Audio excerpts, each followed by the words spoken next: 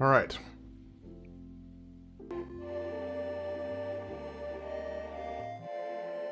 So I'm going to see how much I can blaze through tonight.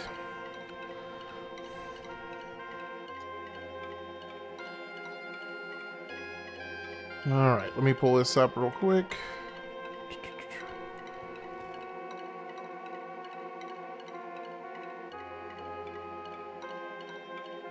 Okay, chapter 6. Actually, almost to chapter 7, wow. Dang, I didn't realize I was already almost to chapter 7. How's it going, guys?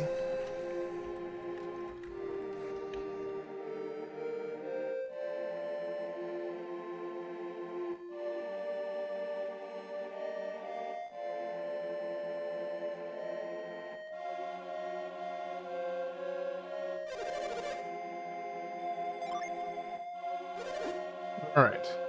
So first things first, we're gonna save Scum some stuff here. Because this right here is something I have been waiting for a while. I do not want to equip that. But that's okay. Okay, so I have 10 lucky coins. Let's see if we can get some good stuff here, because this is actually going to be an opportunity for some really, really good equipment. Not if I do that.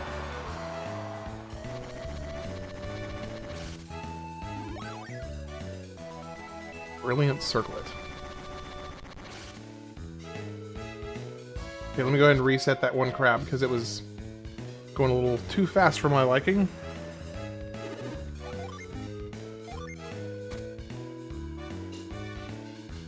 Oh, okay. Better.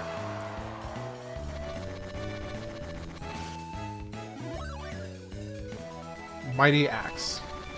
Okay. Let's do that again.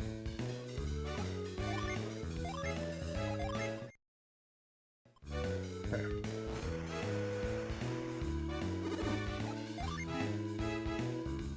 Gotta wait for this turtle to get out of the way. And now the other one's coming in.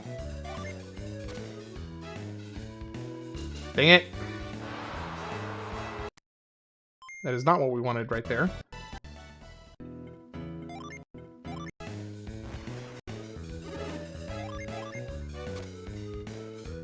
Ooh! Oh, dang it! Bad news bears.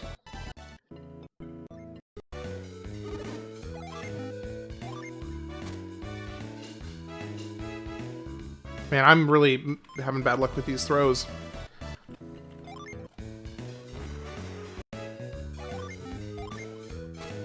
Okay, this one should be good. Should be dead center.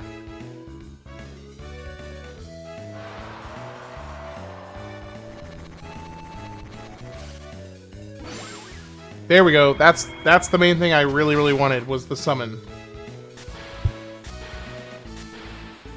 That's the big thing I wanted to get. Everything else from this point on is just gravy. It is gravy from there on out.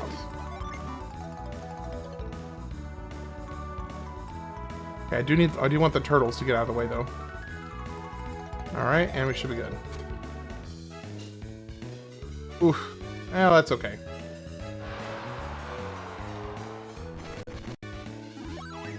What the heck is that? Fireman's pole?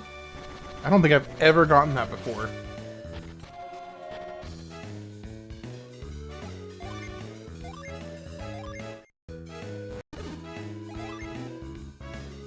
Okay.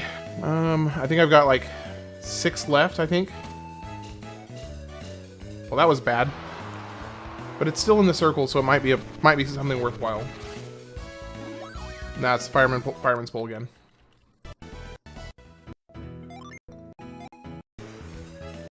Alright.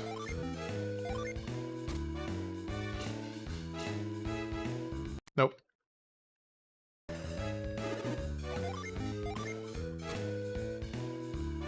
Okay, good. That's dead center again. Hey, welcome in, welcome in. I think I've got 5 left. There we go. That's another... The Erebus armors, and I remember that one being really, really good. Okay, I'm gonna go ahead and save.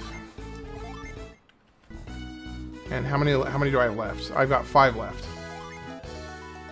Okay, and now. That should not have hit.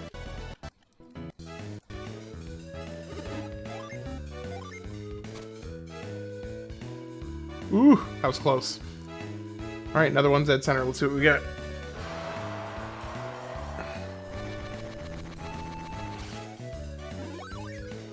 What's that? Oh, an Aegis shield. Alright, I'm not going to save scum anymore. I'm just going to go ahead and go for it. I think I've gotten enough good items. I don't really feel the need to save scum. Ah! Well, that ended up okay.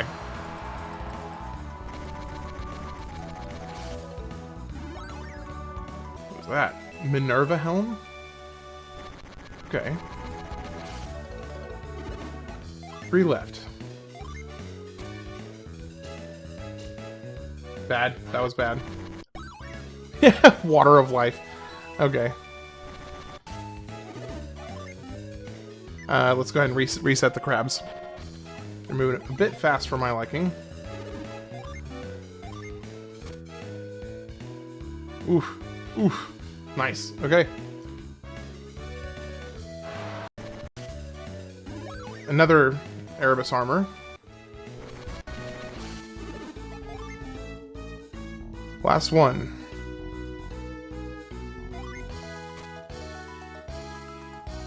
Ah, I didn't think about that blue turtle. Crown of Glory. Alright, well that's it. That's all of our lucky coins. Let's see how many of them are worthwhile.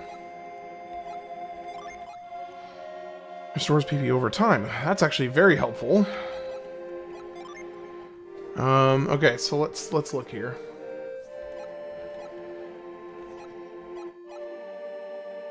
$14 increase on defense for her.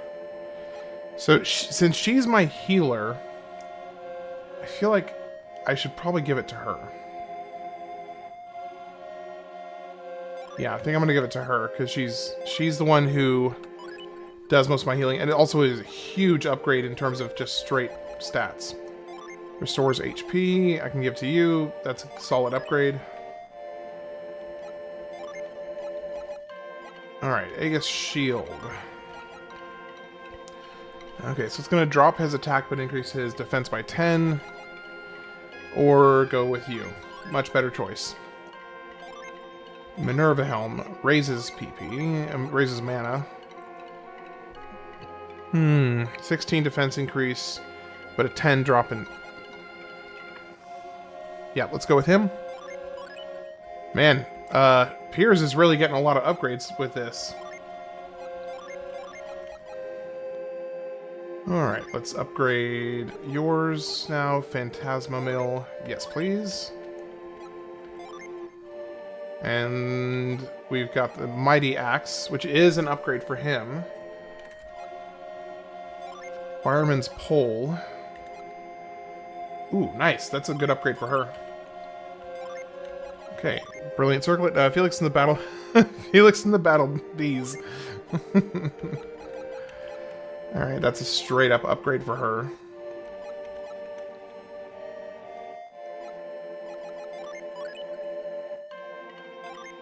And lastly, the Mighty Axe is a 14 upgrade for Piers,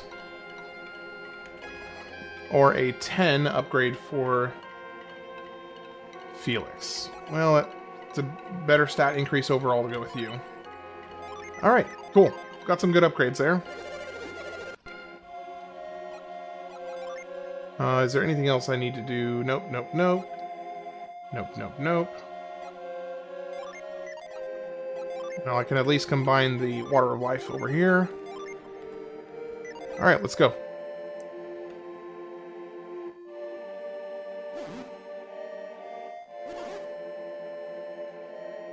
He's basically just like super, super excited at the moment because of all. He's like, I cannot believe what I'm seeing. All right, puppy. Do you have something you want me to tell me? Okay, one thing you almost always want to do in this game, if you see a dog, read its mind. See, like he says, there's so much treasure buried here that you could almost dig anywhere and find something. Case in point, let's see. Okay, bad luck there.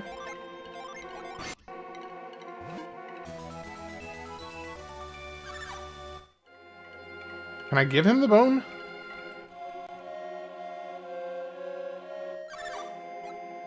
Buddy, can I give you that bone?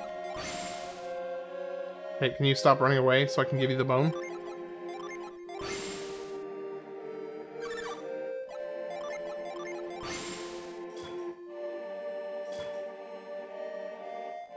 Well, okay, so what the heck is the point in having the bone? Oh well. I don't think there's actually anything, like, majorly good. Let me see here. I don't think there's anything... New genie you can get. Use Cyclone on the grass here, and then Tremor on the statue to get... Where? Where do you do that?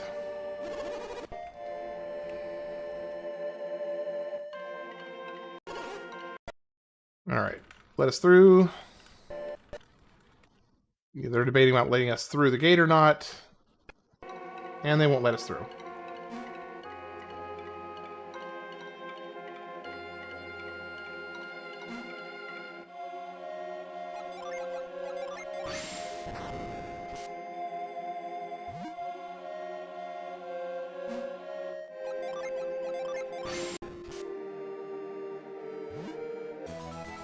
Stardust.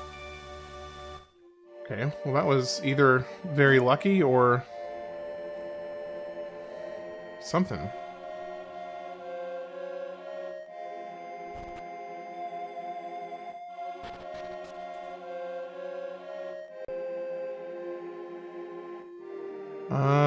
I feel like I can do something with that plant there.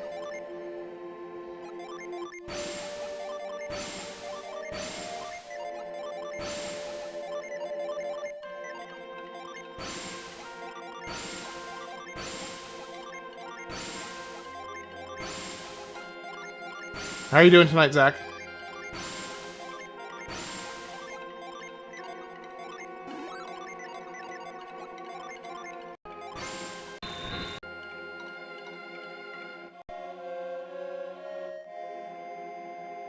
What do you want, buddy? Do you want something? So lazy that they make it and make me look like a dynamo. They live so long.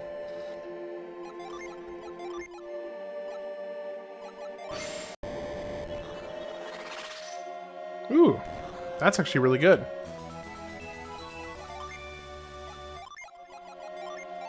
Okay, who needs defense the most? It's interesting to me how low their defense is, even though they're like supposed to be the tanks of the group. Their defense is just really low compared to the others. I find that strange.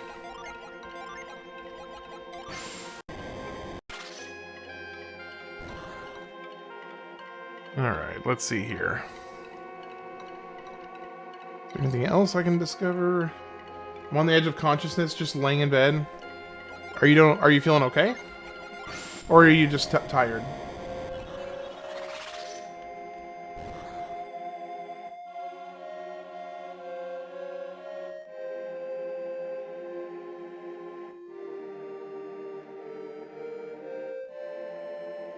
Let's see, do you have any profound thoughts to share?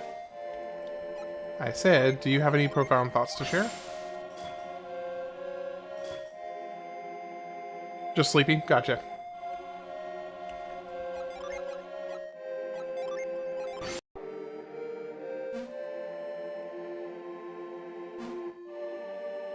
Hello?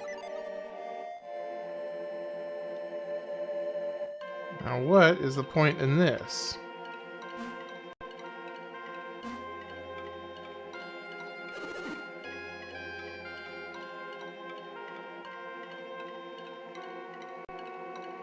Oh, here's another butterfly. Maybe there's something to dig here.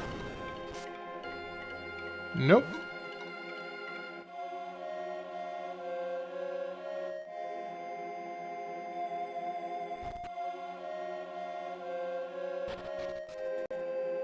Just a bunch of old people.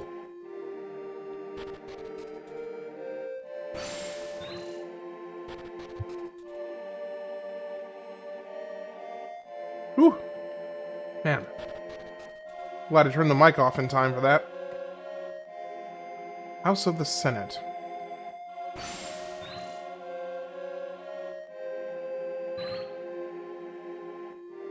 Okay, that's going to be something. I don't know what yet, but it's going to be something.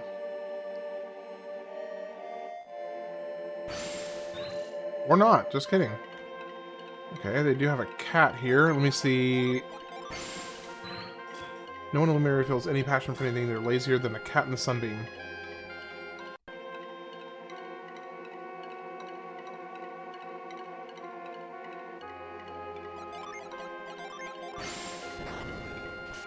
Nope, that's not where I meant to scoop. That's where I meant to scoop. Ah, we got one more lucky medal to throw in the pond real quick. Don't overthink it, just throw it. That worked out alright. And we got another Aegis shield.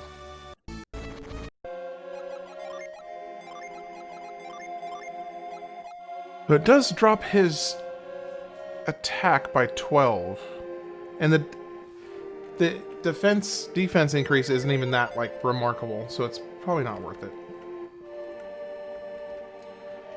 Alright, so there is a genie here somewhere. I'm just not finding it at the moment. No, it's not here. So where is it?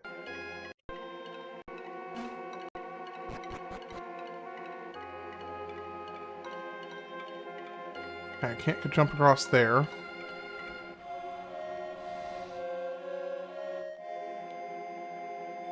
Use Cyclone on the grass. Where is? I see the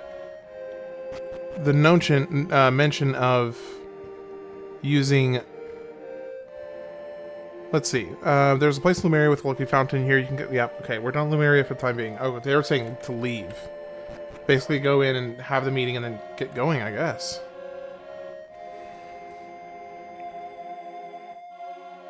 So how do we actually go in and have the meeting?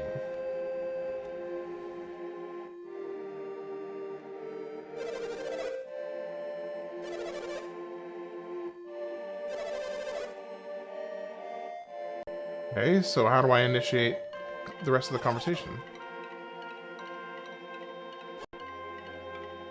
I need you to...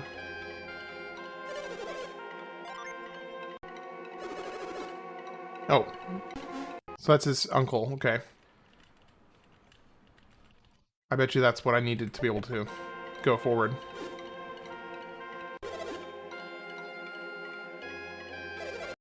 Oh, because his family, somebody from his family passed away while he was gone. Okay, let's go. Nope, they're not ready yet. Man, how do we get in there?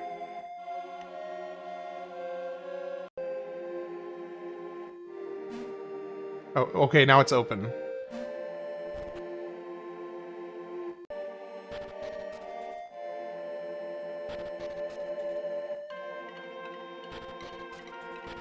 Okay, but to what end? I don't see any reason to be up here.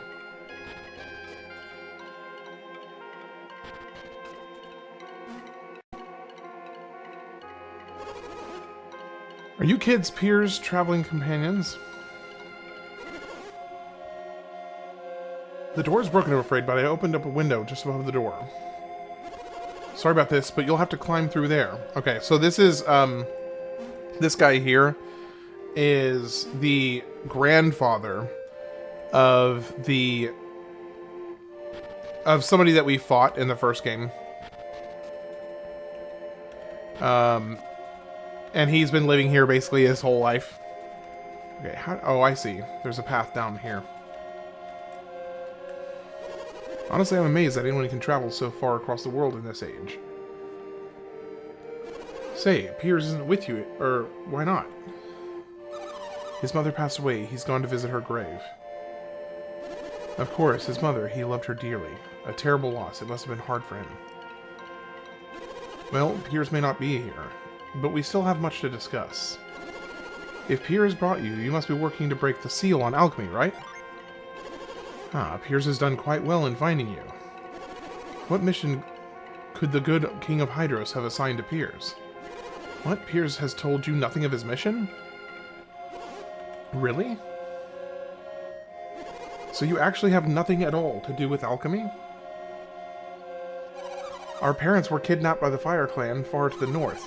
We are only firing the lighthouse beacons to gain their freedom. King Hydros told me that Venus and Mercury have been ignited once again. Was that your doing? I'm afraid I know nothing of any Northern Fire Clan. But that doesn't explain you, sir. You're clearly not related to these two. What are your goals? Creighton joined us on this quest on behalf of Lord Babby of Tolby. Babby?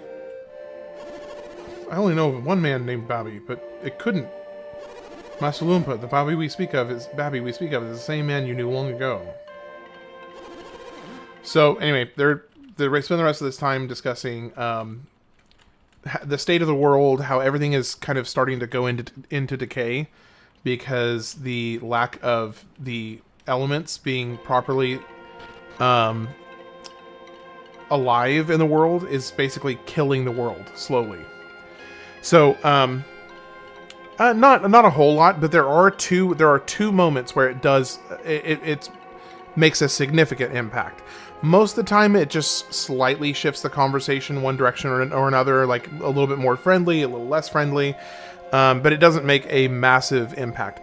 There are two times where it does make a big impact, though, and they're actually kind of funny.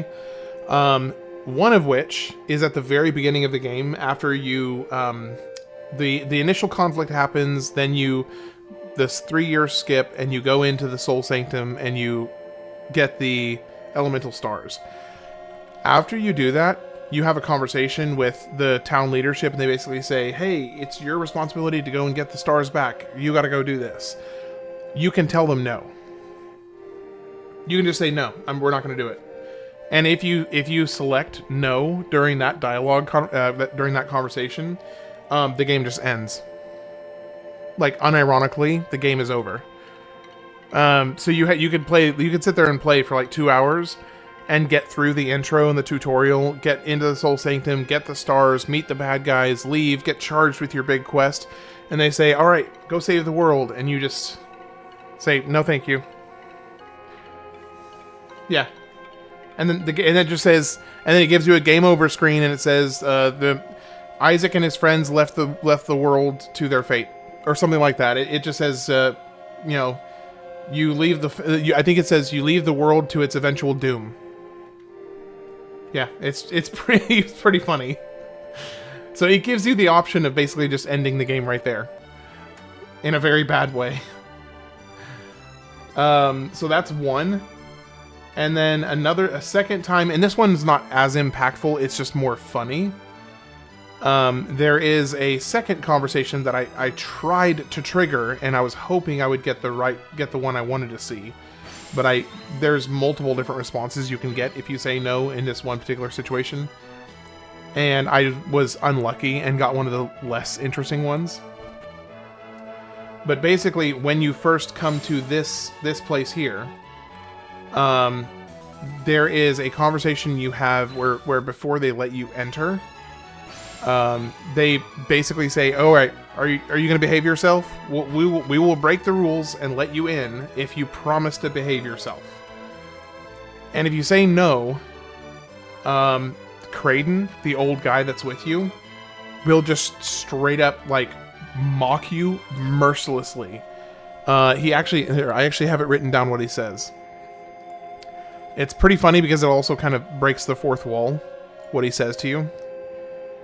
Yeah, the first one is the ultimate speedrun strat. That's a good point. Okay, so I have it written down what he says to you because I was trying to get it to trigger on this playthrough, but I'm going to have to go and kind of manipulate some things to get it. Okay. So yeah, the first one, he says, the question that the village leader asks you says, will you accept responsibility for the fate of the land? If you answer no and walk away, the screen fades to gray and displays the chilling line, and so the world began drifting toward its fated destruction. And then it's just game over. But the one that I was trying to get here is if asked if you will behave yourself. I mean, I'm paraphrasing there, but if when asked if you'll behave yourself while in Lumeria, which is where I am right now, and you say no, Kraden has a chance of saying, "What? Are you insane? Or maybe you think you're funny because you're not. Maybe this whole quest is just a game to you, but it's not to me. Are you bored? Do you want to go home? Fine, that's it. Then let's go home." And again, I think it actually kind of ends the scenario there if you do that. So yeah, there's two times where it kind of matters. Most of the other times it just gives a slight tonal shift in the conversation, and that's pretty much it. All right, so this is where you basically convince the king to that, hey, the world is. Actually, he shows some examples here, like showing what the world used to look like versus what it looks like now. So he's saying that like the land and everything is falling apart, that the world is disintegrating because of the lack of magic. So that's what this whole conversation is about, is basically informing you why not only do you need to light the lighthouses to save your parents, which that's the main reason they're doing it right now, is to save their parents, but the other main reason that you need to relight the lighthouses is so that you can actually basically stop the world from deteriorating into nothing. Because that's currently what is happening is the world is just dissolving and it's falling apart. Yeah, that's actually I really appreciate those two little quirks of the dialogue options, because it makes it pretty funny. And I really appreciate the little humor they mixed in there. All right, now I think we're done. Okay, we got one more lucky medal. While I was searching around, nope.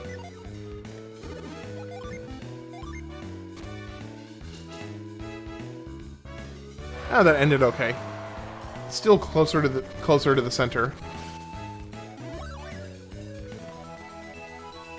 Okay, well, I'm just gonna sell that.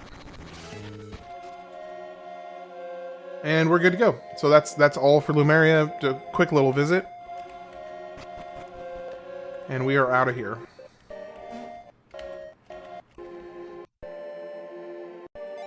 Yes, let's go. Okay.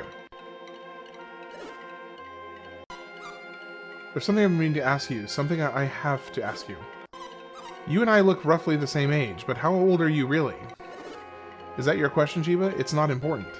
It is to me. If you are much older than us, then I'm afraid we've not shown you the proper respect. She's got a point. Don't worry about such things. Please, treat me as you have all along. No, that won't do. You have to tell us. Anyway, long story short, he's a teenager. He's the same age as them. That's the big reveal. Okay, so there is a second place. I need to go right in here, and I think there's a genie. I think there's a genie in here.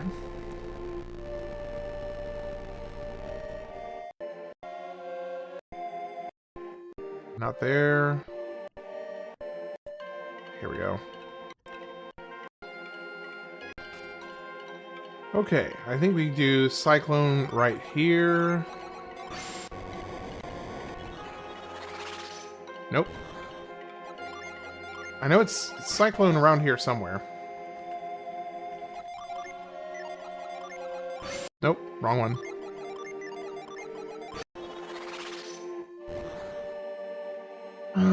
Let's see.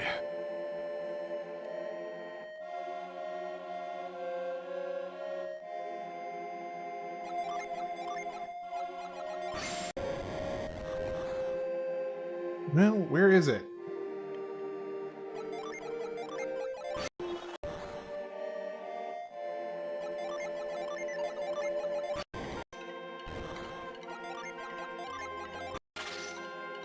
I know it involves Cyclone.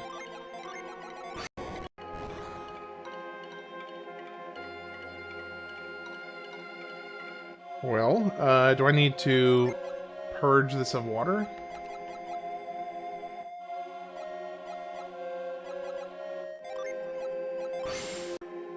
Nope, I can't do that. So what is the secret here?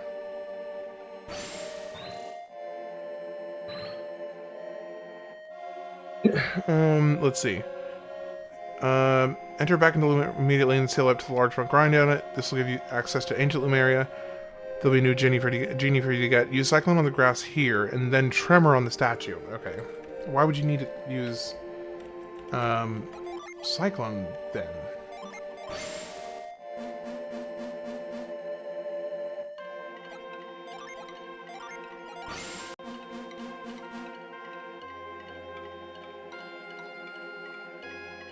That's weird. Why is this not working?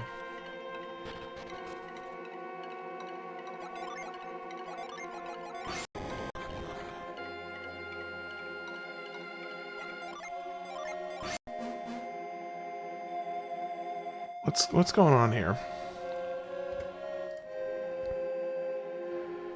Okay, no, we got that. We got that one. We got that one.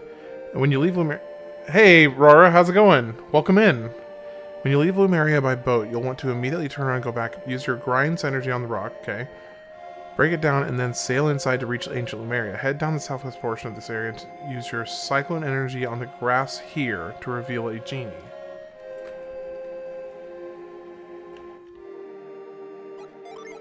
Why is this not working?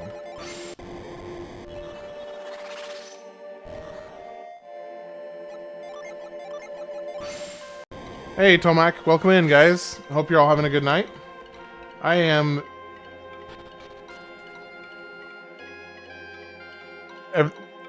Life getting to you a little bit today?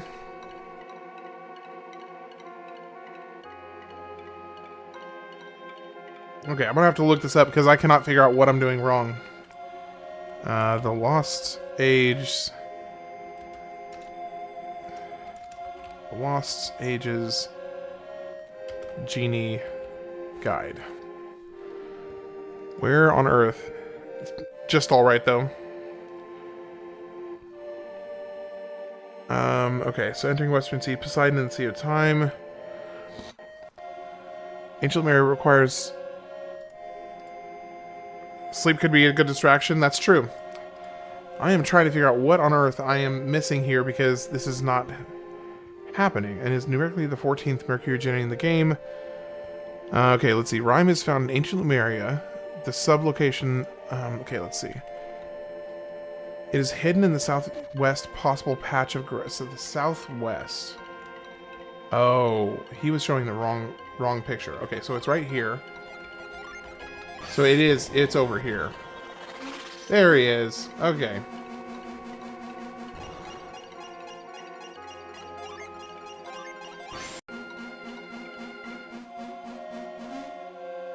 There we go.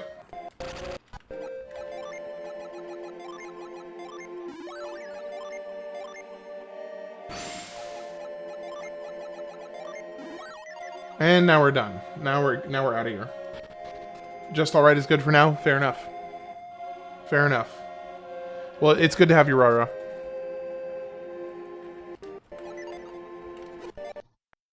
Alright, let's go. I think that's everything I need. I think that's everything I need from here. 100 degrees Celsius equivalent to 41 Fahrenheit in freedom units. In freedom units. I love that phrase. It endlessly cracks me up. Alright. Here's the easy exit.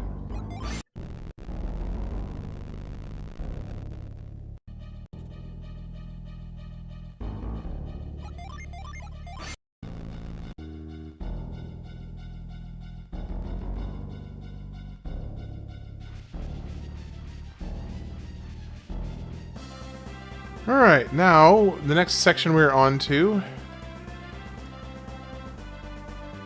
Let's see, skip that, travel through, yep, did that.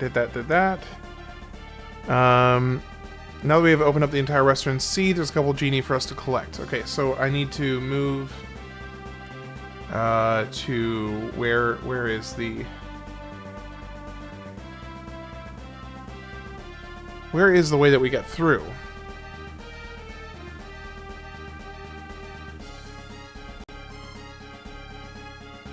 I don't like that I only know units. It makes me seem uncultured. American should have abandoned the metrics. Shouldn't ever have abandoned the metric system. I think that there's some legitimacy to that. I do think that there was a lot of like logic behind the metric system, or there is still a lot of logic behind the metric system, and I do think that it was a bit of an odd choice to come up with our own measurement system when the metric system already existed. I do find that to be a little odd. Pardon me, freedom units. Yeah, there you go. Yeah, get with it, civilized. Okay, so it's not here. Where is it then?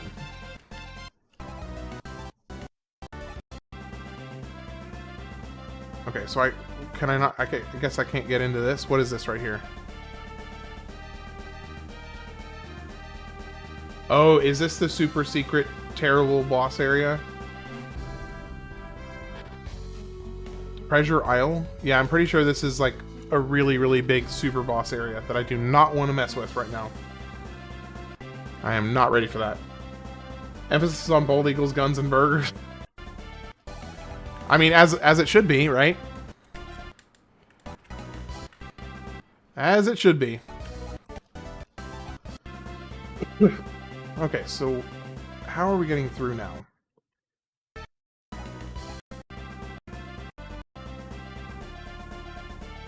Oh man, I love burgers.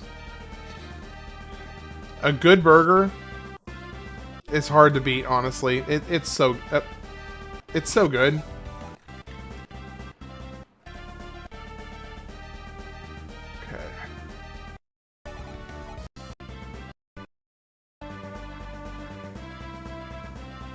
Alright, hey, everybody in the chat, I'm kind of curious, what is your favorite kind of burger? Go for it. I'm curious to know what your favorite kind of burger is.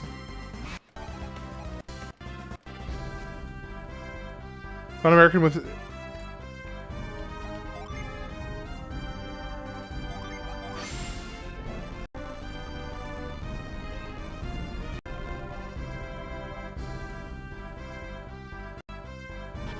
Yeah, I've got a few that come to my mind when I think of a really good burger.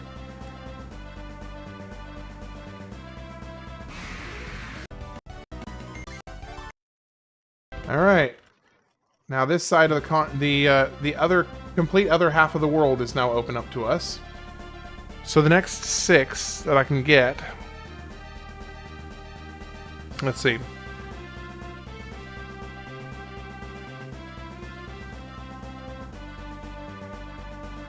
Okay, so the next handful of genie are Tinder, Hesperia Settlement, which the Hesperia Settlement is located... Where is the Hesperia Settlement? 16, which is way, way, way, way far away. But that's okay.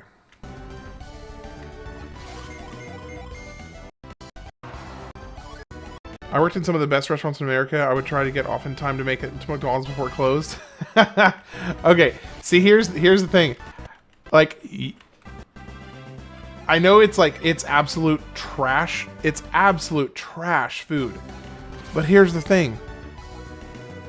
McDonald's burger is pretty good. It's pretty tasty. It's terrible, but it's also really good.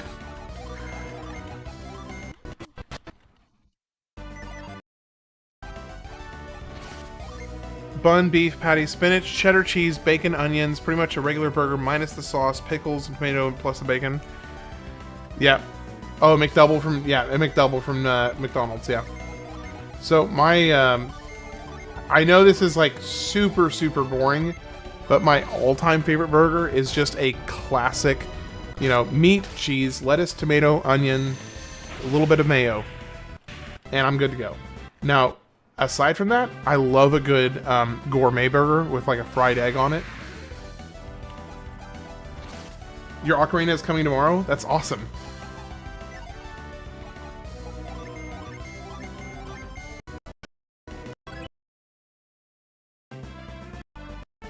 Okay, how close are we? We are getting actually pretty close.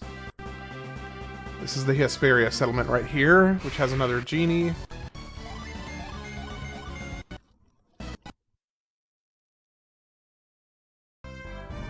Alright, so we got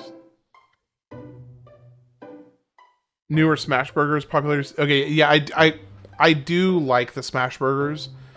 But I will say, like, in general, any given random day, I'm gonna take a classic, you know, just a classic burger. Burger patty, slice of cheddar cheese, how am I gonna get this to move?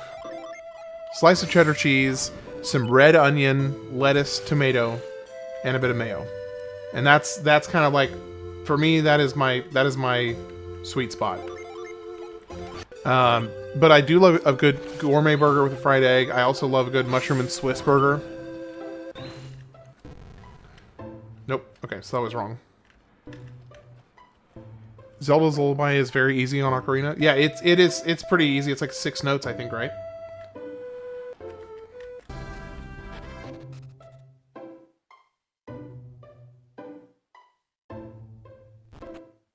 I guess I didn't actually have to go out of the whole thing. I could have just done this.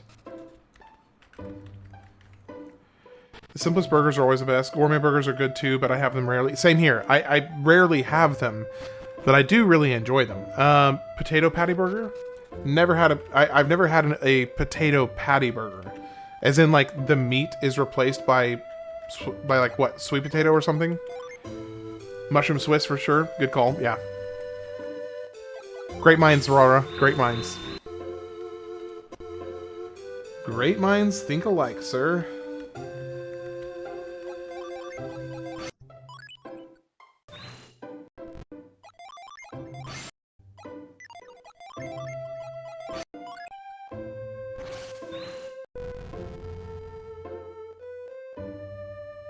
Okay, now, how do I...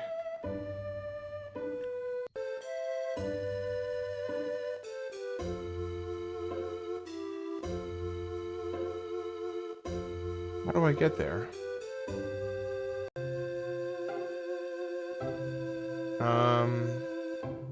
Vegetarian or Muslim usually eat potato burger at McDonald's? Gotcha. How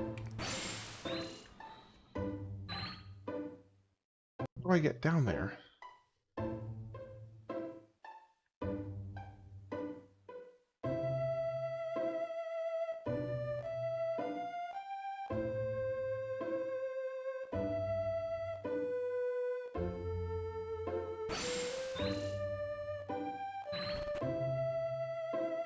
%40 of the country are vegetarian.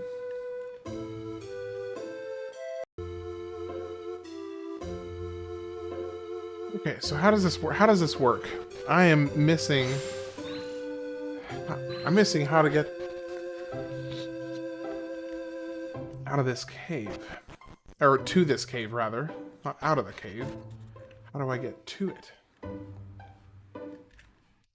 Is there like a roundabout way? No, I can't go that way.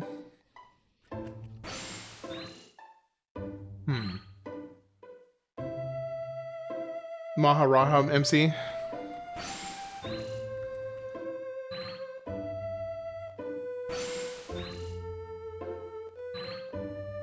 What am I missing here?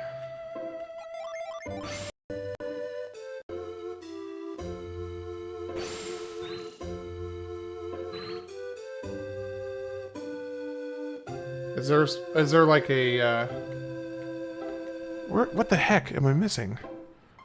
Let me pull this up. Okay, so to learn growth, yeah, I already have growth. If you're looking at the picture, you need to push the crate down on the left opening onto the left. Oh, I'm such a dummy. I'm such a dummy.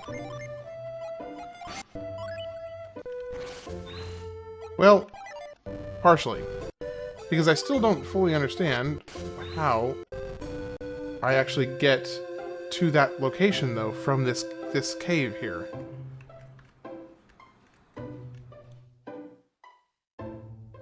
Let's see.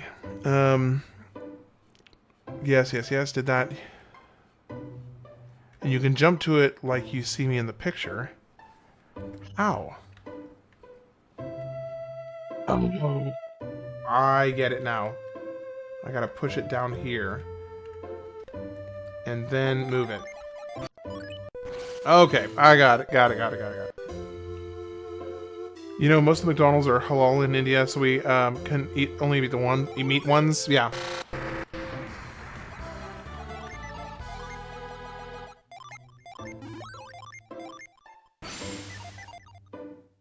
Shawarma is so good, but I usually binge on it for a couple days and go back months later. Yeah, same here. I do have I will go through like shawarma and gyro phases, and I will like throw down on them heavily, and then I usually don't have them for a while, and then I'll go back and go back and forth. Are you winning? I wasn't, but now I am. In my state, beef is banned, so I only got chicken and lamb. Yeah, that makes sense because you know, being in India, that makes perfect sense. Okay, that takes care of the first one.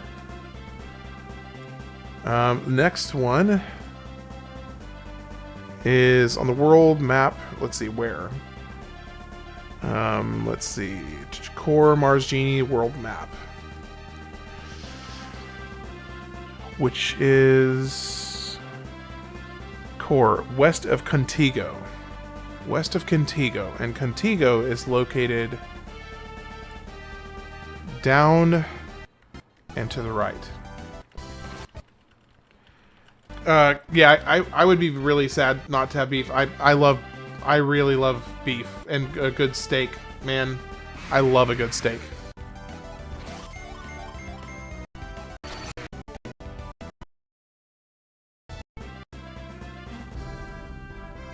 Gotta go fast. Hey, Dapper, welcome in. Good to see you.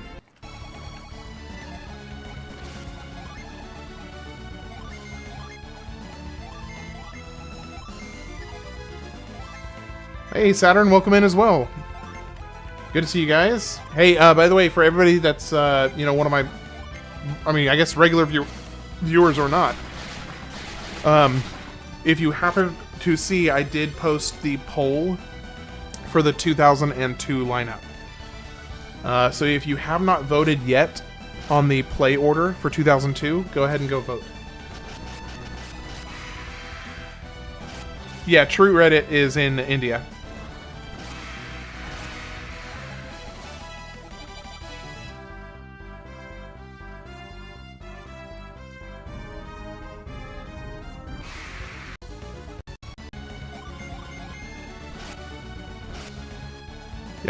Yeah, Dapper Pigeon, why do you think he was so brazen with some of the things he said the other day? That's why.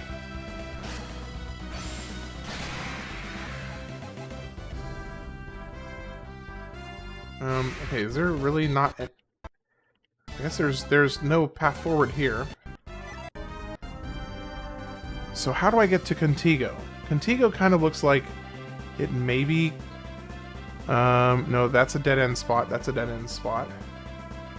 Maybe I can tell from looking here. So Contigo is part of that central mass there, which I don't see...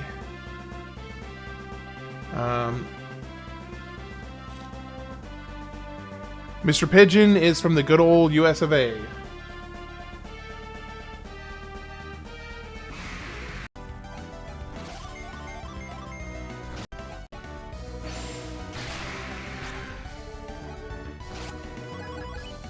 Hey, how are you doing tonight, Saturn?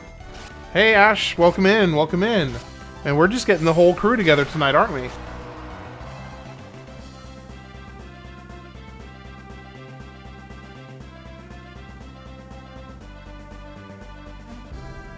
Alright, so let me see here. Much like Tinder, once you gain access to the Western Sea, you can get this genie at any point. You can find him in the central part of the southern continent. For exactly location, land your boat on the central beach of the southern continent. And just run inward. The central beach on the southern continent. So it could either, when they say central, it could be either this one or this one. But I suspect it's probably this one. We'll see. Allergies. I'm doing pretty good. I'm doing pretty good, Saturn. I'm really excited to see from all the votes that came in already for the 2020 for the 2002 poll. I was really excited to see how many votes came in. And on that note, if you have not voted yet, definitely go and put your thoughts on what the lineup for 2002 should be. The poll is up.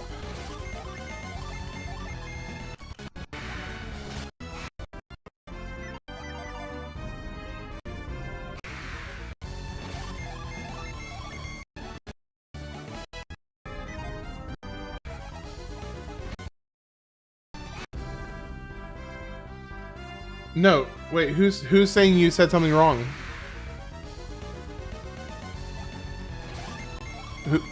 Dapper, who's saying you said something wrong? Are you talking about me?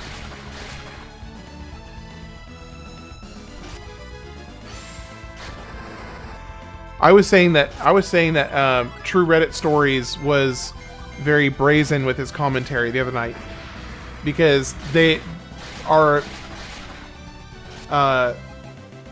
No, you didn't say anything wrong. You were just rather unfiltered. We'll just say unfiltered, and it was very entertaining. It's on the on my channel. If you go to my YouTube channel, under posts, the poll is right there. Currently, Kingdom Hearts is very heavily in first place. Like, very heavily.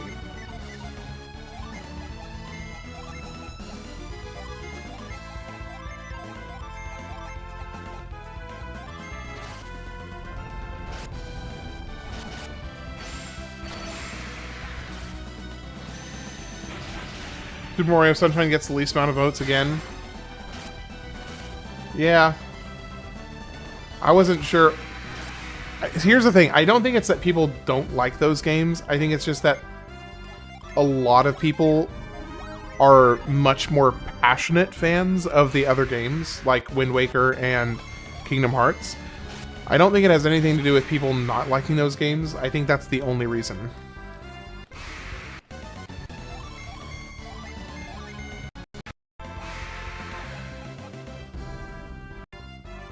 Okay, what's the next genie we're getting? That's one down. Let's see, the next one we're getting is Petro, northeast of Shaman Village. Okay, the Shaman Village is 33, which is there northeast, so it should be somewhere right around there.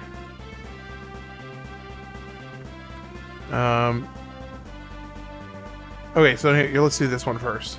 Cult Island in the north.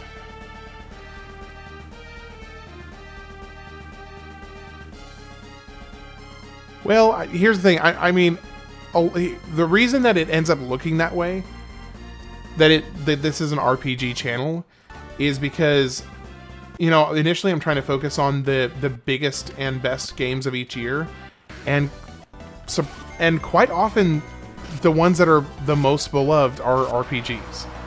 But that's one of the reasons I'm always looking for game suggestions, is because I'm down to play anything.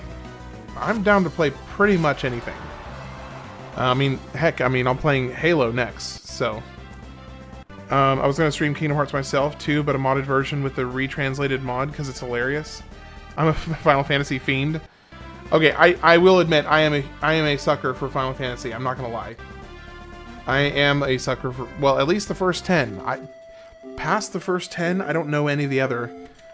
I don't know any of the other games, so I don't know if I'm going to like them or not. I hope I like them. I want to like them. But I do not know.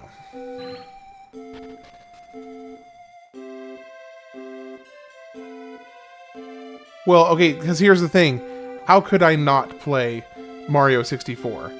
I mean, Mario 64 is a classic among classics. I couldn't not stream Mario 64. And I've got a platform, you know, set up for this next one.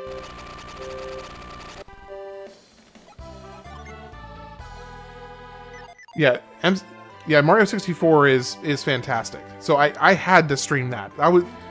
You were not going to catch me skipping that game. I don't care if it would have gotten 0 votes. I'm going to play that game. Okay, so that takes care of the next one. Yahoo's Yahoo's in the staircase. Oh my gosh, that particular speedrun trick cracks me up endlessly. Okay, so let's see. Once you have gained the Asset of the Western Sea, you also get this genie. The best way to tell you to use the... You have to sail up a river to get there. It's close to the Shaman Village Cave, which you will be visiting. Okay, so I have to sail up a river. Okay, I think I know how to get there. I think. I'm not positive, but I think I know how to get there.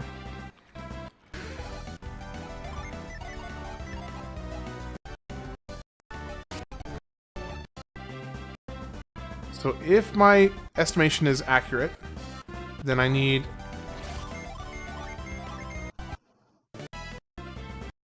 this right here. And then we're gonna sail up this river.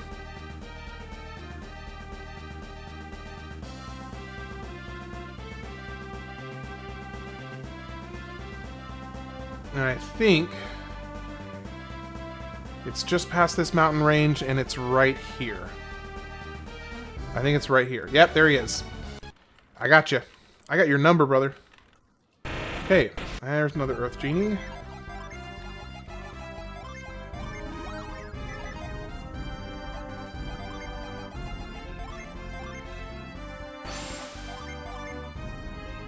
Fire Master. Ooh, that bumped her attack up significantly. Super Mario 64 DS will be my favorite. So after playing the Mario 64, the Nintendo 64 version, I gotta say I really enjoyed the heck out of it. What games did I play for 1999? One second. For 1999 was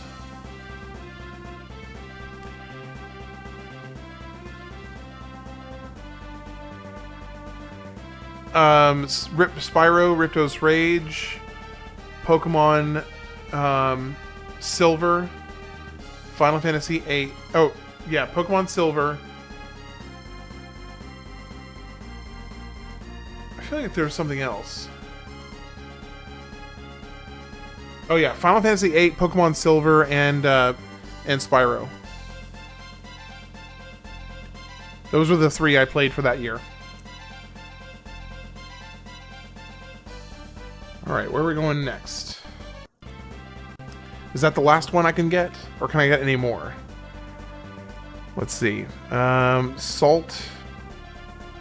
No, I actually did not play Chrono Cross yet. I will be getting to Chrono Cross, though. Let's see. Salt is Contigo. No paper. No, I meant to. For some reason I didn't have it on the list, and I skipped it by accident. So I will be doing. So Paper Mario was added to the list, though. Make sure you play Chrono Trigger. I did play Chrono Trigger. So when I'll probably play Chrono Trigger again when I circle back and start picking out new lineups. There's certain games that I will replay, and I think Chrono Trigger is one of the ones I will replay. Then for crossplay, the Dreamers version, it has to show how the triggers connect across. Yes, Superstar Saga, I did that as well. I definitely did that one as well. So Salt is located in the town of Contigo. How do we get to Contigo? Thousand Year Door is easily the best. Yeah, I'm not familiar with any of them, so I don't know, but I look forward to playing... I'm looking forward to playing them, because I did see some footage of Paper Mario being played, and it looked really fun. I mean, Paper Mario looks awesome.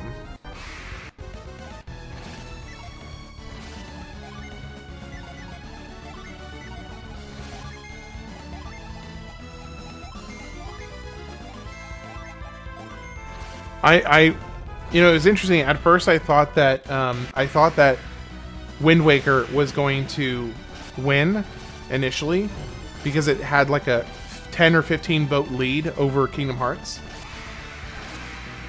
And then at some point in the afternoon, Kingdom Hearts just came back with a vengeance and overwhelmingly took the lead.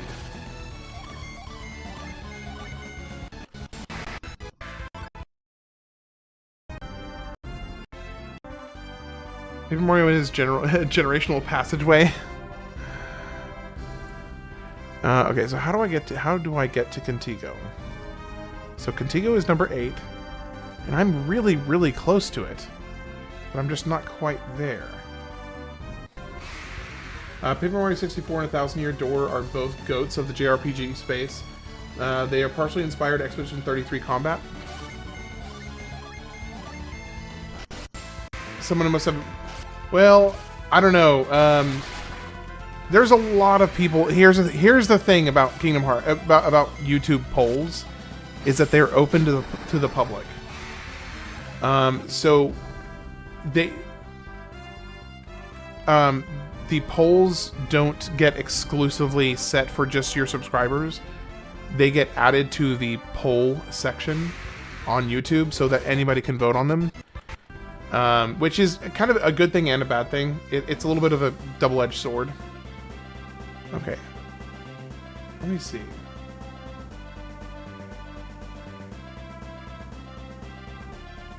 Oh, I'm just straight up in the wrong... I am just straight up at the wrong place.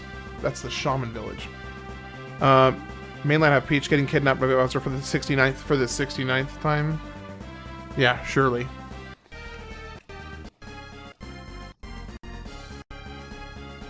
Okay, so how do I get there? That's what I need to know.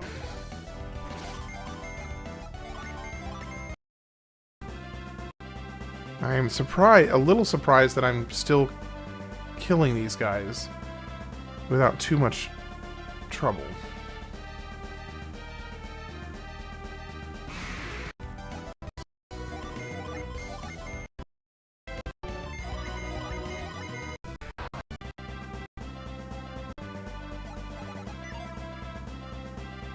She can literally protect herself, but still decides to get kidnapped. She likes that. She likes the attention. I think that's pretty clear that she likes the attention. I guess. Because yeah, she's you know, take her in Super Mario RPG, this quest for the 7 stars. I mean, she handles herself quite well in that.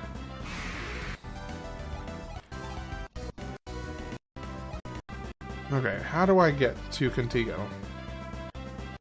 I think I need to go up this river, I guess, probably. In this case, her man being Bowser? Or, here's the real question. Is it getting attention from Bowser, or is it getting attention from Mario? Because, a lot of people like to think that her and Bowser have something going on. But, you know, who's counting? Nope. How the blazing heck do I get there? Okay, I think...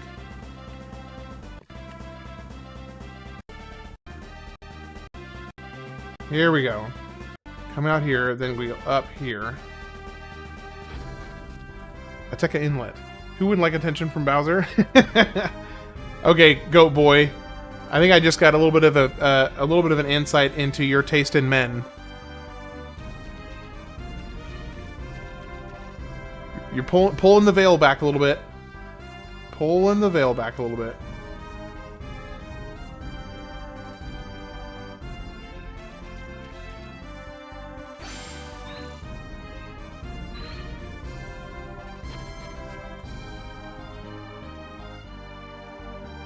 No, I'm just joking.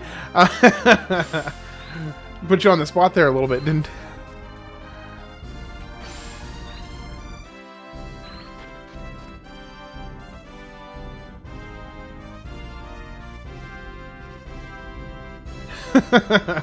Well, you were right. You read me like a book on that one. You read me like a book there.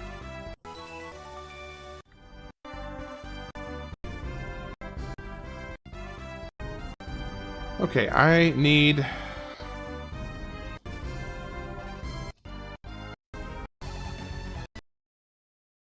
How... Is this Contigo? Oh, finally, we got to Contigo. I've been trying to figure out how to get here for ages and ages. Okay, nothing in here. First off, let's start selling some stuff. Anyone of you guys have played Cooking Mama? No, I've never heard of that before.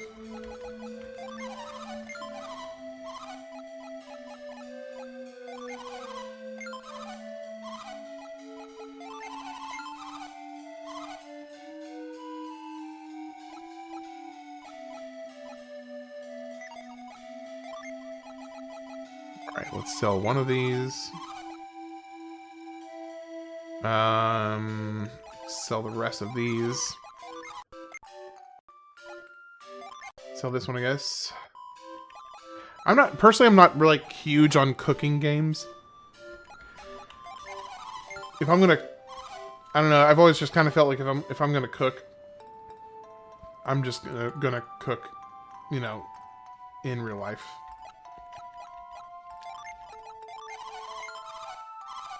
Because I have a hard enough time setting aside time to cook in real life. So if I'm gonna do it, I'm gonna do it in real life.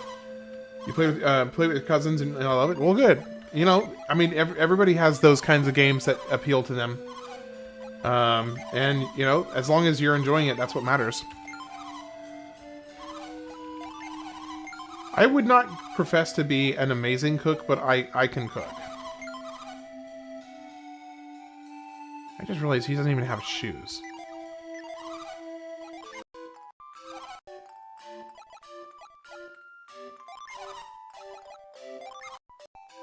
Wait, how many does he have? Oh, can she sell multiple?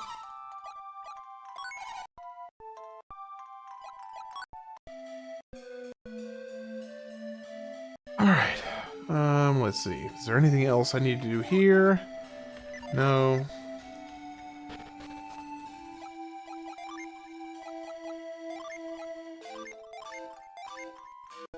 My mom never let me enter the kitchen because I ended up burning things. That sounds like it was probably a good call in that case. I mean, it sounds like that was a smart decision.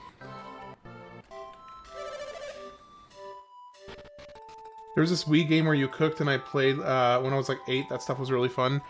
Yeah, I don't know why I never really got into the cooking games. I know that a lot of people love cooking games, and I don't know, they just made me mad. Like, for some reason, or if they were like those ones like Overcooked, for instance. If there were ones like Overcooked, weirdly just really makes me mad. I don't know why. One time I was making naan, and when I see its backside, it was burnt, front side was raw. I want to recommend it. It's a Wii game from 2008 called Order Up. Okay, got it. I'll put it on the list. For the fans. For the fans. I almost wanted to put it on the bad games list. just to mess with you. Alright, Order Up is on the list. That would have been mean, though.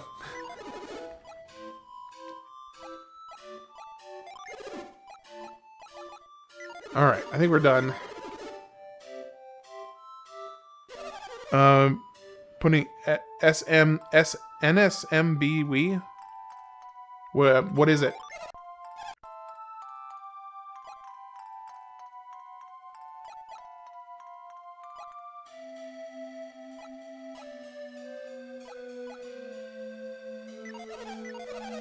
Eight-year-old me had a good time. Can't be that bad. Fair enough. Fair enough.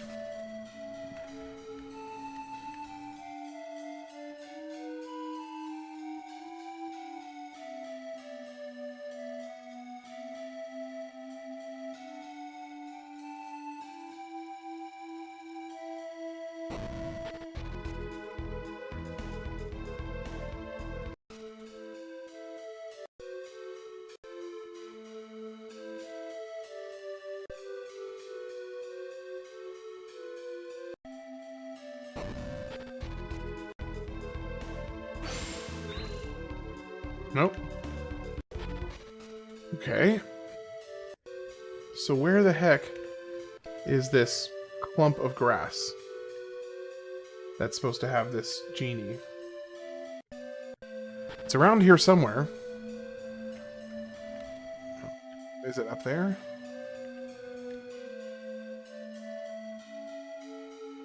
I think this is the place where you can start gambling. Like there's some mini games you can play here with tickets, I think.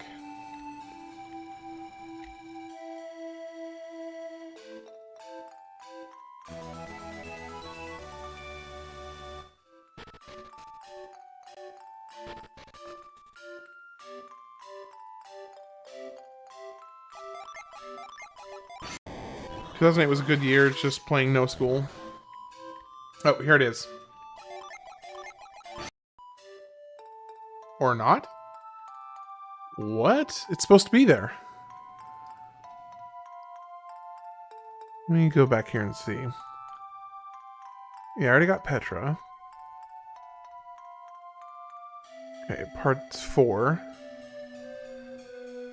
First one is salt. Oh, I have to dig there.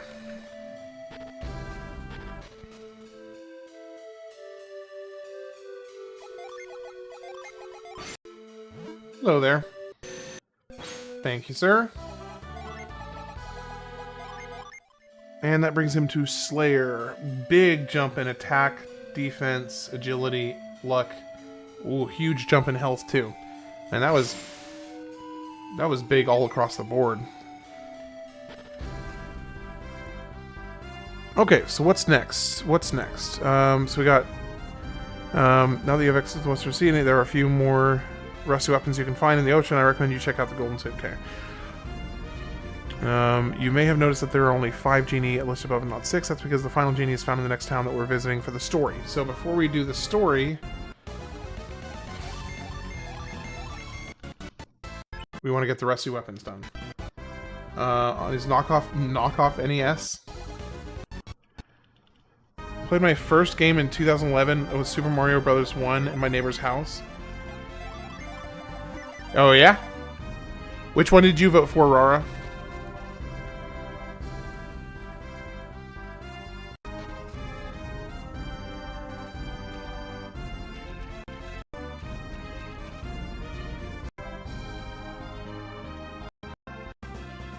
Okay, let's pull back up the world map. There's 3 more rusted weapons we can pick up. Okay, cool. So let's go get those. Nope, it's not that way. It's not that way either. It's up through here.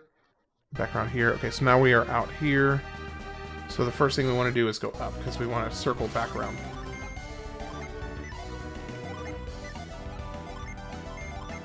So did you fall into old habits then? Or did you break out of your expectations? Yeah, I figured I'd go ahead and put the poll up now because I'm probably less than a week out from moving on to 2002. So I figured I'd go ahead and post the poll now. So I was like, okay, Zelda or Mario? I still voted for you still voted for Kingdom Hearts.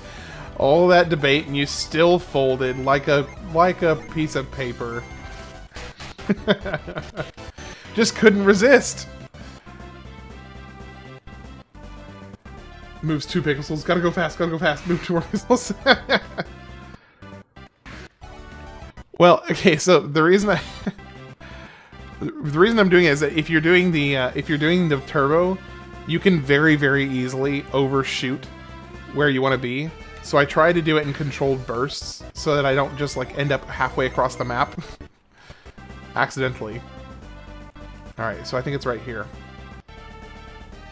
Okay, there's one rusty staff, and the next one is really far away.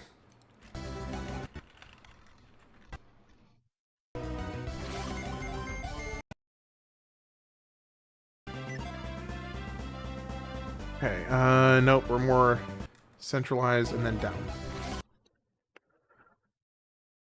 Okay, now we're pretty close to being in line, but we want to correct it a little bit over here. And then it's basically just straight down.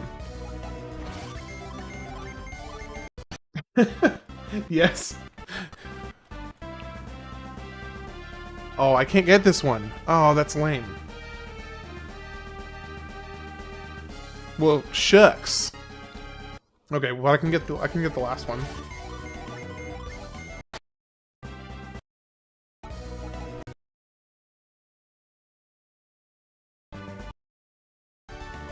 You know, so I didn't even know there was a show until years later. Because my parents, we didn't really get a chance to watch hardly any cartoons growing up. Or get a chance. My parents didn't let us watch cartoons growing up. Well, okay, with very few exceptions. So I didn't even know that Sonic had a TV show at all.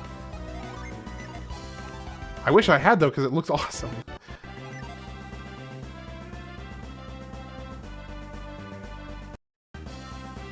Alright, so we are here. We need to go up and around.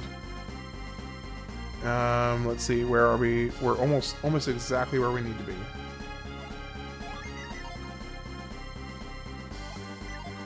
Oh, it's here. It's right here. Sonic had a good 90s show, and he would slam chili dogs. Jealous.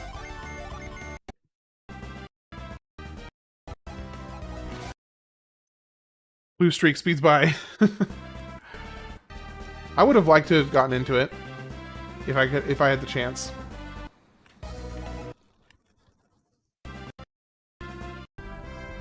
All right, so let's do this real quick. We got to speed around. Oh nope, that was the wrong way to go. Go all the way around the continent.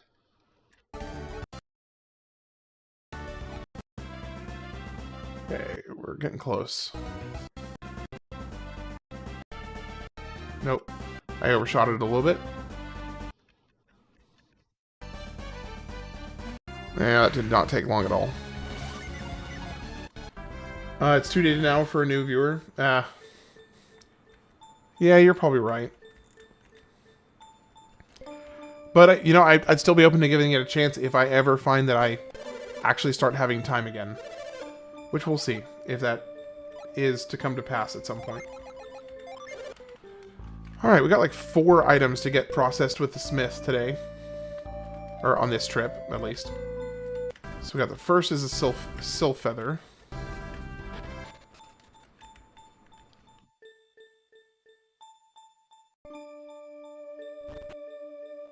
So Dapper Pigeon, what do you do for work?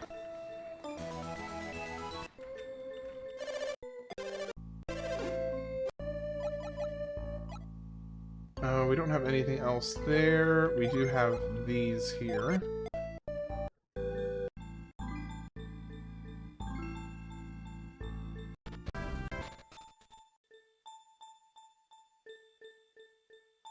It would be a good watch with your son if you want to keep good years of the 90s TV alive. Absolutely, that sounds awesome. Pirate Saber. I think I already far surpassed the Pirate Saber.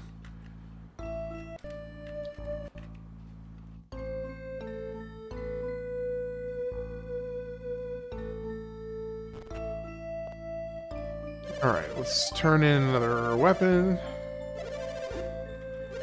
I do also have some Stardust to turn in.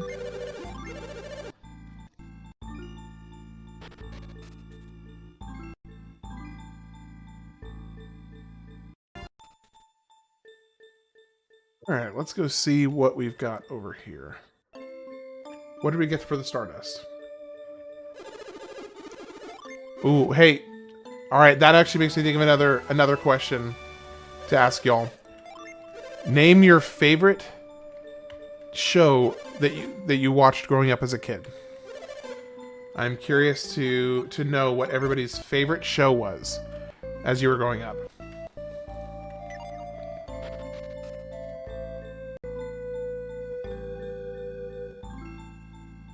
Like, I know you're probably gonna have like quite a few options to pick from.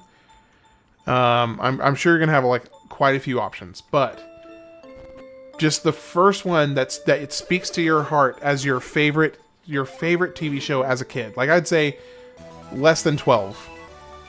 You know, 12 I would say 12 or under. For the sake of this particular question.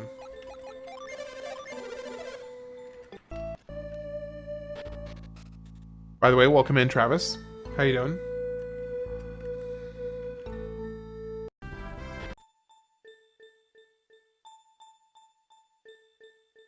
Arthur? Ooh. Hey, Alistair, welcome back. Good to see you. How you been? Okay, I think that is all of them. Let's see if any of these... I bet you this is cursed. This has got to be cursed. Right? Like, there's no way that's not cursed. Goblin's Rod. Okay, so 11 increase for Jenna. Or a 4 increase for her. Okay, so that's not nearly as big of an increase. Let's give it to her. Mostly Lurking, how are you? Doing well. It's good to see you again. But it's the Pirate's Saber is even better. Dang, the Pirate Saber is better than with the sword he's got. I wish I was a teen in the 90s. Those times were amazing. Yeah, the 90s were pretty amazing. I'm not going to lie. I am not going to lie. The 90s were pretty amazing. Yeah, Arthur was one of the GOATs, for sure. I'm a huge fan of Arthur. What a wonderful time it is. I also... Did anybody watch Wishbone?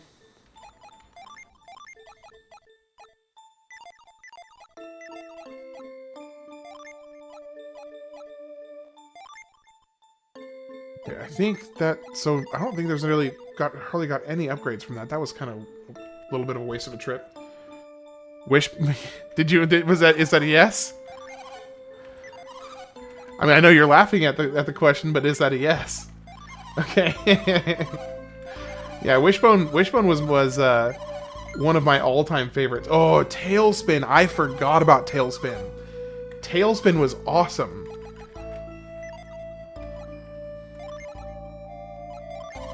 I totally forgot about Tailspin. Equipped. All that's equipped. All that is equipped. Goodness gracious.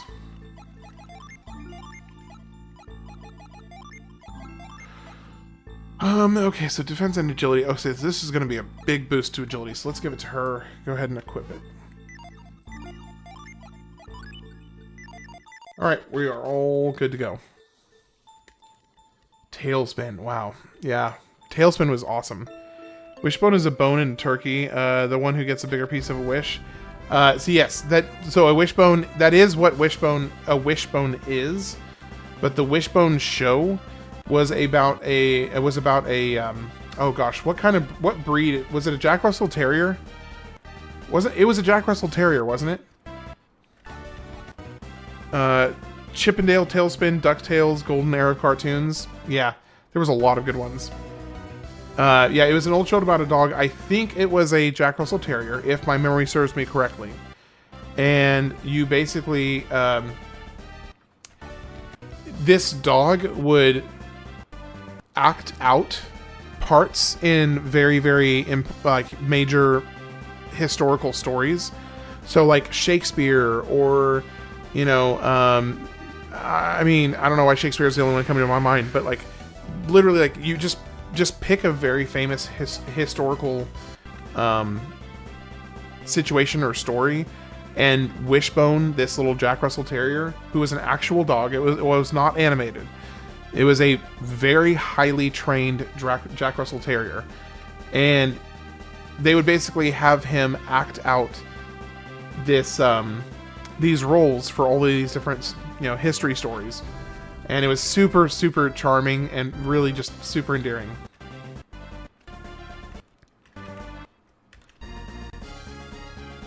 Has anyone heard of Martha Speaks? I have not heard of Martha Speaks, but I've heard, I have not heard of that one. It was a Jack Russell Terrier? It had to have been? I'm pretty sure. That's what sounds the most familiar in my mind. It was a Jack Russell Terrier. Just got the flashback, yeah. Okay, so we're going to the Shaman Village next, which I think is 5. No, that's Aqua Rock. So it's 33? Yeah, 33 is a Shaman Village.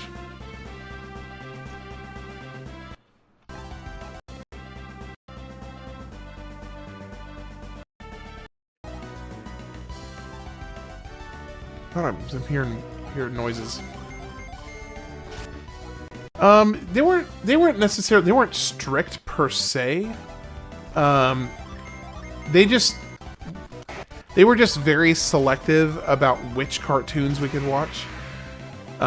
Pretty much as far as they saw it, anything that we watched had to be educational, to some degree or another. You know what she is, to be honest? Martha Speaks. Yeah, I'm not familiar with that at all.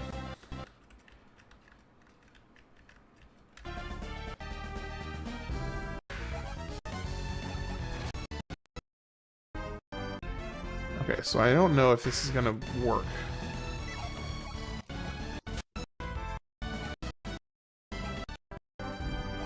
Are you really? Yes, I was the youngest of. I was the youngest of 6. I still am the youngest of 6. None of them have passed away yet, so that hasn't changed. Gosh, the way I phrased that was really morbid. None of them have passed away yet. I hope my sister sees this at some point when her kids watch this. It's gonna sound so ominous. A lot of families in the 90s had much stricter viewing morals on cable TV. Yeah, and my parents actually had kind of the same approach. Keep it light, ham cheese. My parents had actually kind of a similar approach to games as well. No, I don't have 5 brothers. Women do exist, so some of them were sisters. Yeah, so I had 2 older brothers and 3 sisters. Again. I don't know why that comment really just cracked me up. It's cracking me up inside. How do I get to the Shaman Village?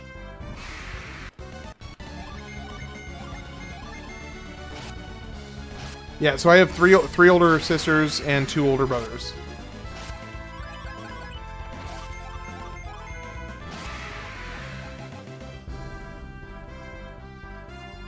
Okay, so there's a cave right there.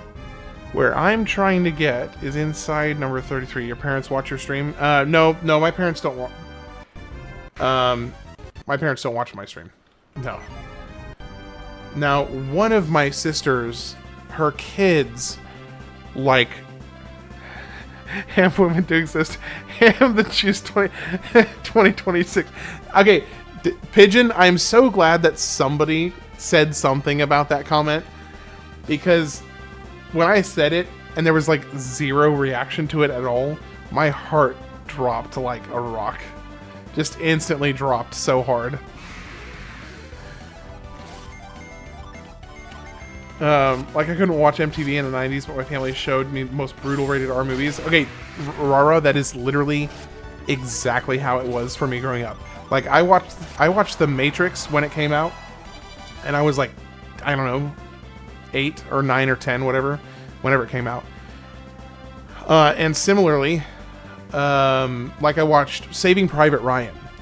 My parents let me watch Saving Private Ryan as like a 10-year-old because they viewed it as educational. So therefore, 3 women, feminism wins. Well, it's tied because it's 3 women and 3 men. So there's myself, my 2 brothers, and my 3 sisters.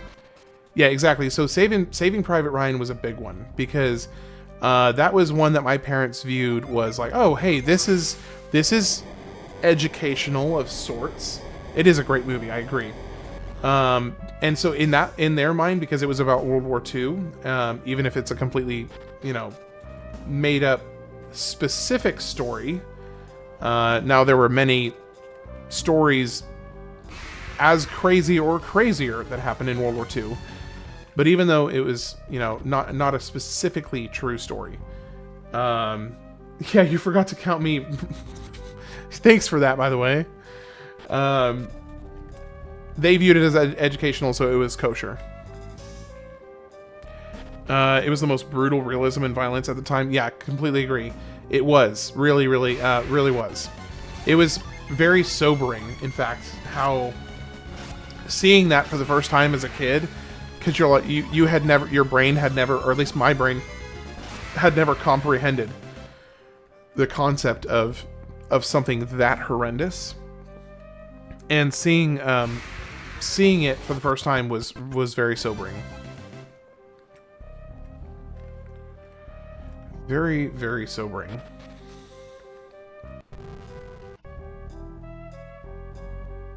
Your dad is the eldest of 4.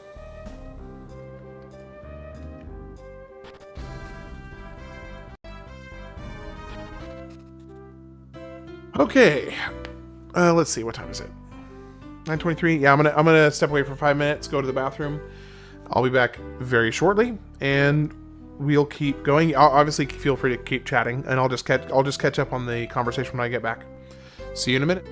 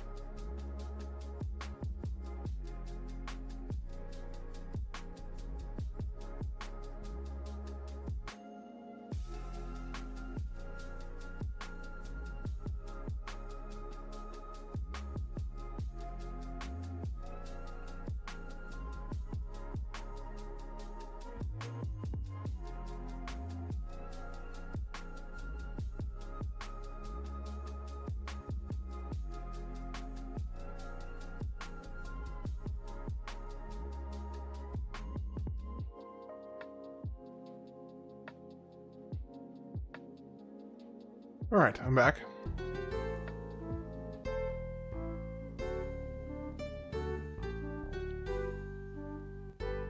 Okay, so...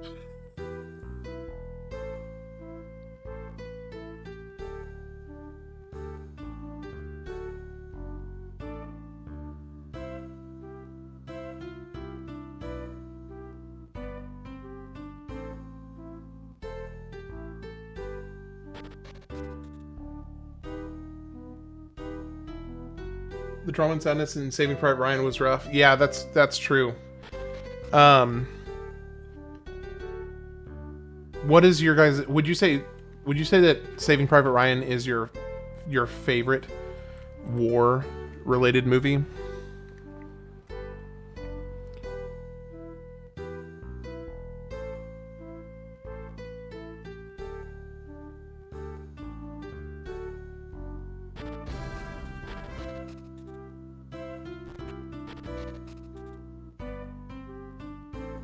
Okay.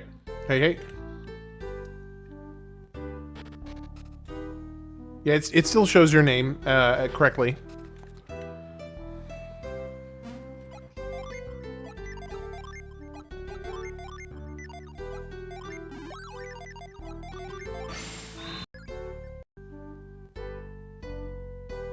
Trail in the Sky. I'm not familiar with it. I have never heard of it.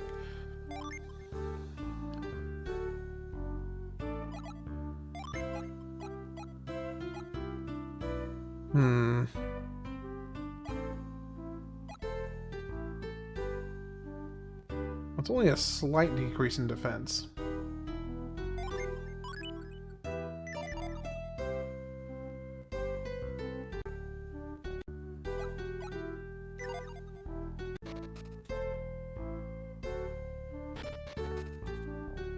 Wrong way.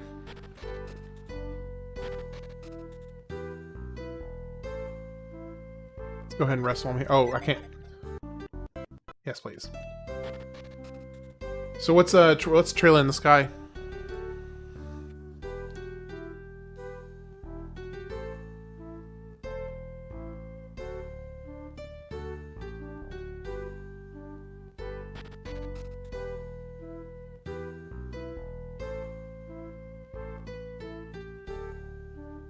Trial Road. Oh yeah, I have to complete the trial. I forgot. It's basically this game's version of the Coliseum run.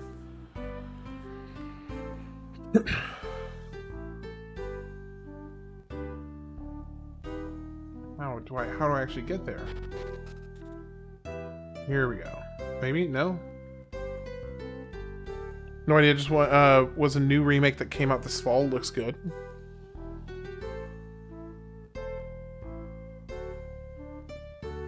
Yeah, I don't know anything about it.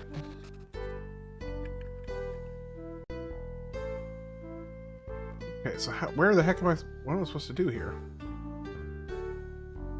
Seems like nobody will talk to me.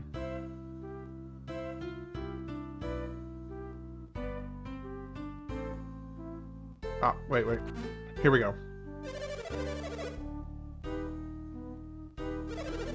Who have we here? Strangers in the Shaman Village. What is your purpose in coming here? Shaman Village does not appreciate intruders. You're not welcome here, Outlander. Leave now and never come back. Is there something you want to say? Hurry up and say it. Yes, I want to show you the Shaman Rod.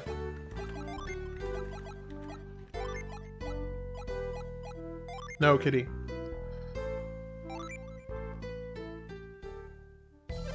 That's the Shaman's Rod, which we've literally had from, like, the very beginning of the game. We thought it was lost forever. It once belonged to the great Hoabna. Hoabna's staff was a gift from his great friend in Contigo, Yegalos. When Yegalos gave it to him, Hoabna accepted a great responsibility. He vowed to care for the sacred treasure of the Contigo, the Hover Jade. Yes, okay. So now we have to do this trial to get the Hover Jade. Which is very, very, very important.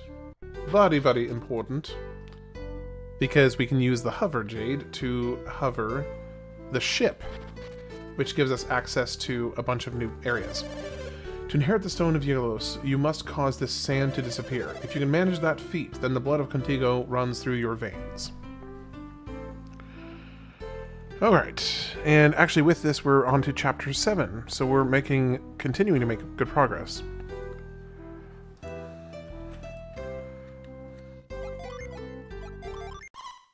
You can do it, Sheba?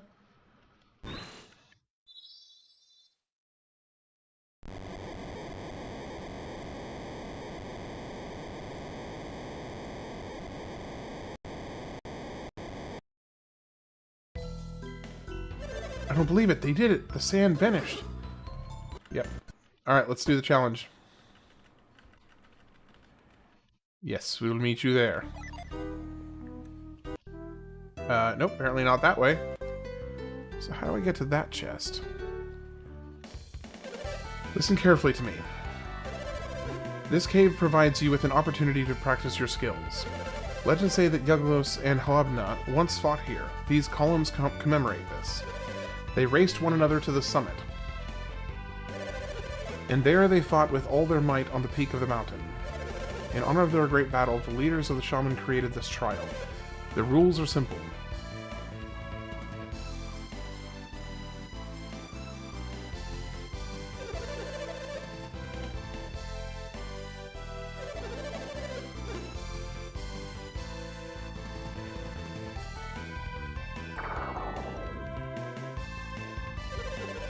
Yep. Yeah, you have to put items in.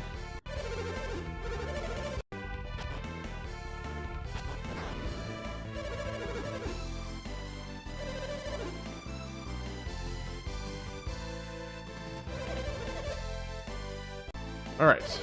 Yes, please. I understand the rules.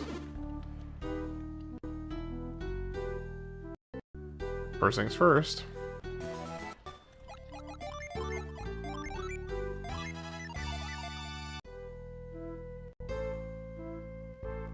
Alright. I'm ready to go.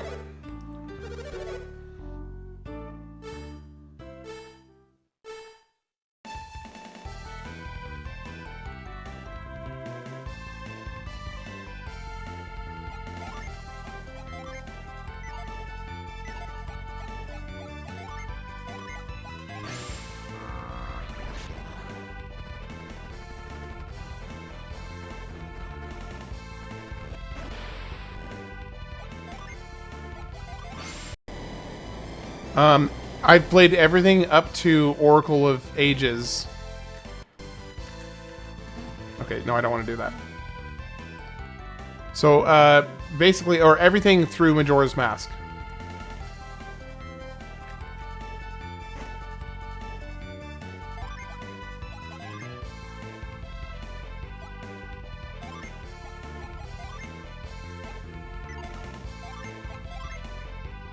Dirty old man climbing up a waterfall? Yep.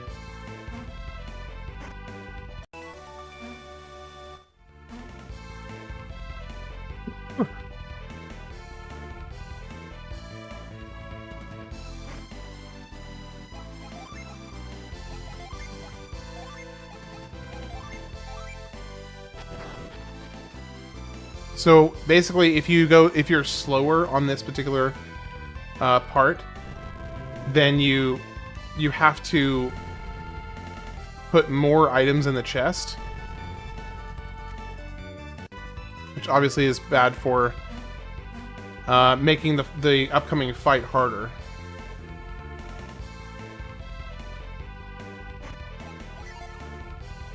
Yes, item. Let's give Mooney Robe. And go, go, go, go, go, go.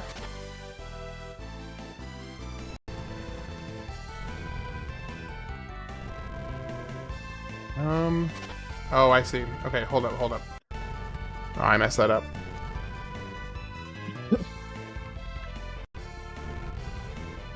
Okay, let's go, go, go. I gotta wait for the right moment. I have a question. Go for it, Rara. I'm all ears.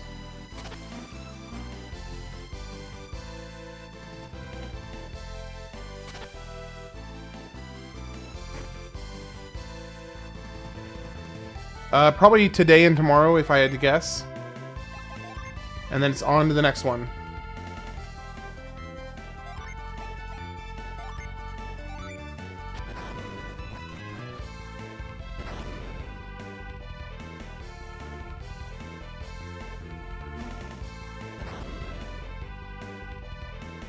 I always hated the time limit challenge. Mario and Luigi Superstar Saga was filled with that. Yeah.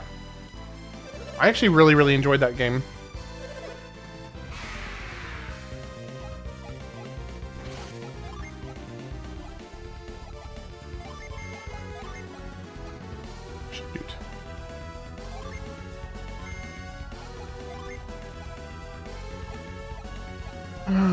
Let's see. What was your favorite playthrough of the 4 games chosen for every year? Ooh.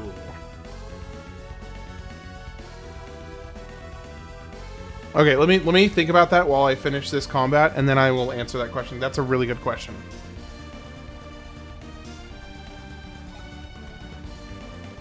Oh, it's the Superstar Saga. Sorry, I thought you meant the Legend of the 7 Stars. My bad.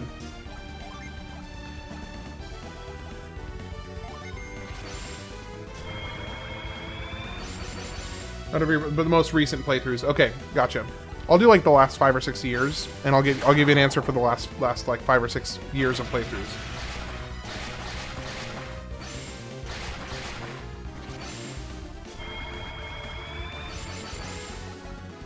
Thing is, I might have to add a little bit of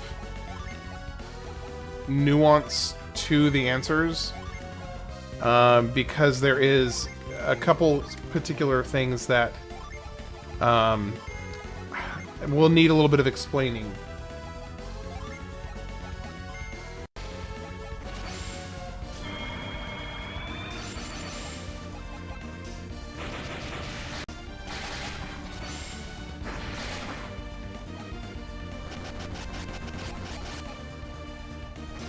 I tried Mario RPG, but SNES controls were so uncomfortable to use. I didn't mind it so much. It was I had a good time with it. Turn a photo stone. Paralyze. Calm. And reduce defense.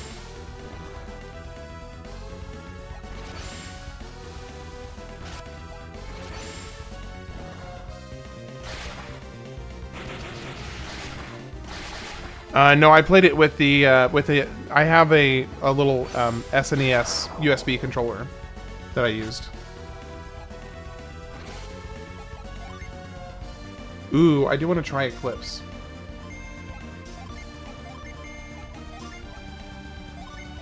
No.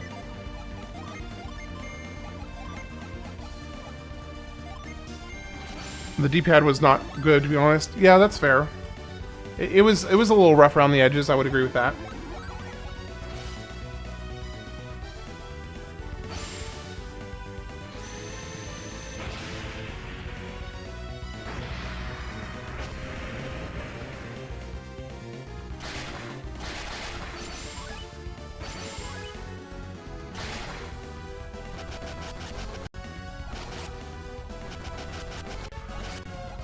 Oof, I had a feeling that was gonna be bad.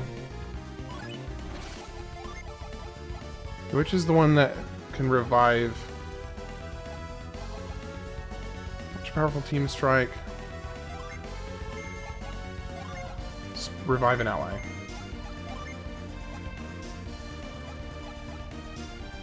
Let's do this.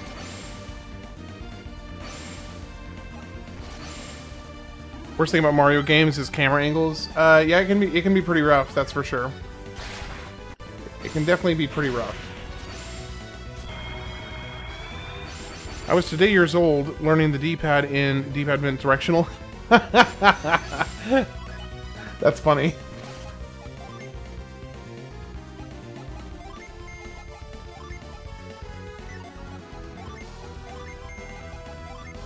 That's pretty funny. I'm not gonna lie.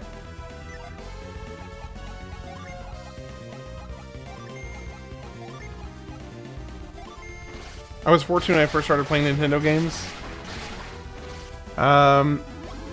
Technically my first Nintendo game was, I mean, I never finished it, at least at the time I didn't finish it because it wasn't my game, but the first Nintendo game I ever played was, at least I think, was Pokemon Blue. That was the first Nintendo game I ever played.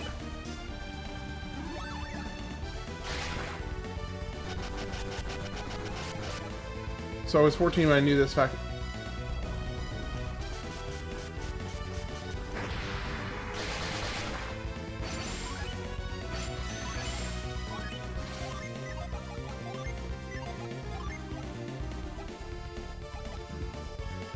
Let's see. Red for you? Nice.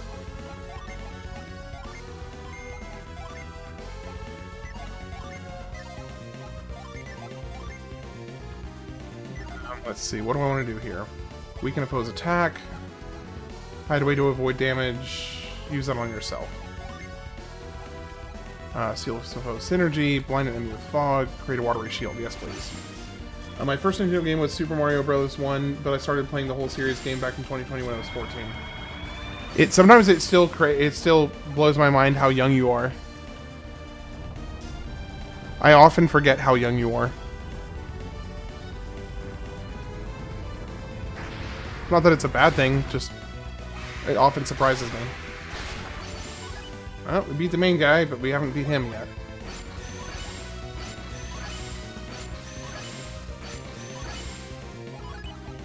Right. That is indeed how the math would work, for sure.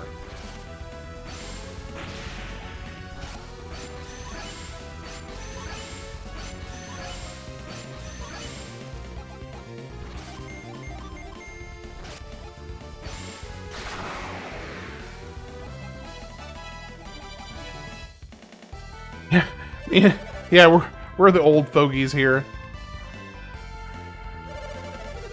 We have to dust off our elbows every time we wake up.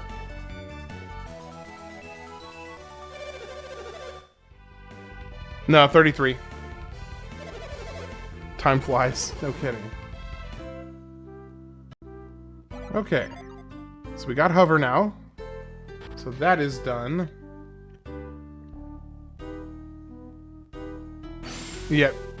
I think you might be the youngest of the civilized individuals is a little younger than you, actually. So he's got you beat.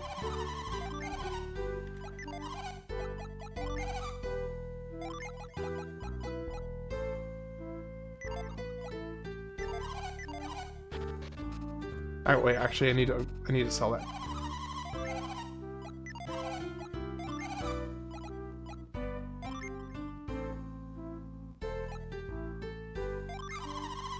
Yeah, I think he's like 17, isn't he? I want to say that he's like 17. Yeah, that's what I was thinking as well. How old is the goat? Well, considering your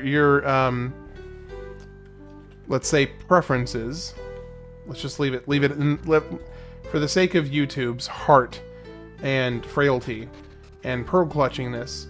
Let's say, considering your taste is that of Bowser, I'm inclined to think that you're a little bit on the older side. Bro's a 12th grader. Goat is happily married a woman. No, Goat is not a woman. Goat is a dude. But he is happily married to a dude. That part is accurate.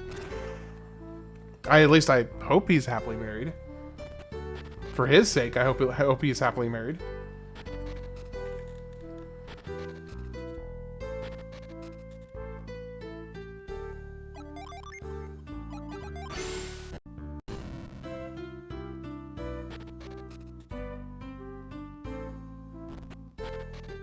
I want to say, if I had to guess, I'm going to guess that Goat is begrudgingly married.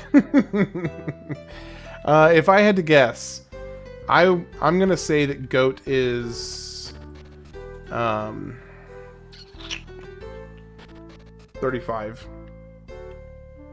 Maybe 36. That's just my guess. I'm not really basing that off anything. Just... Happily is a subjective term when you are married. Okay, I think another way to phrase that is that happiness. Happy is a very situational word when you're married. It depends. Yeah, I am. No, I definitely am. I would absolutely say that I'm happily married. Without. Let's fix this real quick.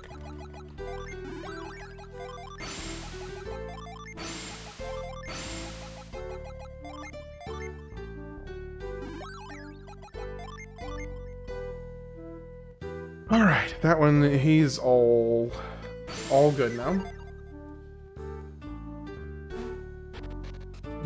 Like Quinto once said, I so happy. All right, is that it that we're doing? Is that all that we're doing here? That might be it. Let's see, what else do we have going on here? Hover Jada's Award. Okay, got the Genie already, Aroma. Then you already have been through this route. And I never managed to get into a relationship. Well, I mean, you still got a lot of time left, so I wouldn't hold that against you, because you still got time.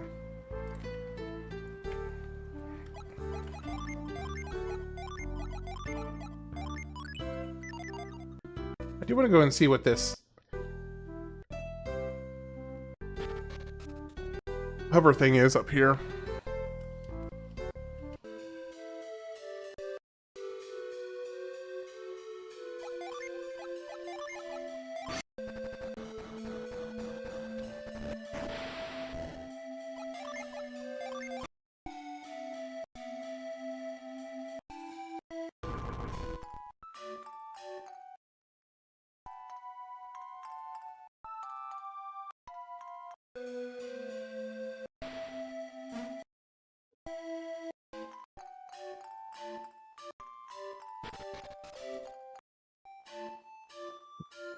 So down here,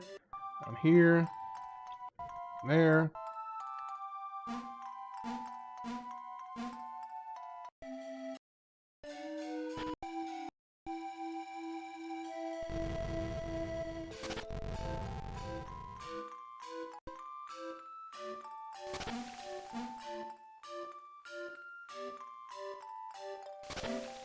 Yeah, I couldn't agree with that more.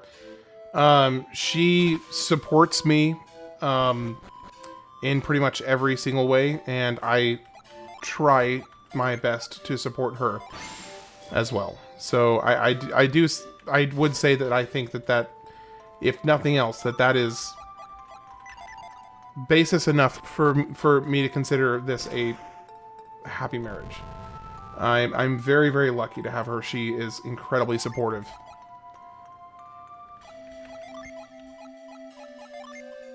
Oh, it doesn't work here. Shoot. Okay, does it work here? Ah, it doesn't work here. Shiza.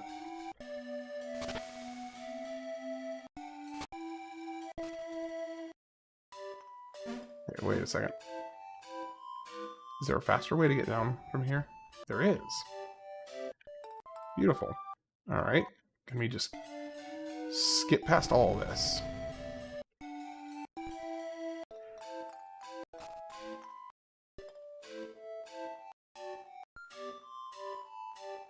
Most cartoon women, I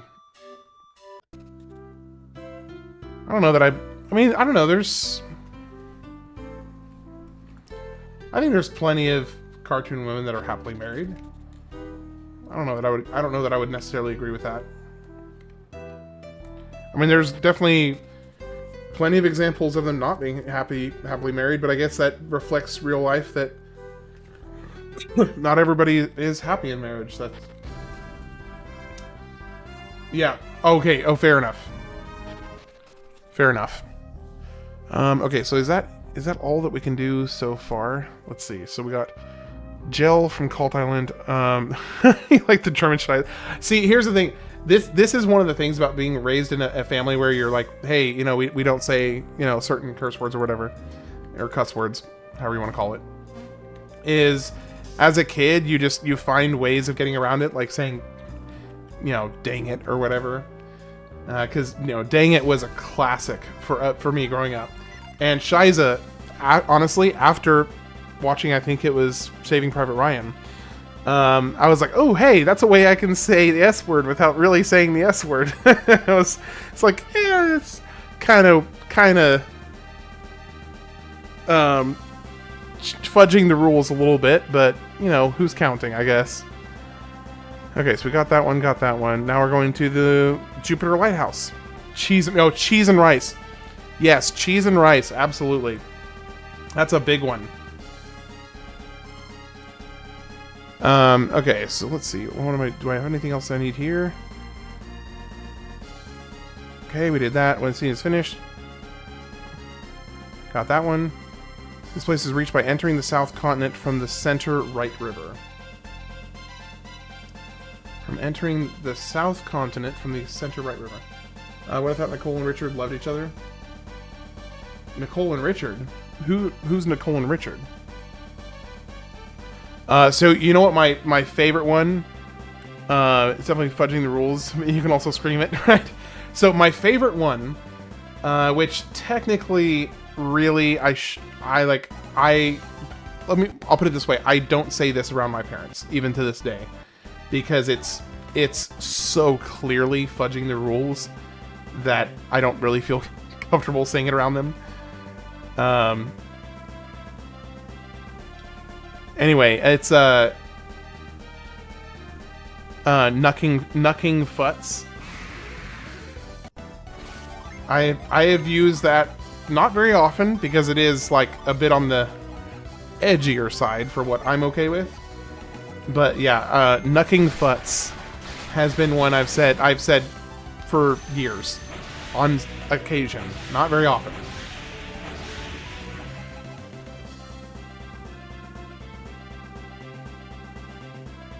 Okay, so I think it's this one right here.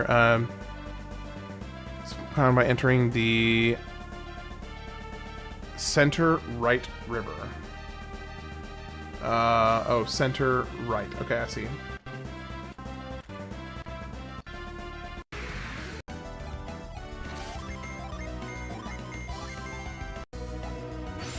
That's heckin' once.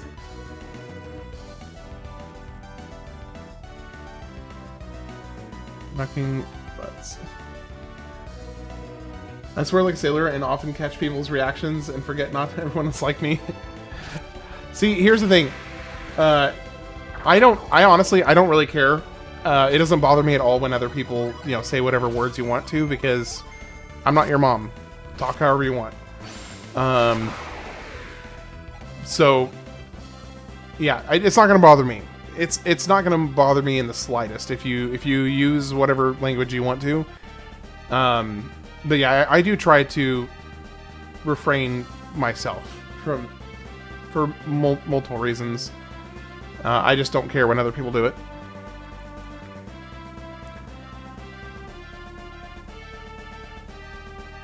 The Ateka Inlet. Richard will be happy. Who's Richard? I'm not sure who you're talking about.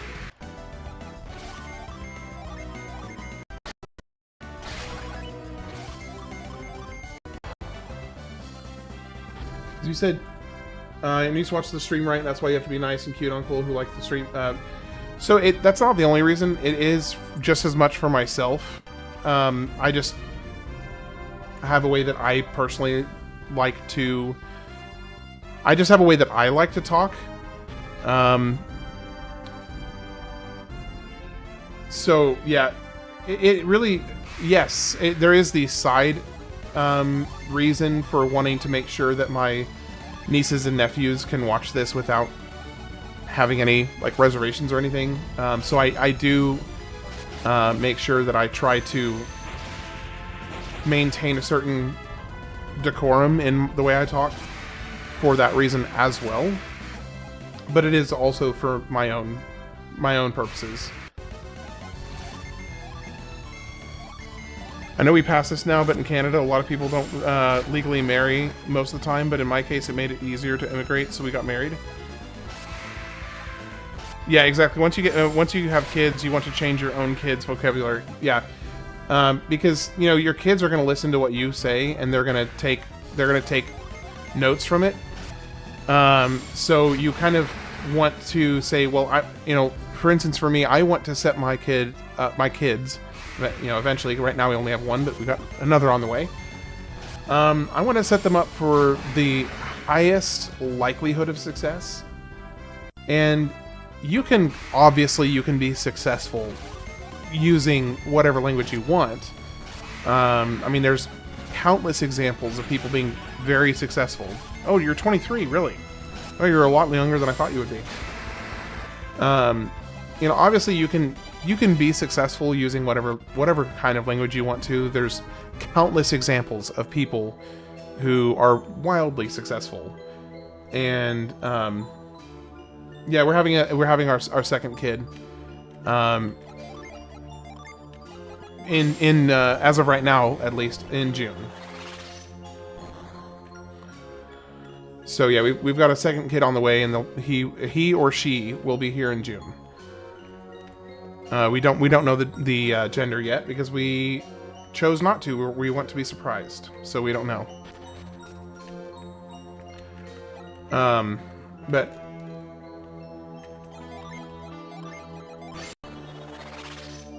yep.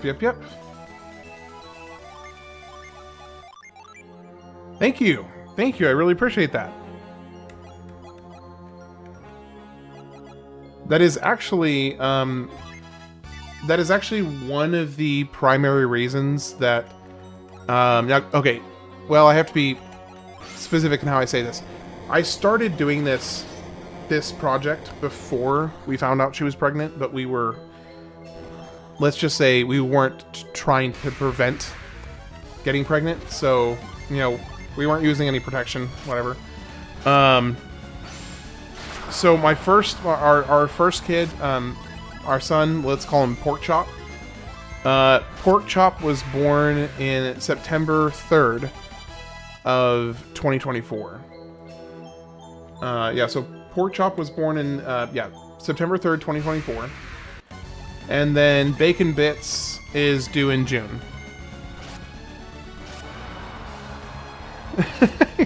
My defense must be low.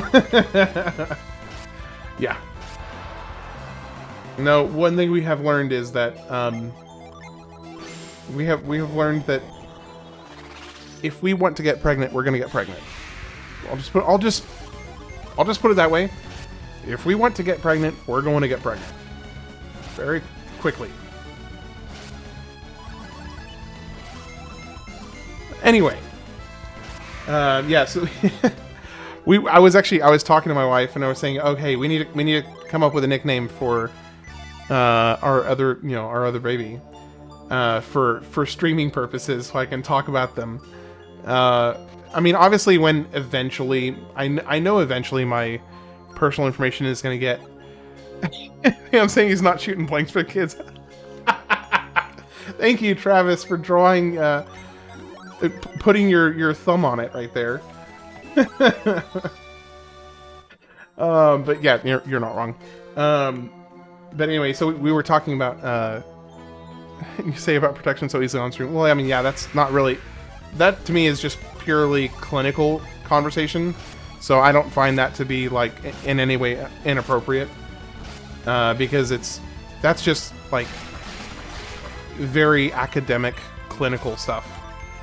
But anyway, moving on from that.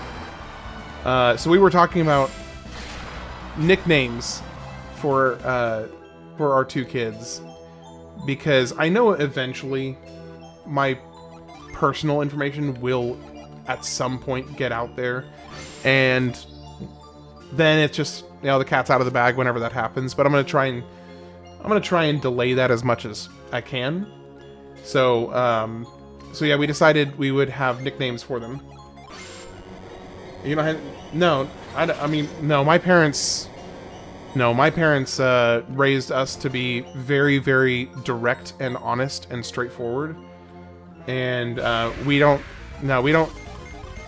beat around the bush or try to obscure anything. I don't know, I think you need to worry about that? Yeah, I don't think so. I don't think it's a problem. At least I hope it's not. If somebody does have an issue with it, then I'm sorry, but I was raised to have a very direct, straightforward approach with people. And so that's the way I prefer to conduct myself, is just as straightforward and open as possible. Oh, if you're respectful. Yeah. Oh, I don't know if you think... Okay, I got you. I'm tracking now.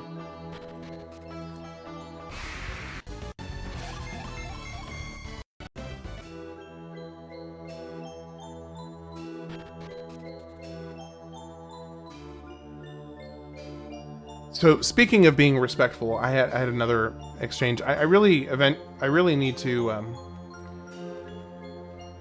just stop, like, trying to debate people who leave like really just unpleasant comments on shorts and stuff, because first off, it's a waste of time.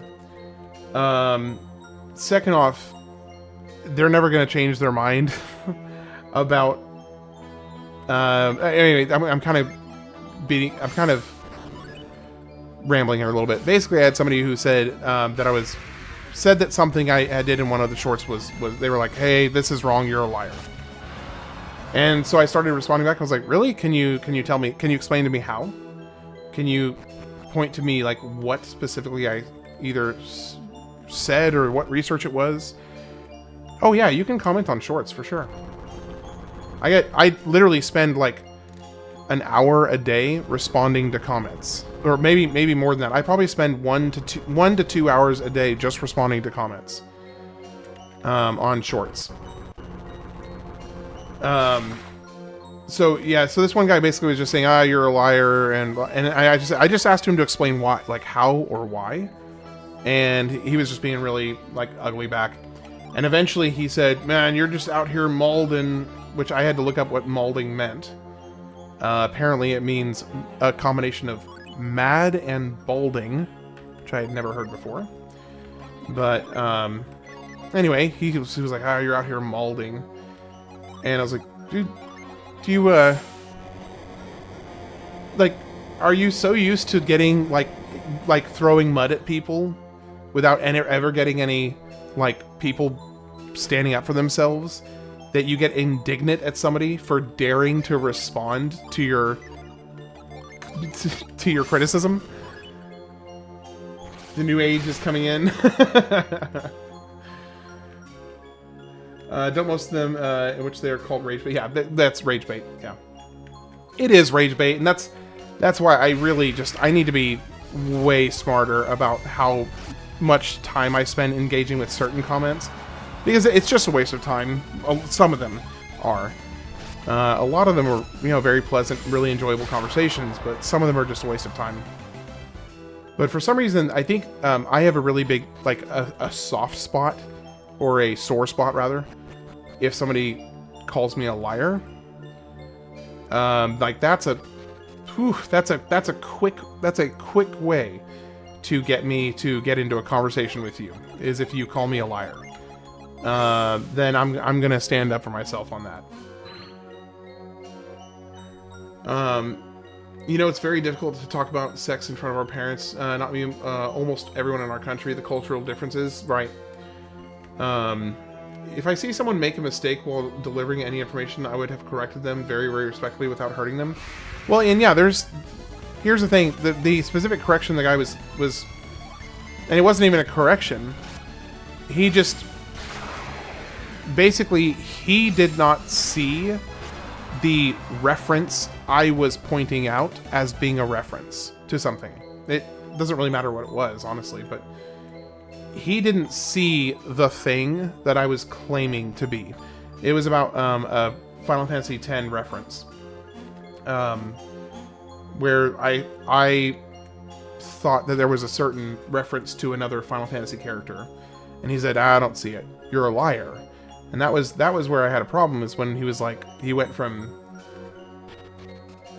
saying, it's like one thing to say, I don't see it. Like, that's fine, okay, if you don't see it, cool. But to take that into calling somebody a liar is, you know, a big leap, I would say.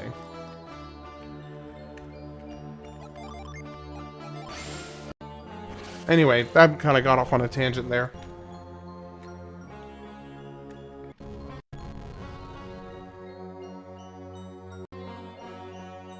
I'm the guy who takes spam calls just to waste their time and hate their job. That's awesome.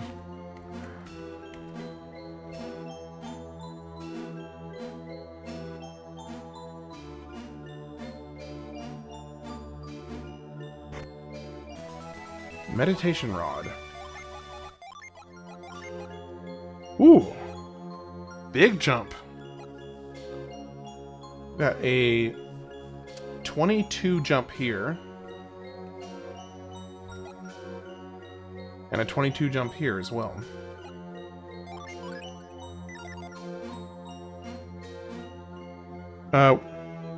Why did I redeem it? What?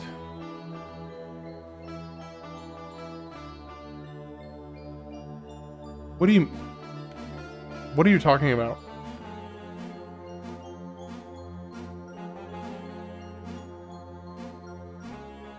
I have no idea what you're talking about.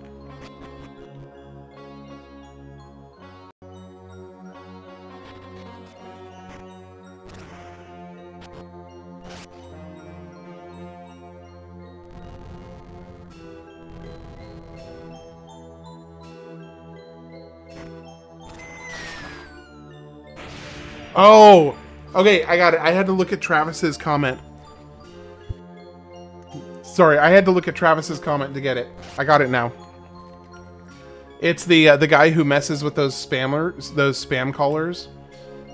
And there's like this one particular one where he is absolutely just raging, absolutely raging, at the person who's pranking him, because he like went in on screen and like redeemed this particular gift card, and the scammer got like so just furiously mad at him for doing that. I remember that now. It took me a second.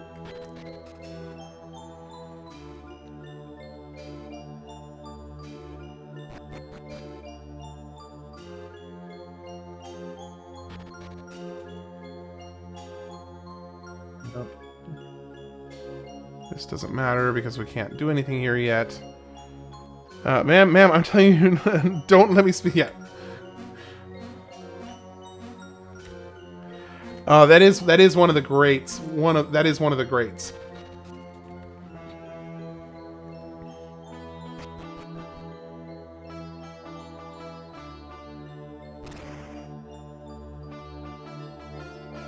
Holder of the stars, show the power of Animos.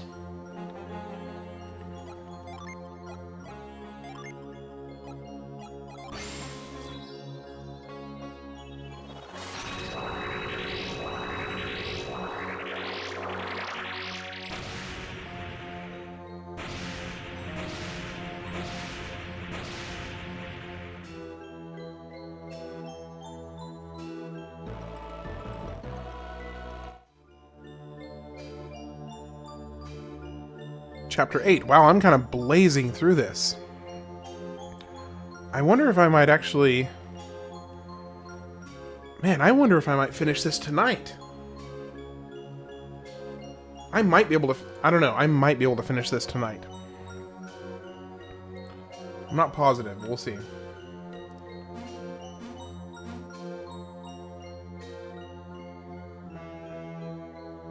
Okay, you'll want to travel through the passage on the right-hand side. This put you in the large room for earlier. You'll now can use the hover. Okay.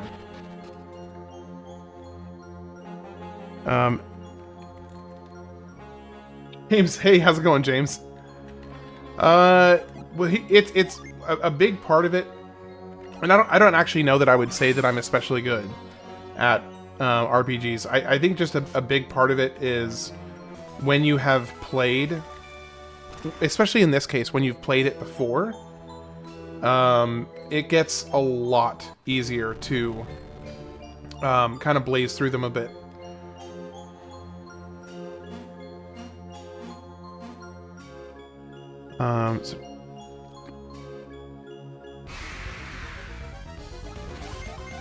By the way, welcome in, James. I hope you're having a good night.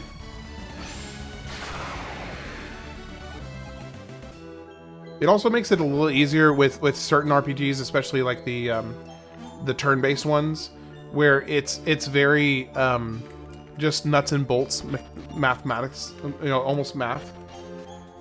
Because unlike a lot of other games, like, okay, I'm not dreading the playthrough of Halo, but the Halo playthrough that will be starting as soon as this finishes is going to be way out of my control, to at least to an extent.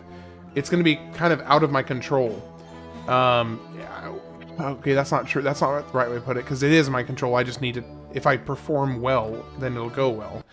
But what I mean is that Halo is not going to be nearly as predictable what's going to happen and what's not going to happen. I'm either going to suck or I'm not. Whereas this is just, okay, if you do X, Y, and Z correctly, you're going to win. So it's a little more predictable is how I would say it.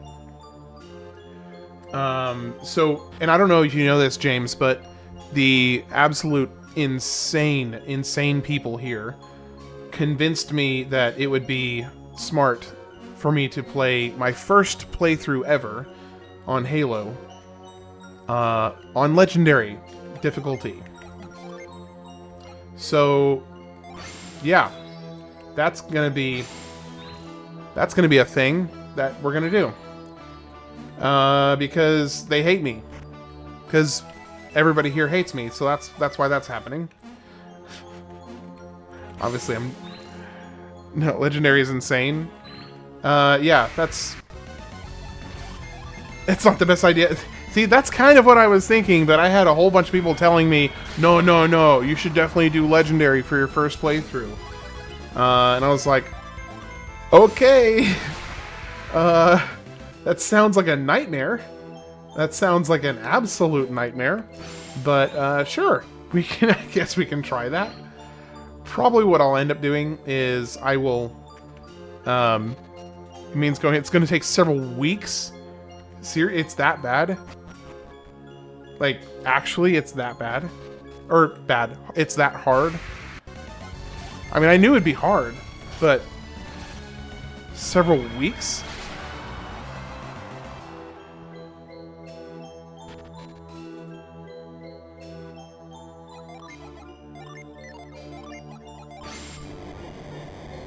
Sorry, you like the hotter brother Luigi or the shorter brother Mario? I feel like the way you're asking that is very leading. You're expecting a specific answer from me. Halo is my favorite franchise. I recommend easy mode for Halo 1. There is a level called Truth and Reconciliation Halo 1. You'll get stuck in the ship, I promise. If it's a first playthrough on Legendary, then yes. So what you're saying is I should not do... What you're saying is I should not do Legendary.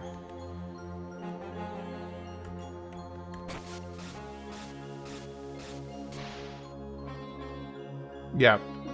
See, Rara, they're pissing in your cornflakes.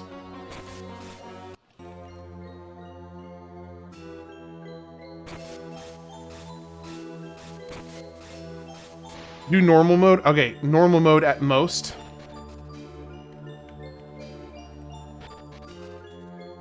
Is there like one step above normal mode before you get to legendary?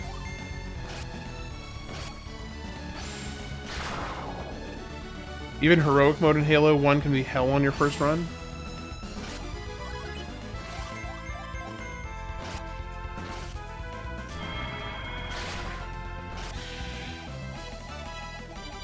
No, somebody else was. Like, a few days ago, somebody else was telling me to do Legendary.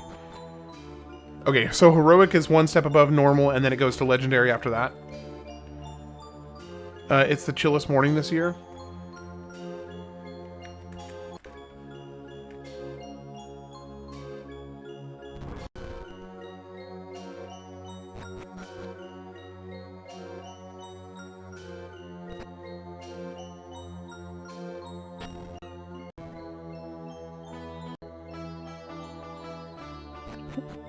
Okay, let me think here for a second. So let's move this here.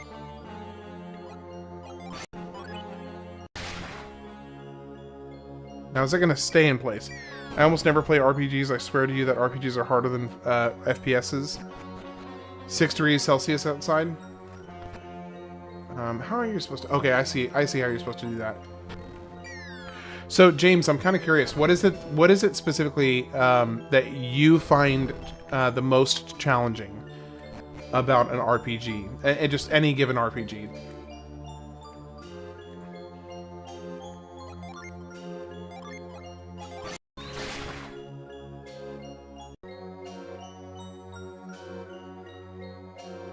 Well, so here's the problem. I can't get back over there. I think people have full confidence in difficulty, but it's different from first-person shooters. Yeah. I'm, Oh, I see. I gotta come in from this side. That's how I get it.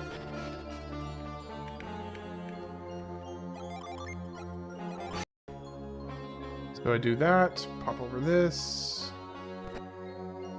20... Well, yeah, you're in Canada. Of course it's minus 27 degrees. Wait, oh, hold on. It's minus 27 degrees Celsius? No way. Minus 20 degrees Celsius to Fahrenheit.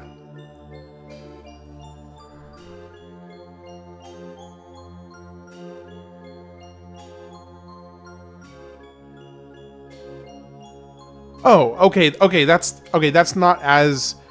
I forgot that the difference started to become to kind of go the other way once you get low enough. So yeah, minus 34. Okay, that's...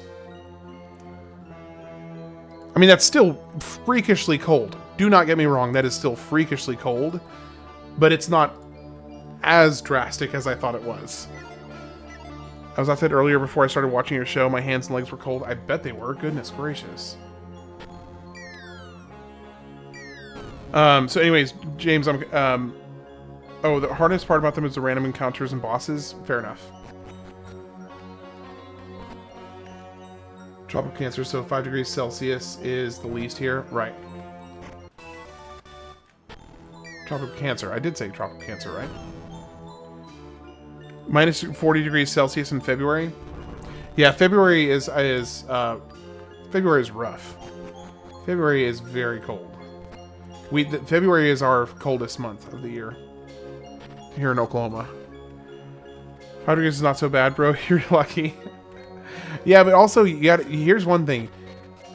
You got to keep in mind how different it feels when you're not used to cold temperatures. Like, you go talk to somebody who lives in you know, the sub-Sahara... Well, actually, no, that's not a great example because it actually does get pretty cold at night in desert. But you know, you go talk to somebody who lives in, let's say, Australia or Florida. Let's go Florida. What was my question about Halo? I don't know. I don't know that I had a specific question about Halo. At the moment, at least. I don't remember what it was.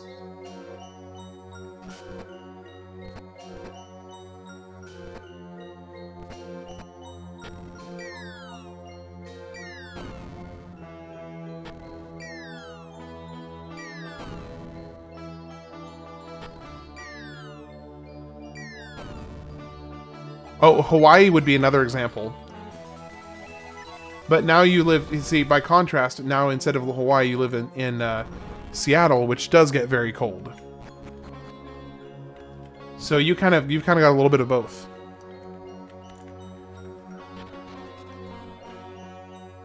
I have never experienced plus 40 degrees Celsius. Have you played both? No, I haven't done the remake yet. I will be playing the remake though. Mainly because I'm curious to see if the criticisms about it are fair or not. Because a lot of people don't like how much they changed in the remakes, so I am curious to find out about that. Now, why on earth would you want to move that there? Oh, I bet it opens that door.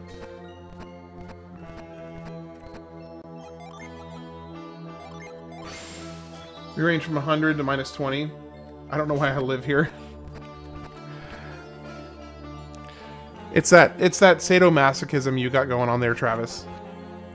I'm curious of any views of the 2 points, the story and gameplay changes. So I know enough about the gameplay changes to at least have a rudimentary opinion on it, just not a fully fleshed out opinion.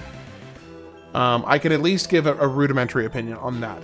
Now, I do also know that there were some pretty notable changes in the story. Not like massive overarching changes, just more like changes that shift how the characters feel.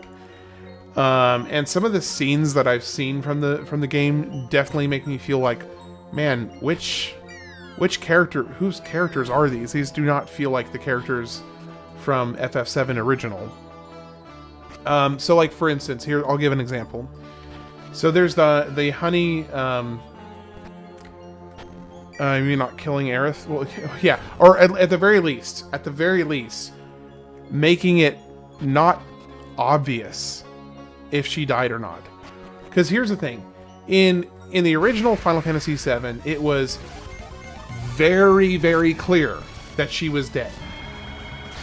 You saw Sephiroth come in. Cloud did not block the blade. Cloud was incapacitated at that time, so he could not block the blade. So you see that sword go straight through Aerith, and you're like, oh, okay, she's dead. And then shortly afterwards, you see when Cloud is holding her, there is no light. There is no life in her eyes, and it's very obvious that she's dead. Then, by contrast, you have the remake, who decided to be like, hey, you know what? Let's take the most iconic moment in all of gaming history and make it worse. Like, what were they thinking? I'm not even this like world shifting fanboy of Final Fantasy VII. I thoroughly enjoyed it, really enjoyed the game, and I look forward to playing it again. But I am not a Final Fantasy VII, I think the term is glazer. I think it's a fantastic game. That being said, I cannot argue that the Aerith death scene is not the most iconic single moment in gaming history. It is. At least, in my opinion, I think it is the most iconic moment. So when you're remaking a game, trying to bring this game into a new generation of fans, trying to bring in new people, trying to modernize it and all this stuff, and you decide to take the most, again, I'm going to say it again, the most iconic moment in gaming history, and in almost every single way make it worse than the original, I can't help but wonder, like, what are you thinking there?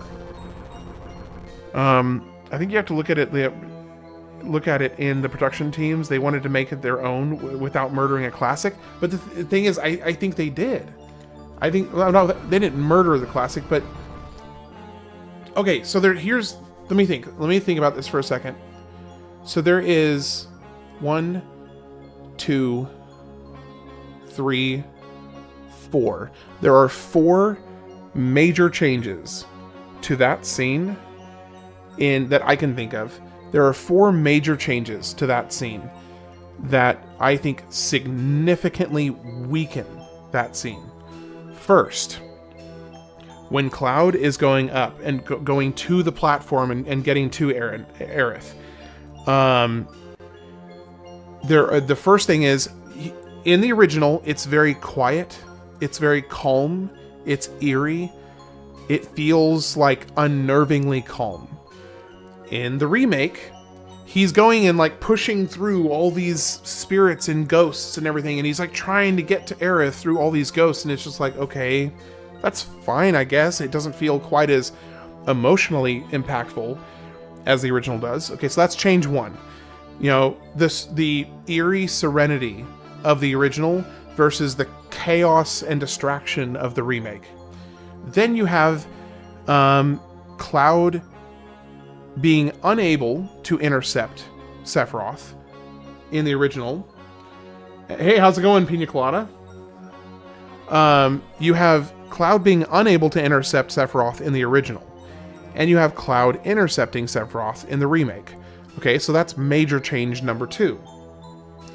In the original, it makes that scene so much more heartbreaking because Cloud wants to intervene. He wants to try to stop what's happening, but he is physically and emotionally and mentally incapable of intervening.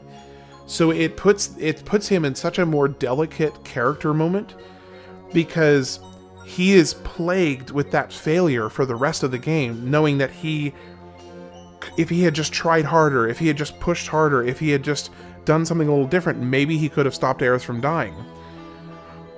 So by changing that, you lose that character moment. Because now Cloud is not wondering, oh, if I'd done something different, if I'd done this different, then maybe she could have survived. He did try to intervene. He did try to block the blade. He just was unsuccessful. So he couldn't do it.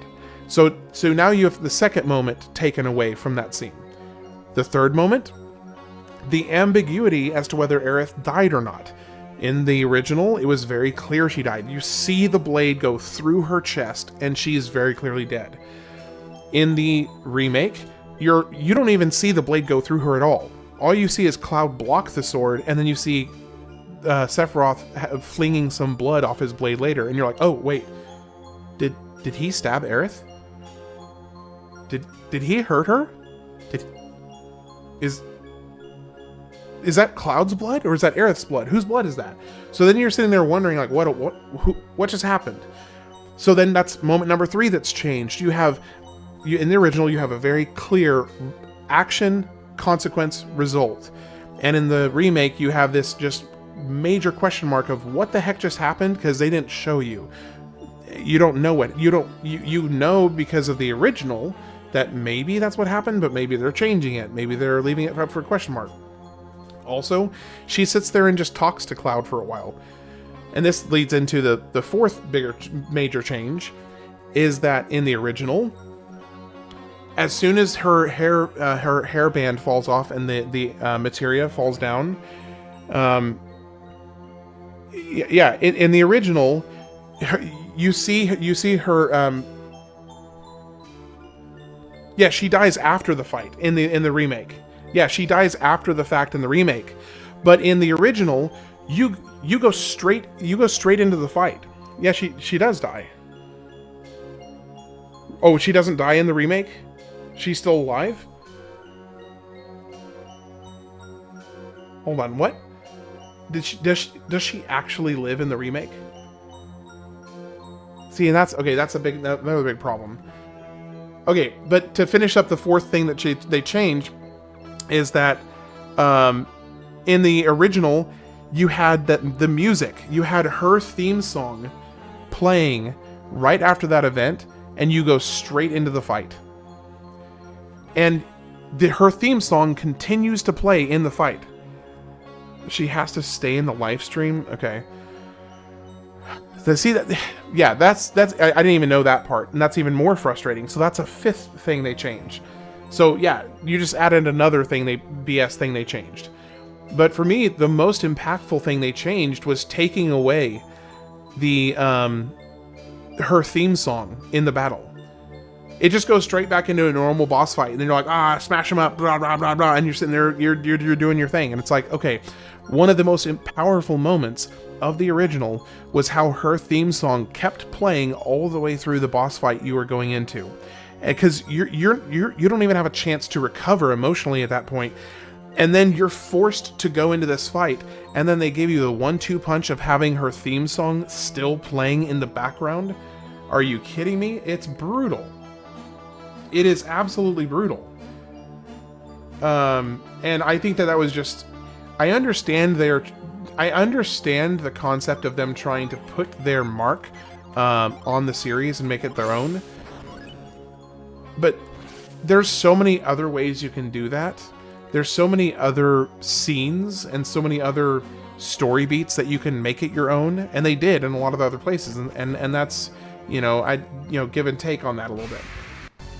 But the thing is, when you take, and I'll say this again because I really passionately think this, when you take the most iconic moment in gaming, don't mess with that.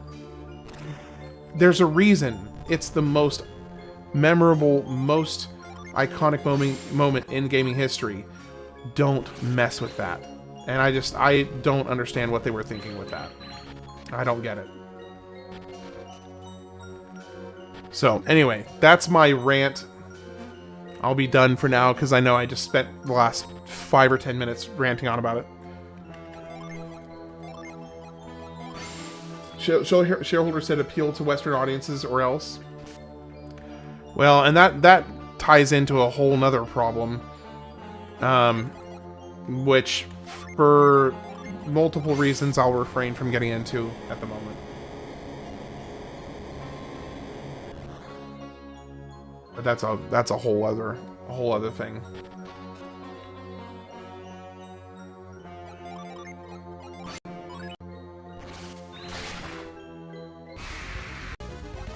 Rara, by the way, Pina Colada, Rara missed you. Pineapple.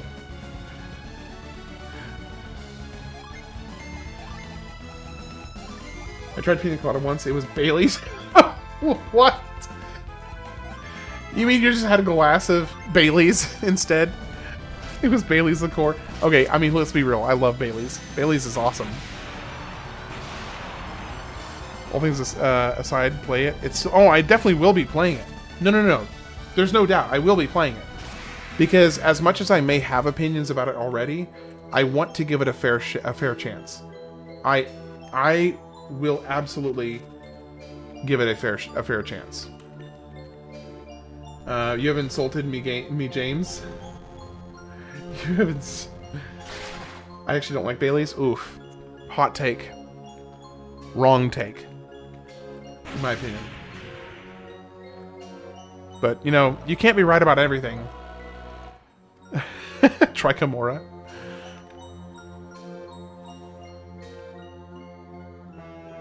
You know, James, you can't be you're a whiskey guy? Okay. Well, that's okay, I guess.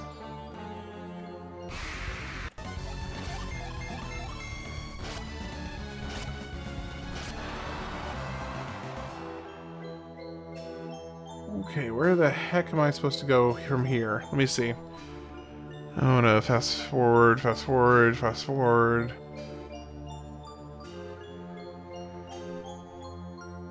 Oh, I see. I need to go back here.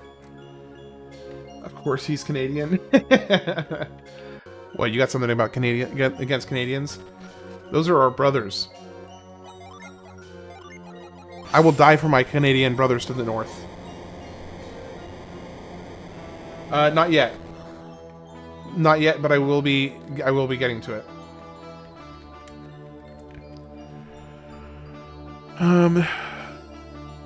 See the hover platform. Yep. Walk over to the beam of light.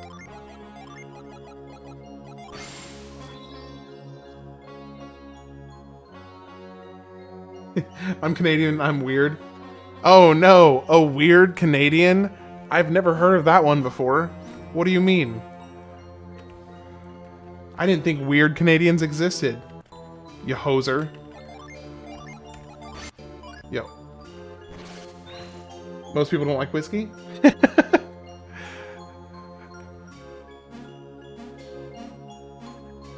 Have you watched Under Arrest? I have not. Where I'm from, it's very popular. Yeah. Yeah, no, whiskey's a big deal. You're pretty far in this game, I think. Yeah, oh yeah. I'm like 3/4 of the way through so far, I think. And this is the second game, so I already beat the first one. I beat the first one in 3 days, and this one I think I'm gonna beat in 4 days. It'll either be tonight or tomorrow.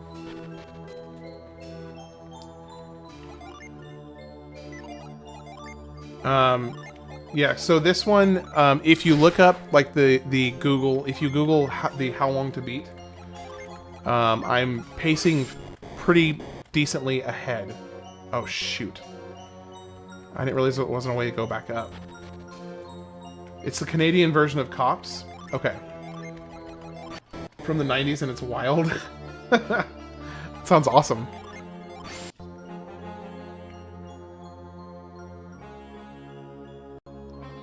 Hey, James Conrad, what do you think of Letterkenny?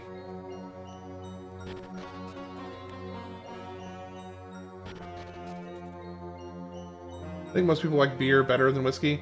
I mean, beer's just easier. It's... I mean, in a literal sense, it's more consumable. And if you're just sitting around, like, hanging out and chatting with friends, it's a little bit easier to sit there and just kind of sip on it. So... I get it. Gin is your jam. See, I actually don't drink that often, but when I do, I have 2 drinks that I like to go to. And both of them are fantastic drinks for pansies, because I am a total pansy when it comes to alcohol. I really like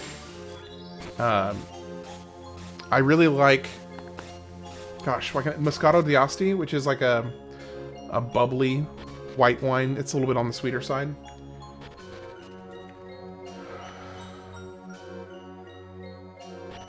Don't say vodka cranberry. Not that basic. I'm close, but I'm not that basic. Yeah, Letterkenny is Canadian. Yeah, it's a Canadian show. It's pretty funny. So yeah, though, like, there's Moscato d'Asti, which is one of my favorite, like, kind of go-to wines. And then aside from that, I really am partial to a Long Island iced tea. That's probably my, like, go-to mixed drink, would be an LIT. Nope.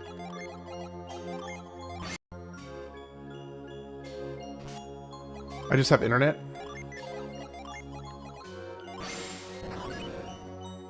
Yeah, I haven't had cable TV in ages.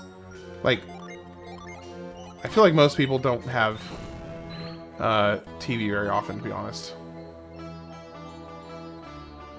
Okay, before we do that, and now we know how Baby 2 happened. The alcohol wasn't needed. Have you got any British descendants? I've got Scottish. I have Scottish heritage.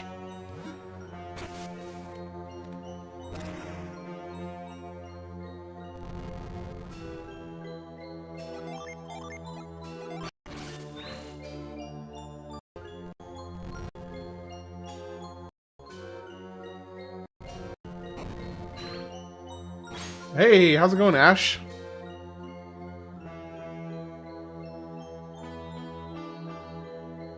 You doing all right? Yeah, I see that you switched back over. Thank you for the sub, by the way. I appreciate it.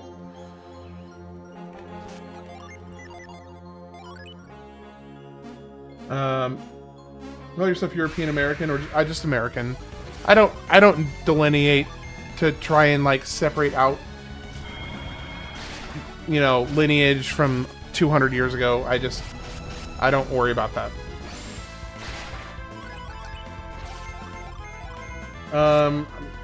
Has anyone tried Corona beer? It's pretty good. Yeah, I'm good, but tired, but fine. Eating some ramen right now. Ooh, what kind of ramen?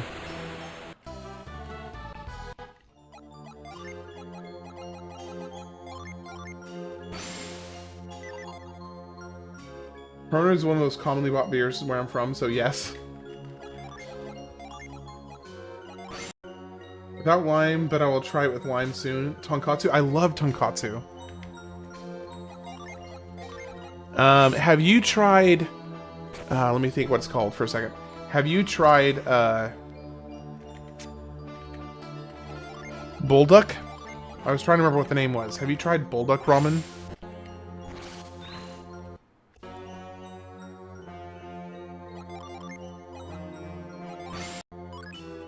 Oh, can't handle spicy. Gotcha. Okay. Yeah, that's then I would definitely avoid Bullduk then. Or you could just not put in the spice packet, would be another option. Cronenberry is like $30 where I'm from. I have tried it for a pack. I like basic Bullduk. Yeah. Yeah, if you can do it without the spice, no problem.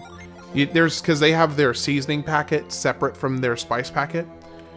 So if you can actually control how much of the spicy sauce you want in your ramen, which is nice. I appreciate that they do that.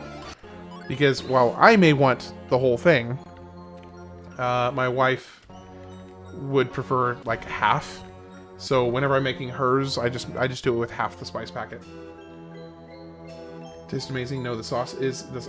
So yeah, the dark sauce is the spice packet, and then they have the seasoning packet, which is separate. So they have both. Yes, I'm having a blast. I really enjoy all the various conversations and shenanigans that we get up to. We had a kind of a really fun harebrained stream a few days ago with Pigeon, which I don't know if he's still here. But yeah, it was Dapper Pigeon and True Reddit stories. We're just feeding into each other. Not me, Ham? Wait, what? Oh. I thought you were my friend. Nah, you got me wrong there, brother. I'm not friends with anybody. I'm a loner. Top anime portrayals.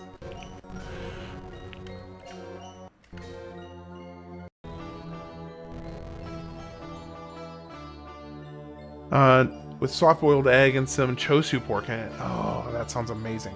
I hadn't seen that comment yet. So, do you get your chosu pork, or do you get your pork from somewhere and then just add it in, or do you cook it yourself?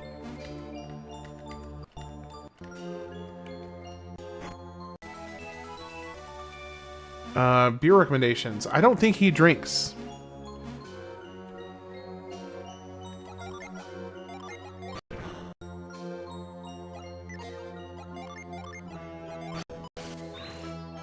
Yeah, that's what I was gonna say. I'm pretty sure he doesn't drink. He doesn't like you anymore, James. You guys are no longer friends. You cannot. You can't talk to him anymore. That's how the cookie crumbles.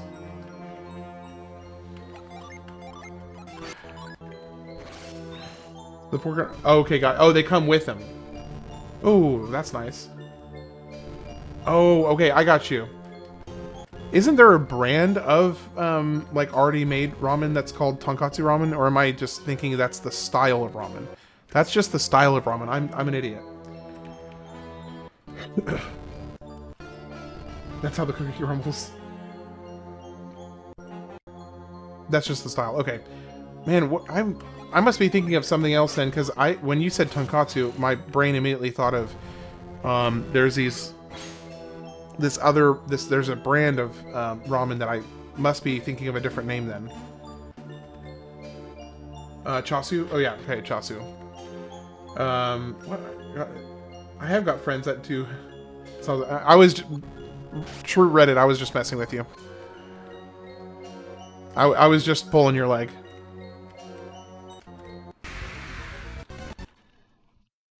I think for anybody that like would prefer that they don't drink, the concept of being able to just switch with somebody who doesn't would be really appealing. Which I understand because like it costs a lot of money, and it's not a great habit to have. So I can totally understand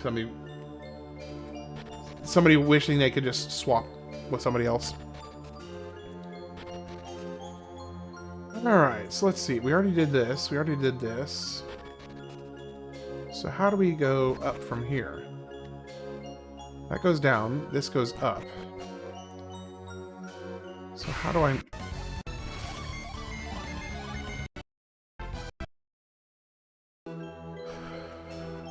So, James, did you vote on the poll yet?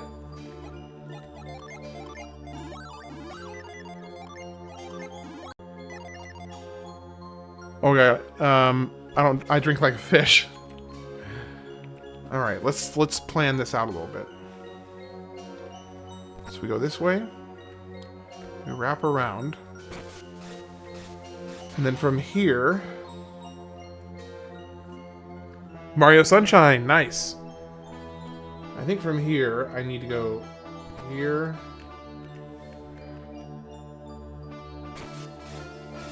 That's fine. Yeah, that worked out just fine. And yeah, True Reddit voted for Sunshine as well. My name is reference to a Jackie Chan movie from the 80s, by the way, not the alcohol. Oh, which one? Oh, did something just happen? Oh, stretch? I actually needed that. I may actually take your stretch suggestion a little more seriously. Yeah, actually, it's about time for me to get up and stretch my feet. So since you told me to stretch, I'm going to take it a little more seriously. I'm going to take it super serious. All right, I've been told to go and stretch my legs, so I'm going to do exactly what I've been told. I'll be back in about 5 minutes.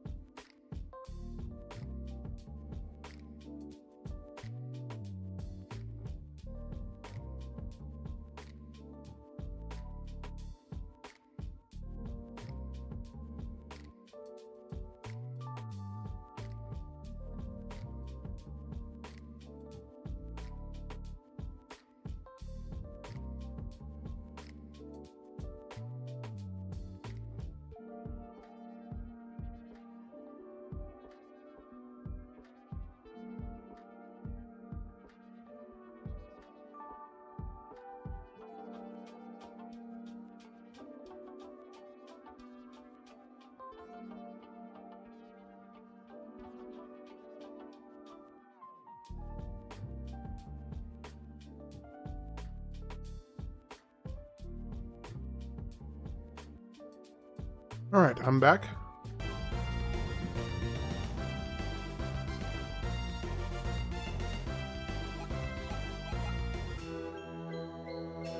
Okay, so...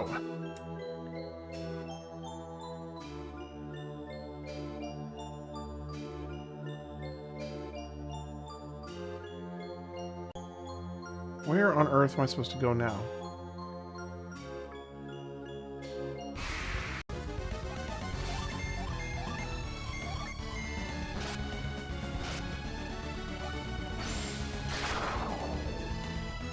Oh, let me see.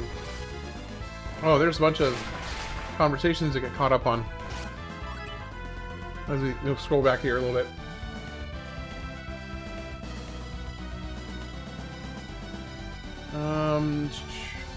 Okay, voted for Mario Sunshine. City Hunter. Okay, Sunshine is great. Agree with you. Oh man, it keeps on popping down every time there's a new message. Good suspense movie. Looking for something to watch. I haven't completed it because I played on a phone, but my experience was amazing with that. Bollywood movie, it's suspenseful. Yes, it's not too cheesy. Rico Harbor is a lot of fun in Mario Sunshine. Did you play Rico Harbor yet? Oh, any of the John Wicks. Okay, the John Wick movies are all really good.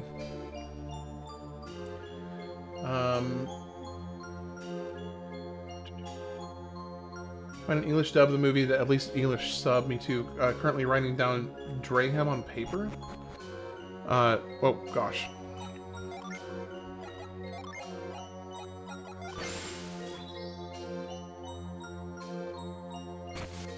Whoa! Ah! Okay. So that's why that's there.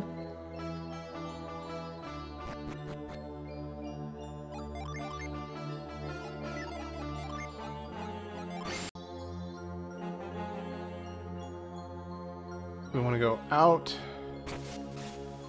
And then we want to go around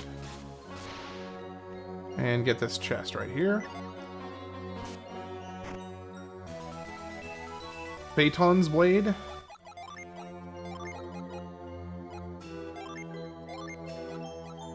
Ooh, we got some better weapons. Okay, so we got 26 upgrade for Shiva. 24 upgrade, or no, 14 upgrade for him. 24 upgrade for her. So let's give it to Shiva. And then Phaeton's blade. 22 upgrade for you. 13 upgrade for you. Alright, so we're giving it to you.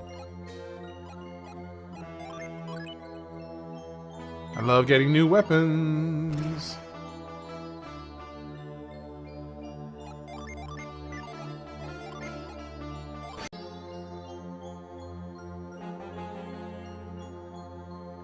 So, have you guys seen RRR?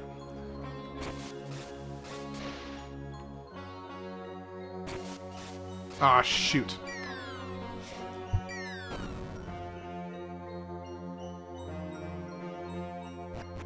If you're open to Bollywood and if you have not seen it, I would highly recommend RRR.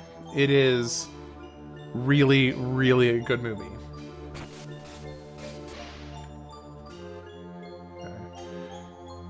There we go.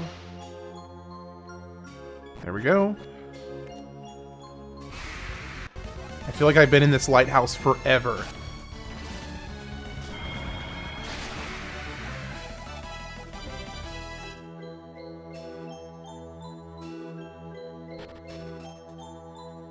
Finally!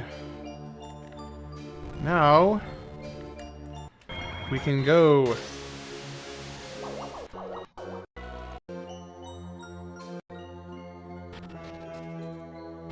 Is there a faster way down? No, I can't take that down.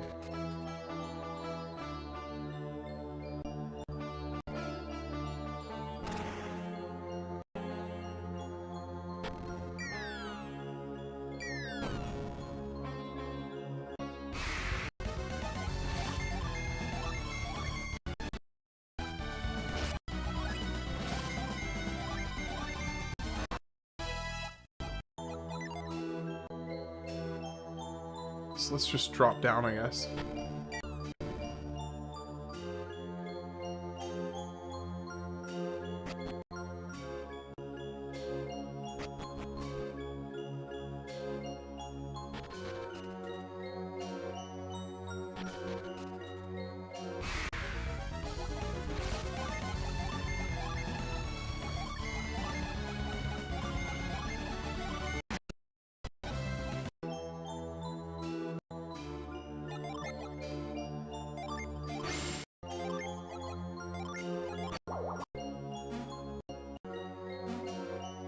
Alright, now we just go to the top of the tower, and that it will be the third big... Actually, I think I could have done it right there. Hold on.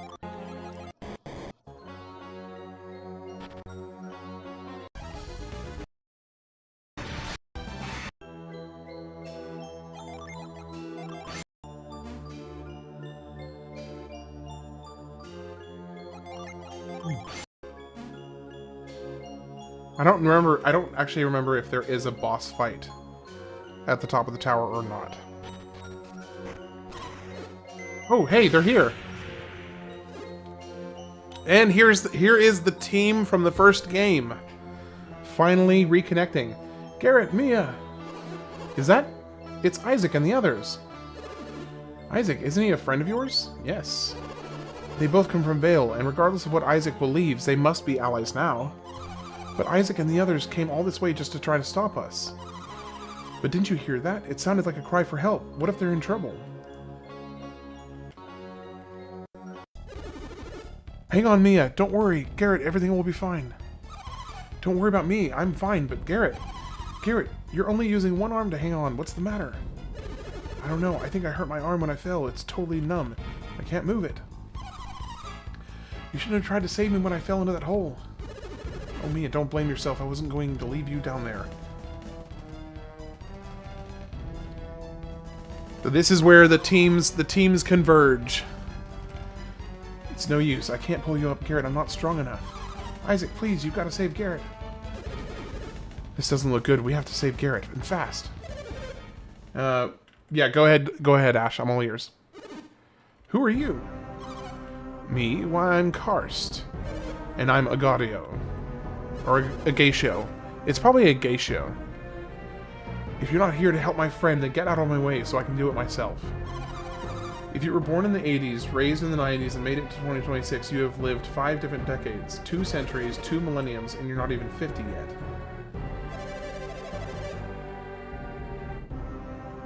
I don't like that. I don't like that at all. The Fire Clan, from the frozen land of Prox, far to the north. Prox, never heard of it. That doesn't surprise me, our town hangs on the brink of extinction, and the seal placed on alchemy is responsible. What are you saying? That doesn't make any sense. It matters not, for soon Prox will recover its lost power. We shall bring Prox back from the edge. You think we'd let you after hearing all that nonsense? See, you're a hindrance. And Felix was trying to help you? Actually, we don't know what Felix's objectives are. And we don't care, as long as he lights the beacon on Jupiter Lighthouse. Then get out of our way, we're here to stop Felix. Move, or we'll have to move you ourselves. Did you hear that, Karst? They actually want to fight. You mean to tell us that you would leave your friend hanging?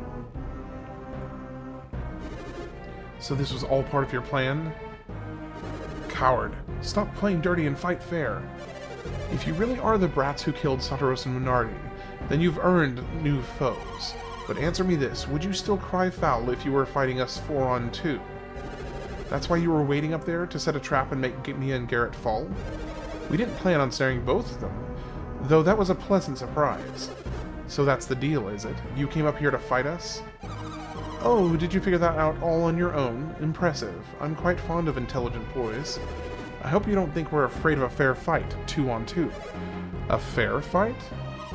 I'm sorry for misled you, but we have a third, a water adept, Alex. Alex? Where is he? What's wrong, Karst? It's Alex, he's gone.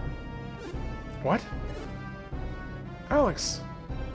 Did anyone see where he went? Forget about him. Honestly, I was planning to do the same to him once. Do the same to him that I'm about to do to them. Goodness. My only regret is that I won't be able to wipe the sneering smile off his face. We'll take out all of your aggression on these brats. You'll feel better.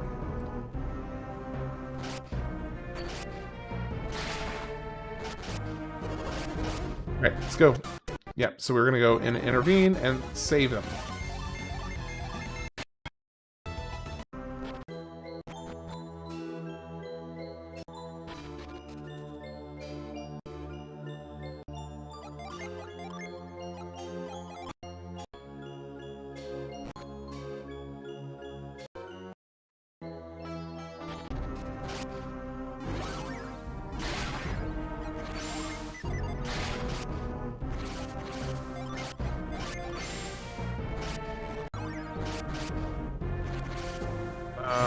Okay, so no, I can't do it that way. So we have to go across.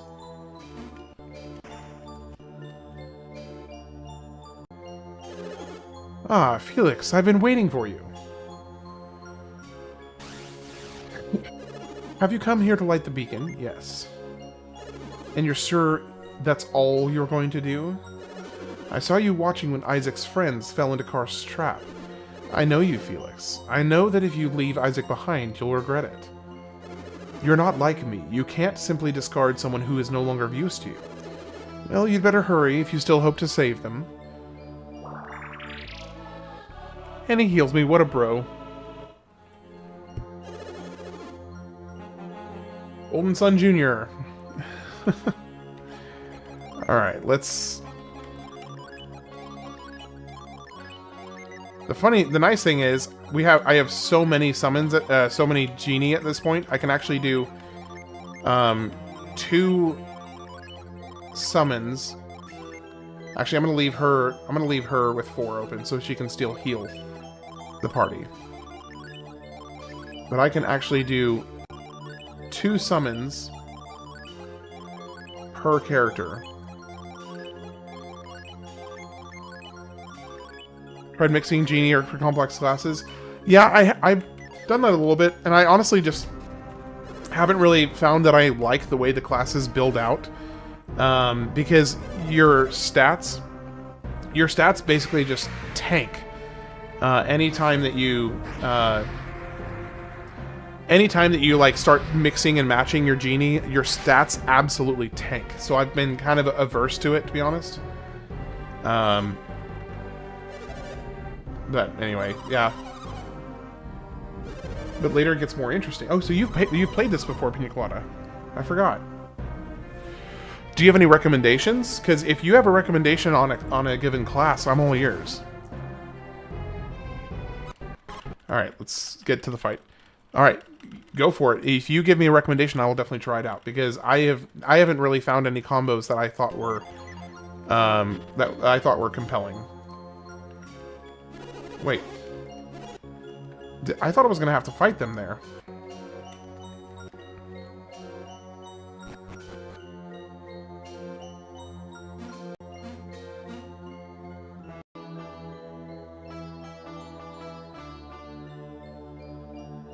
I guess not.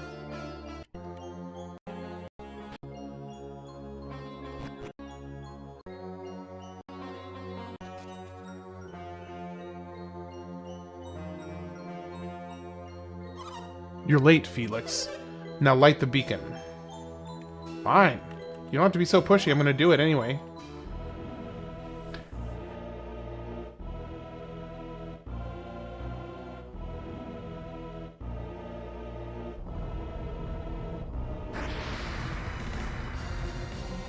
Alright, lighthouse number 3. Now the question is it possible for me to finish this in another 3 hours? I don't think so.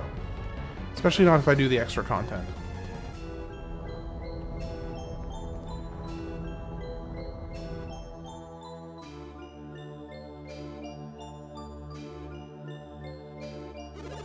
We've ignited the beacon. The 3rd lighthouse is lit. Now let us go. Turning Jenna into a samurai or ninja is OP. You see, you've been betrayed. You've betrayed us once already. We simply cannot trust you anymore. And now that Jupiter Lighthouse is lit, I'm afraid we have little use for traitors. Poor dear, you look puzzled. Would you like to know why we don't need you? Figured it out, have you? Yes, Mars Lighthouse is in Prox. What are you doing? Stole the Mars Star. Your job is done now. We're not done yet. We've got the Mars Star. We don't need you anymore. You know what that means, of course, don't you? Exactly, that means it's time to die. Alright, let's get the fight on over with. Because I'm going to absolutely nuke both of you. Assuming that I can live at all. We'll see. Okay. So... Okay, so maybe not. Oh, you're meant to lose there.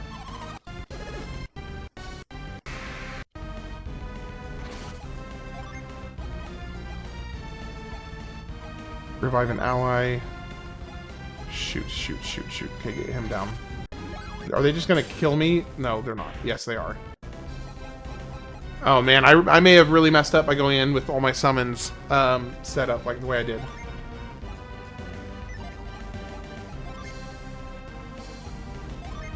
I made a mistake.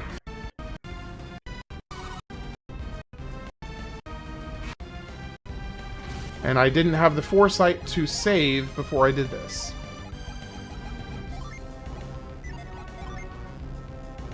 Because I'm an idiot. And I didn't save.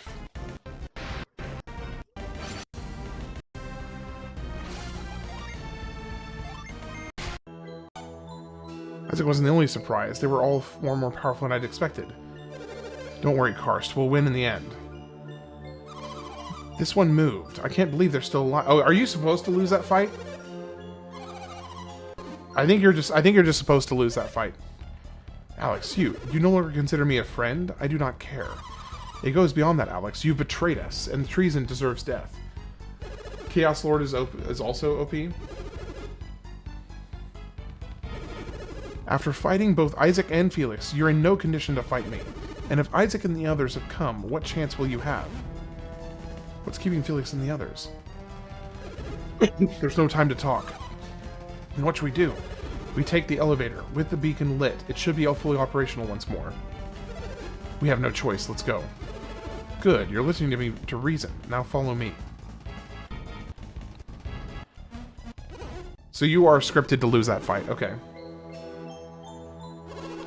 Seems I fought with Agashio and Karst.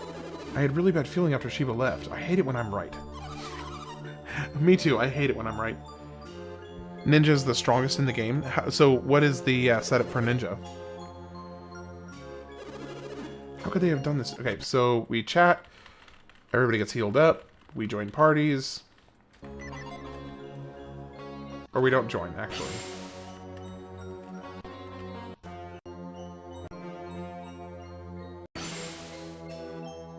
Oh, come on, Pina Colada. Research faster, bro.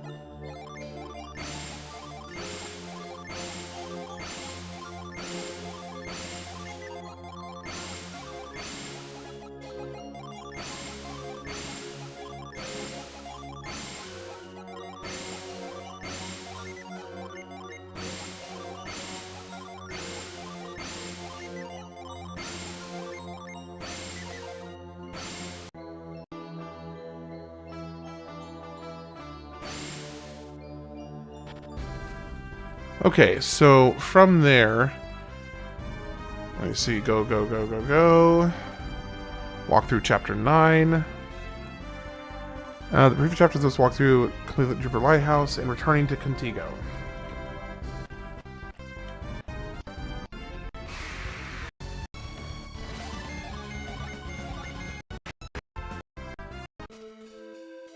And this is where we start building out the ship.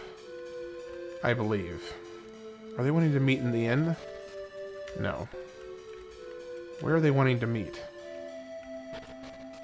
Not here. I think this will work 3 Mars plus 6 Jupiter, or vice versa. Okay. Okay, so I need more genie to be able to do it then.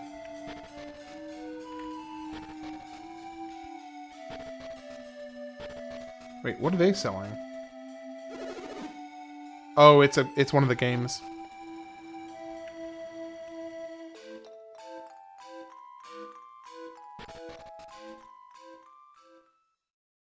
Big moment of reconciliation. I'm glad you kept your promise, Felix.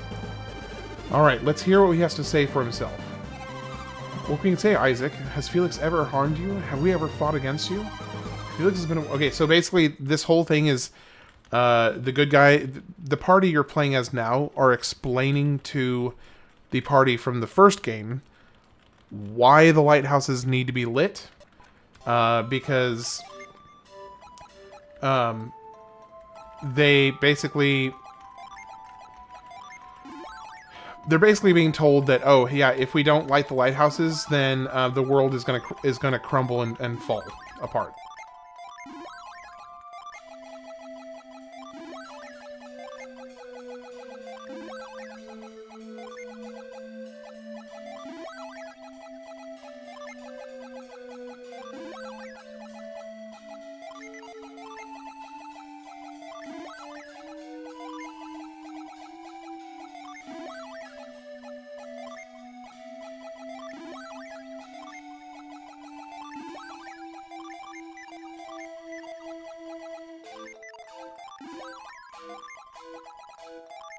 Alright, there we go. Now we got our... Until I have enough genie, at least, which I probably won't be too much longer. But when I have enough genie, then I'll be able to change the party up. The slight stat changes aren't as important as you think, by the way.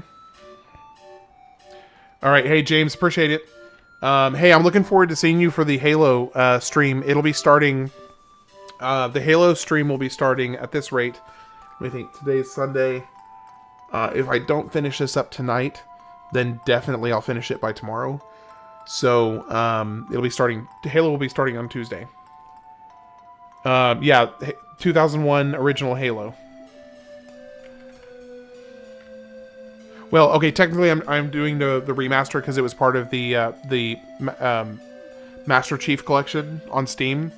So it is the remaster. Now, if people are particular about that, I may need to go and get the original instead. It depends on people who know the game better than I do, what they think. I try to watch as many streams as possible. I do appreciate it, James. Really do appreciate it. But I don't want you to ever feel like pressured to do so. There's one thing I never want to do is for people to feel like they have to do something. Thanks. I really do appreciate that, James. Okay, how do I... Where's the roulette wheel?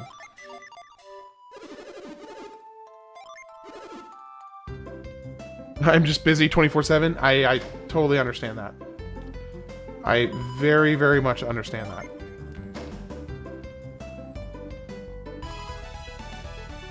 Okay, well, I don't really need money.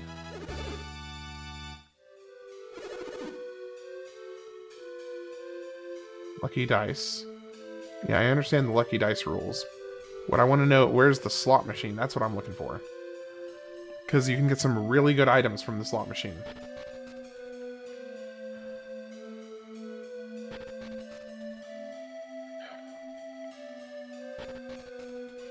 Is this it right here?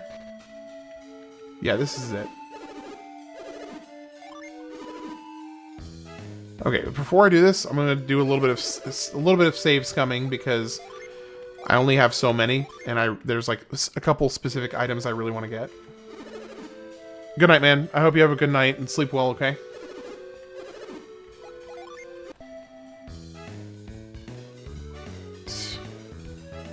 It is Golden Sun Rest of Night, or will you play a bit of roguelike? It'll probably be Golden Sun because I'm trying to make sure I finish this by tomorrow night. What I may end up doing though is, because I suspect if I push this until like 1 o'clock or so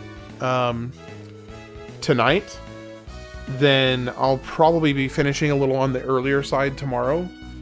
In which case I'll probably do some like Slay the Spire or some other roguelike tomorrow.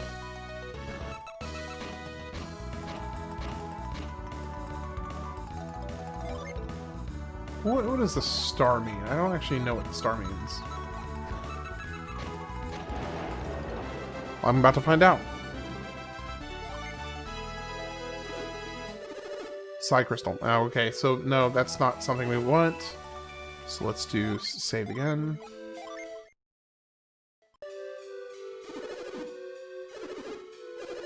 Yes, please. So we want boots and we want shirts. Boots and shirts. And rings, I guess, could be okay, but not a high priority. There we go. We got a boot. Fur boots. The developer of this also made the Mario Golf 64. Actually, yes. I did. And I'm pretty sure. I think they did a really good job with the music, actually. I think they really knocked the soundtrack for this out of the park. Boost defense, resist water. Let's see. Oh, man, your defense is low. Oh, that's because it doesn't have his stuff equipped. Ah, okay, so we're gonna have to fix this.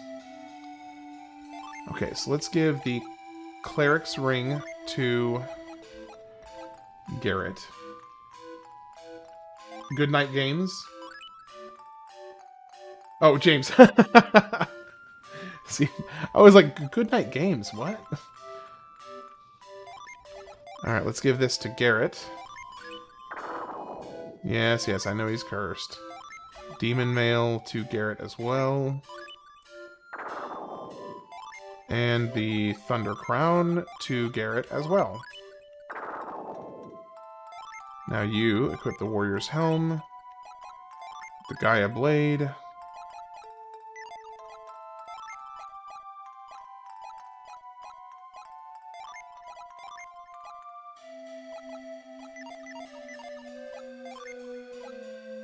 Ninja Garb, Assassin Blade, Frost Jewel, Cloak Ball, Silver Armlet, Platinum Circlet, Turtle Boots,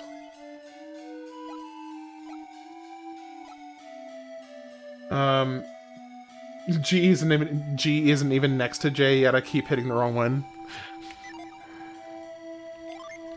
Douse Drop. Halt Gem, Prophet's Hat, Virtuous Armlet. No, equip. Equip, please. Carry Stone, equip. Crystal Rod.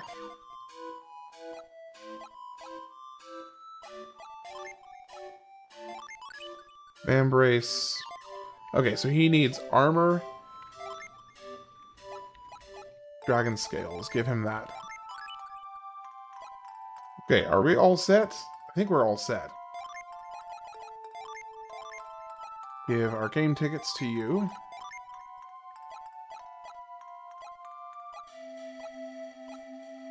And this game ticket.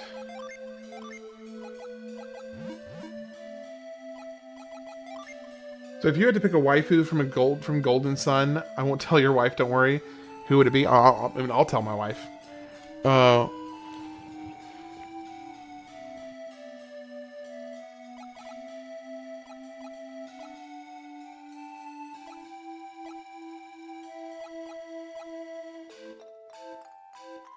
Probably Mia. Yeah, probably Mia. I had to think about that for a minute.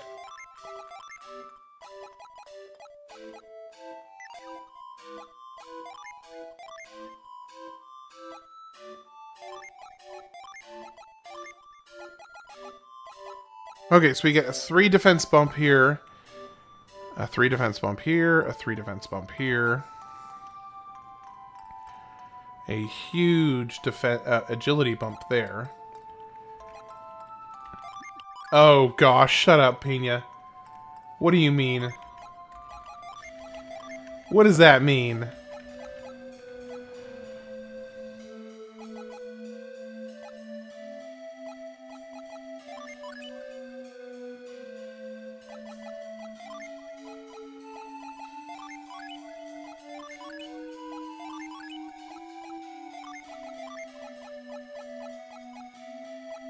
Oh my gosh, there's so much gear to sort through. I forgot how annoying it is to have to go through and sort everything. Okay, I think that's everything. I think I'm good. I hope I'm good. I'm scared of what it means.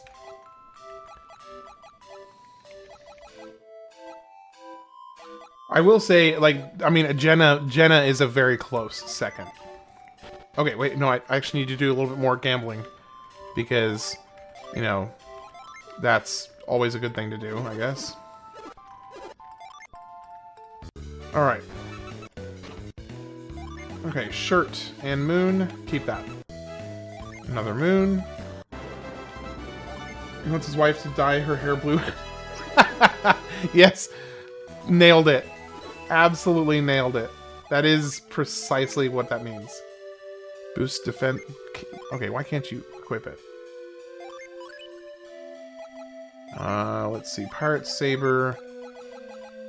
Okay, that's actually a little better for you. It's a lot better for you.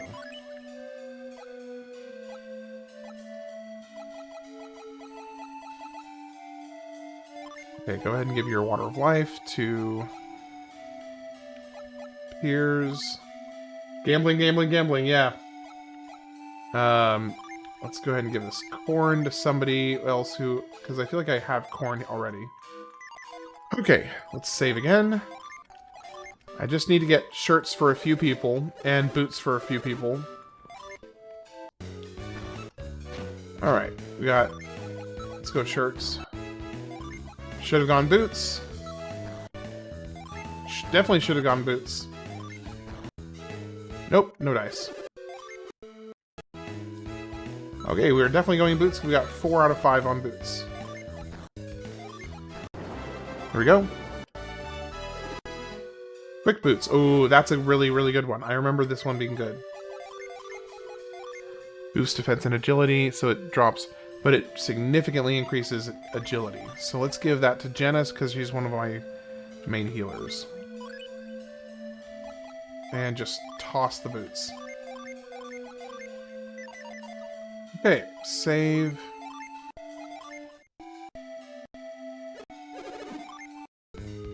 Holy RNG, yeah.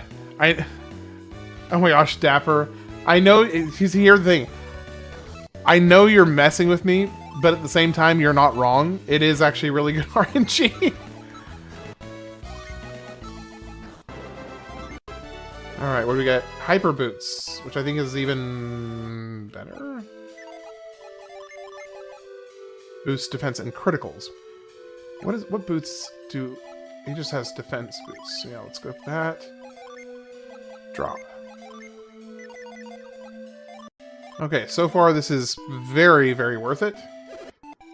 I know it's a little tedious, but it is very worth it. Critical no-show.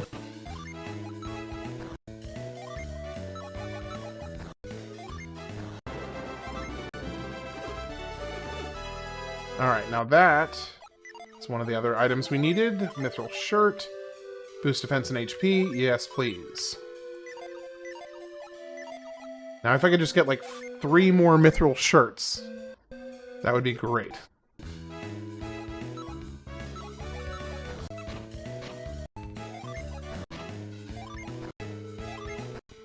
Nope.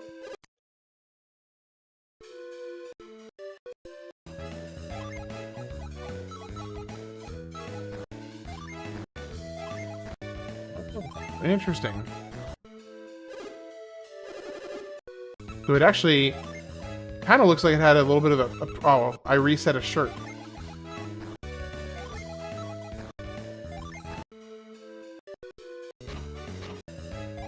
Why am I getting the same first 3 each time right now?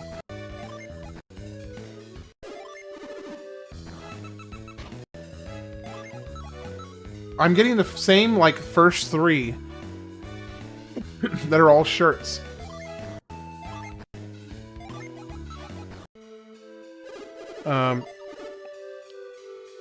Fun facts with Thumbtack. Try waiting longer in the roll. Oh, okay.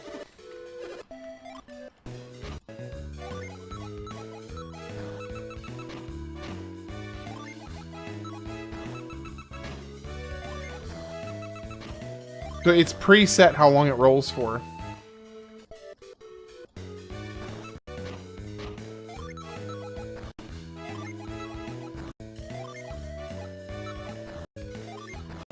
There we go, finally.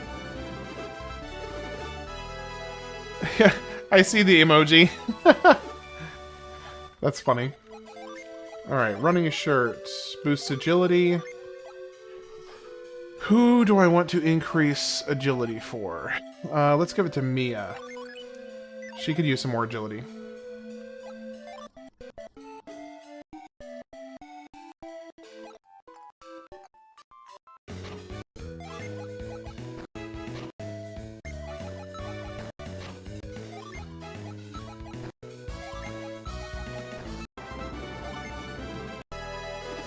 Another silk shirt.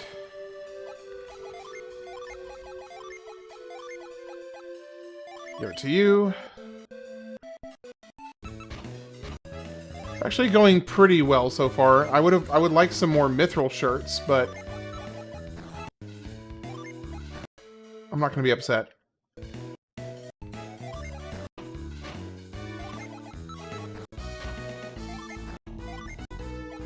Okay. Oh, no, we didn't get the boot either.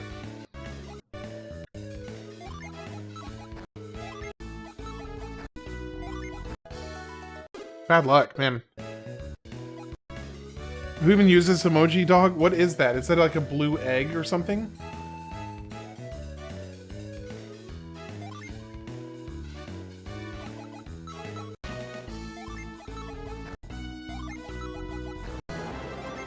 Alright, got another shirt. Please be no, it's not a mithril shirt. It's like, it almost looks like a blue egg. You literally scroll to the bottom of the barrel with it.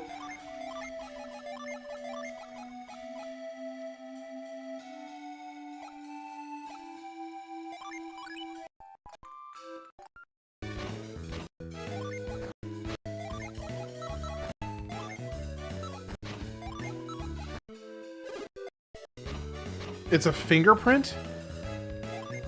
Really? From looking at it from a distance, I don't think I would have ever guessed that.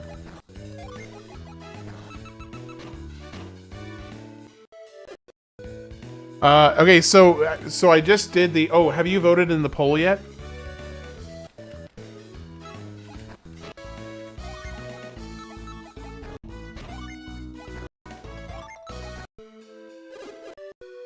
Yeah, Halo will be... If it's doing normal difficulty, then it'll be a little bit short. Just go to my YouTube channel, look under posts, and there will be a place to vote for the most recent poll I posted today.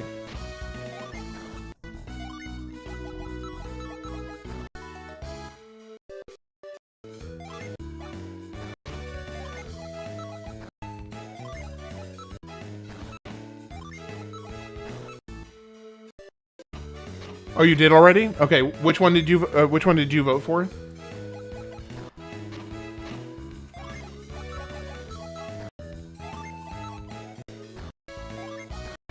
There we go, finally.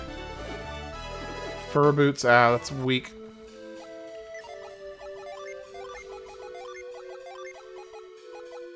Alright, let's go ahead and give that to you.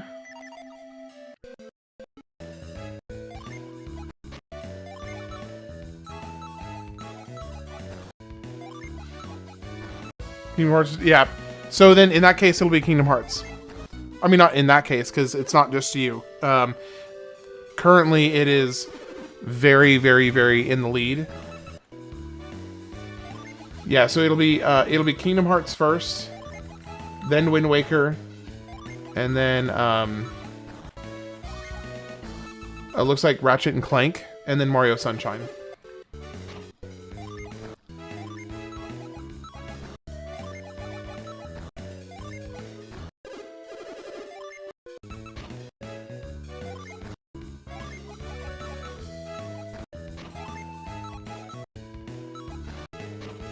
Funny because when I voted today, Wind Waker was in lead. Yeah, actually, I thought Wind Waker was gonna take the lead, but it did not. It ended up not. Kingdom Hearts came out in strong force. Okay, how many more of these do I have? Good lord. Okay, I only have one more ticket left. Thank goodness. I'm ready to move on from this.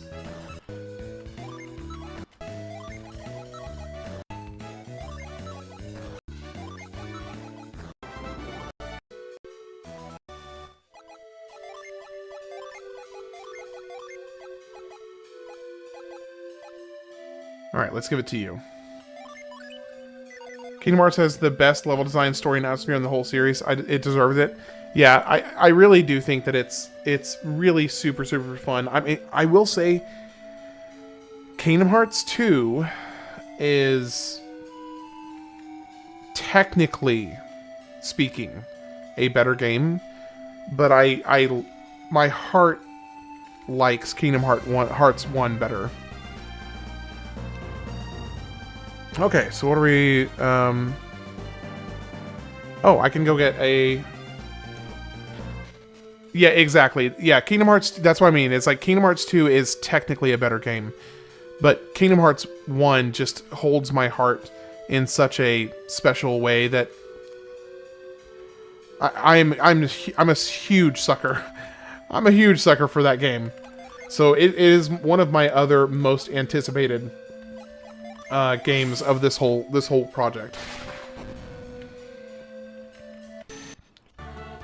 All right, got a.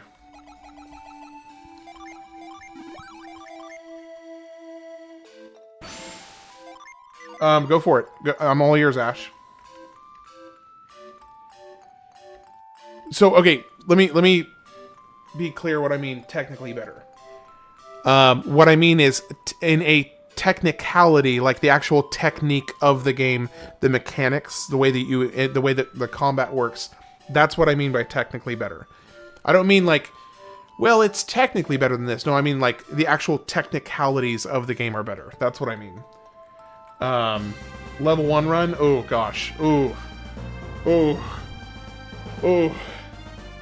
Maybe I will do a level 1 run after I've actually completed all of the extra content once, and then revisit the game, then maybe yes.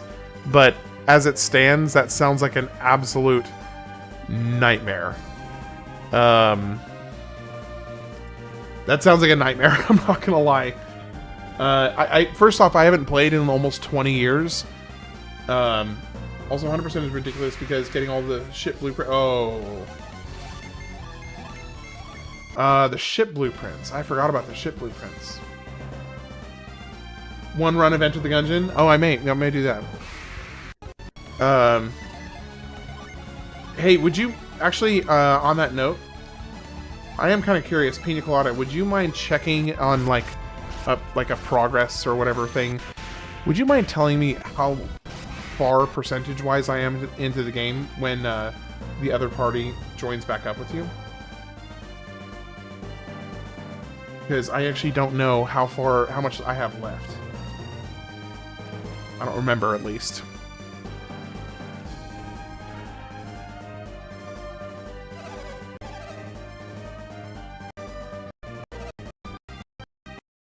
Yep, now I can fly.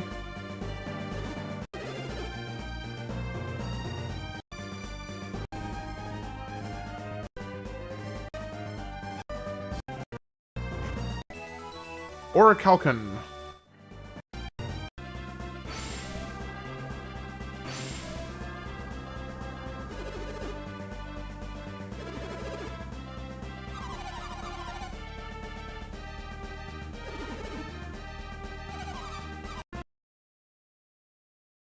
Alright, let's go turn that item into a...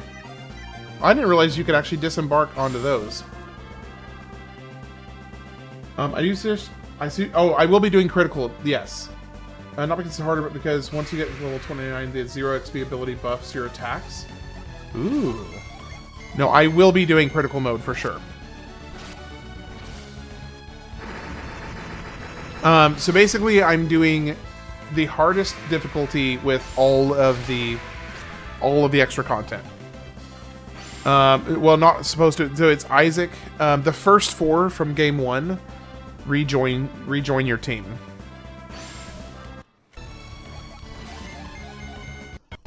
So actually, I really need to swap out the other. I need to swap out the other team.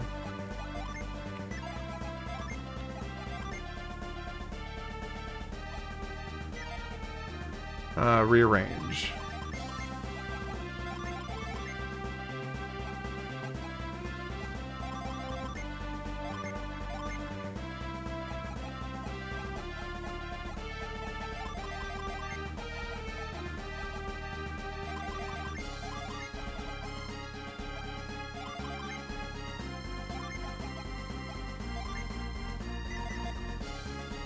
Um,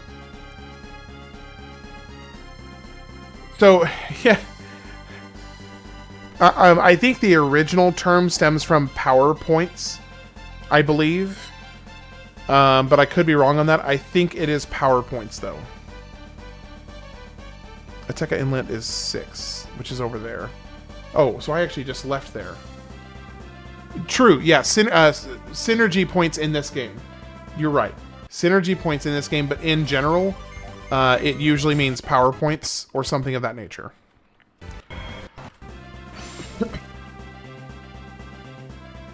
But yeah, Ash is correct in her comment.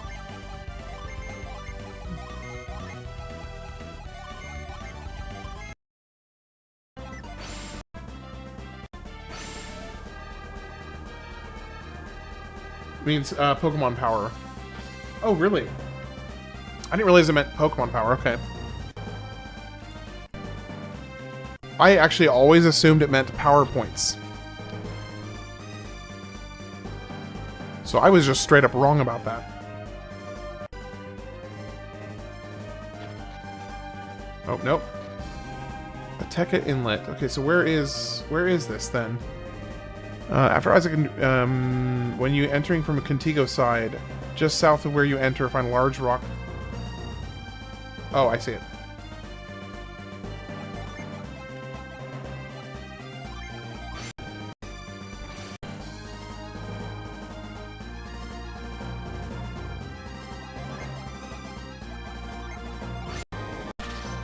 There we are. Thank you for joining. 1, 2, 3, 4, 5, 6, 7, 8. Big boost in his damage right there. Okay, so next one we want to get... Yep, okay, so that's done. And then we're going to go back to the previous... hold on. Let me see.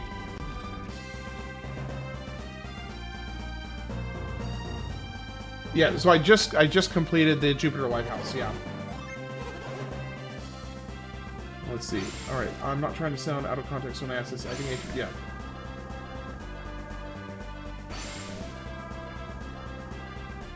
Let's see. Animation makes Mushu the strongest summon for DPS.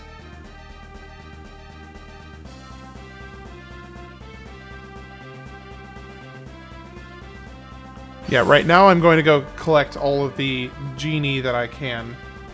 One of which is the Shaman Village, which is right there. So to get to the Shaman Village, I have to go up here. Yeah, gotta catch them all, exactly. It basically is just it basically is just Final Fantasy for Pokemon, more or less. It really is basically just, you know, Final Fantasy Pokemon. That's the best way I've heard it described.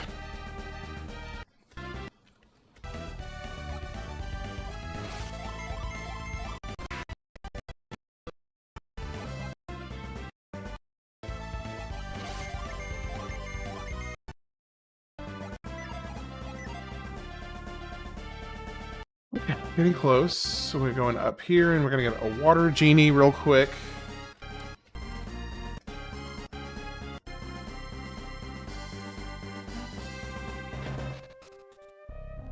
Alright. I found Isaac. What? We've been looking for you, Isaac. Who are you guys? The name's Satrage. You took me out in the last round of Colosseum, and I'm Azart. And don't forget Navampa. Oh, it's you guys. Do I have to fight them? Yes.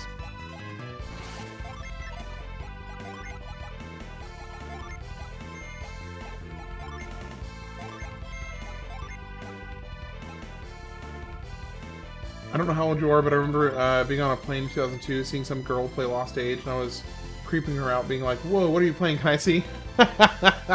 That's awesome. I mean, it's not awesome, but it is kind of awesome at the same time. It's like, it's a little bit of both.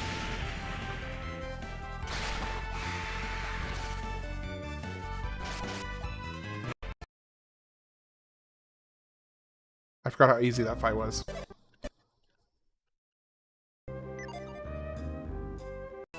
Golden shirt?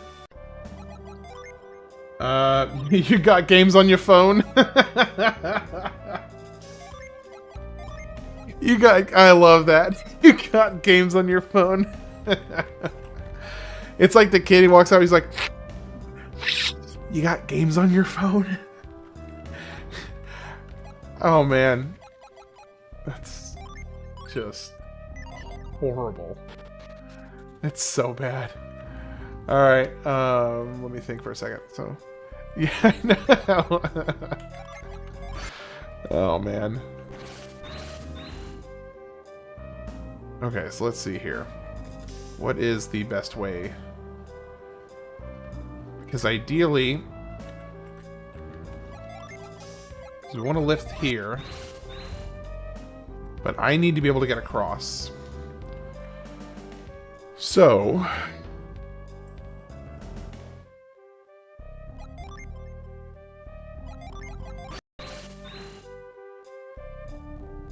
yeah, so we replace that with freeze here.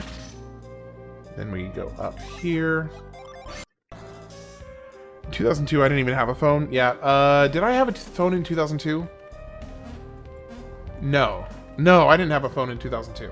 Heck no.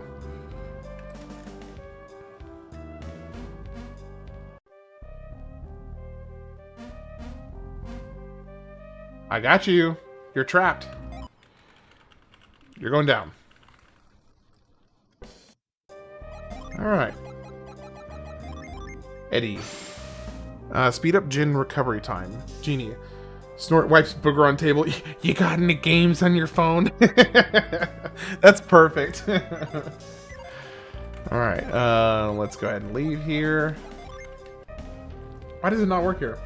My dad didn't have Snake. Oh, dude, Snake was amazing.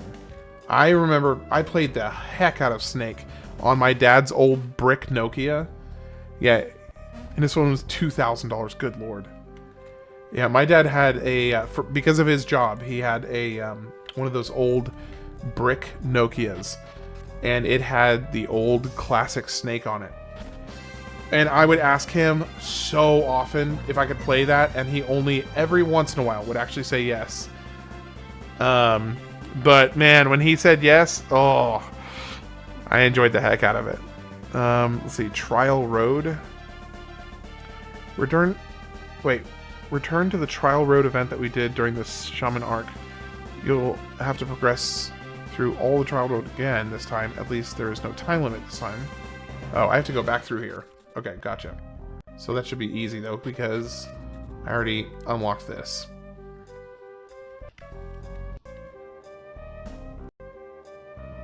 I think after this one, I only have like 8 more Genie to go.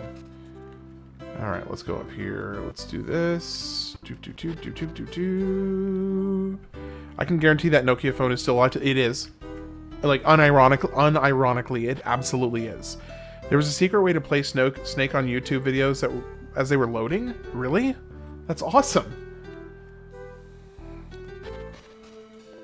But yeah, no, my dad's old brick Nokia is absolutely still alive.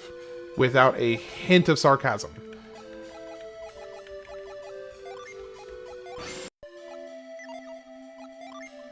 Yeah, nope. The last time I checked on it, at least, which was like, I don't know, maybe 2 years ago, I had saw somebody had made a joke or a meme, somewhere online. I saw it. It dented a sword made to cut it. Yeah. So I saw a meme like 2 years ago, and it was joking about how a Nokia, you know, was going to outlast whatever. Fill in the blank. It doesn't really matter. It was how long it was going to outlast everything. And I asked my dad if he still had his, and he said, "Oh yeah, it's in some box in his closet because, you know, why wouldn't he throw it away?" So I went and found it and plugged it in for, I don't know, 10 minutes. And then after it had been plugged in for about 10 minutes, turned it on, and it had like 30% battery life or something. And I didn't play Snake on it because I didn't think to, but I should have. Someone dropped it 1,000 foot off a helicopter and, and that crap survived the fall. Yeah, it's honestly kind of nutty how resilient they are.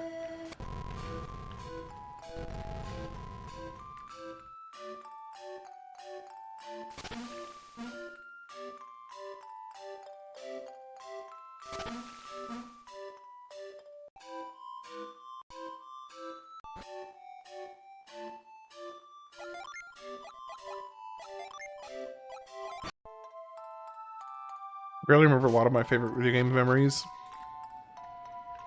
They tend to slip away as you get older, but I vividly remember playing Snake in church. Oh my gosh.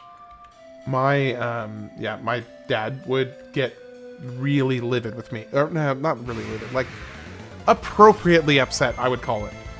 He would get appropriately upset with me for like trying to sneak, like basically not paying attention during church. It didn't really matter what it was, whether it was playing a video game or it didn't matter what it was. If it was me not paying attention, it was a problem.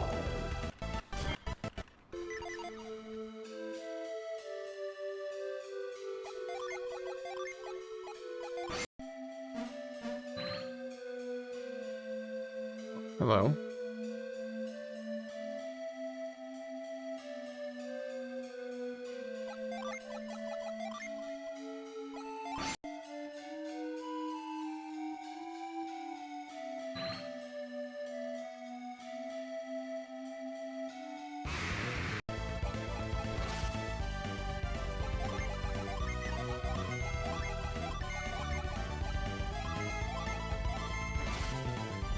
In church, my two options were staring forward or staring down.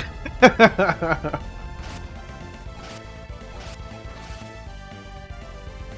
sounds about right.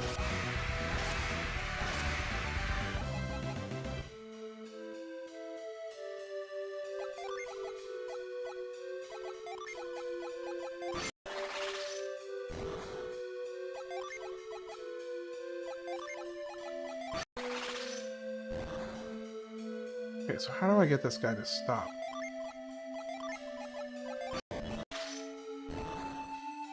Okay, so I just do this. And then... Nope. There we go. Take him out. Take him out. Alright, now we only have, I think, 8 more genie to catch. Don't stare down for too long. Somebody's gonna think you're sleeping. Ooh, man, ain't that the truth right there. Okay, Magma Rock is next, I think. Before we continue the story, I strongly recommend going out of your way to do some optional stuff first. Hold on, let me check. Geode, Eddy, and Gasp. Yeah, I already got all those. So we got Geode, Eddy, and Gasps. Shine linked game only.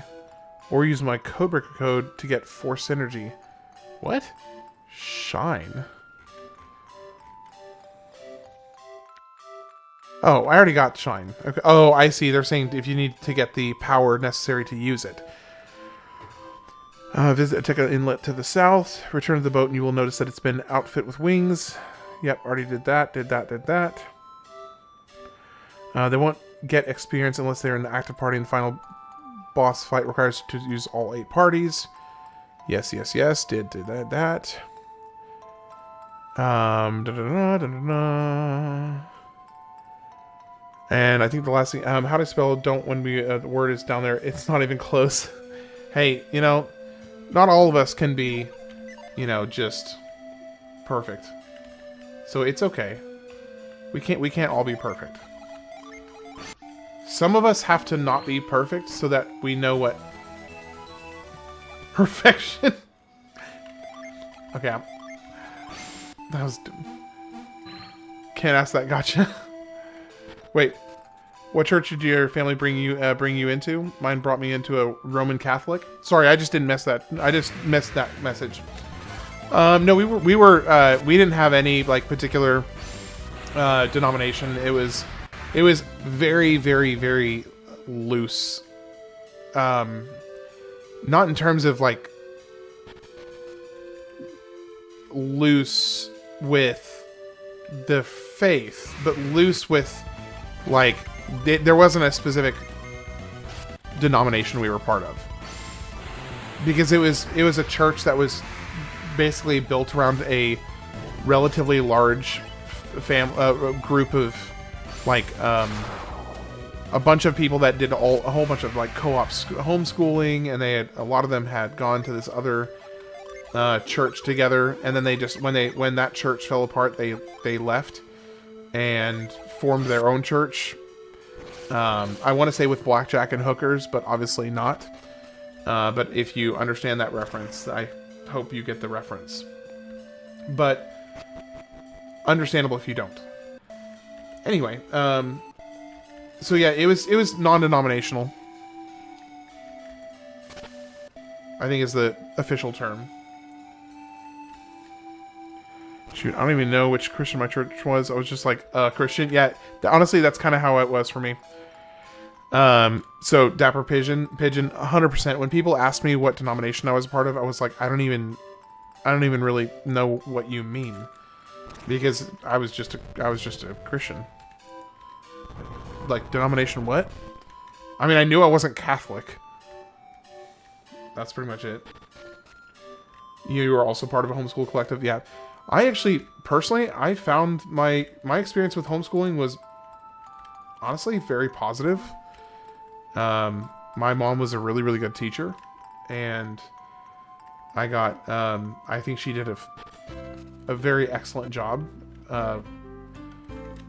So yeah, I mean, I really don't regret being homeschooled at all. Now, I was homeschooled up to high school. I missed it. Yeah, it has nothing important in it. It's like I guarantee you it's like a nut or an elixir.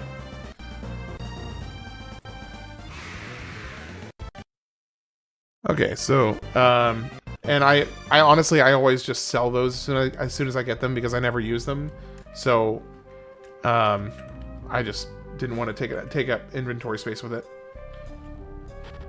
Okay, well, let's go through here.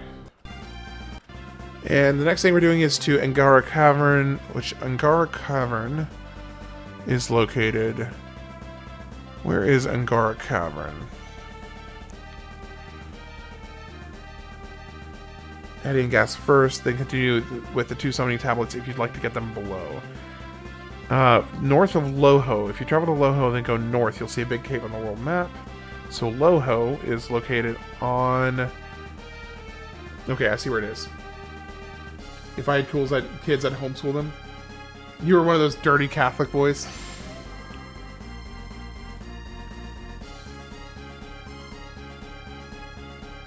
Man, you said it, not me.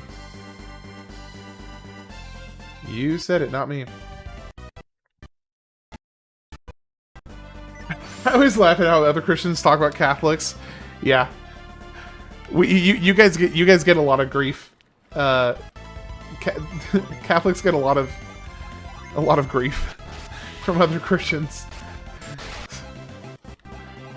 I mean, the way I figure it, you know, as long as you guys believe what you believe, then, and not believe what you believe, it let's just say that faith can take all different kinds of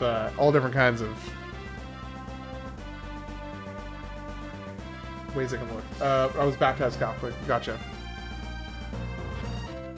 Okay, Loho. Do I have anything I need to do here? There is a genie here, but I'm guessing I probably can't get this genie yet. Let me see.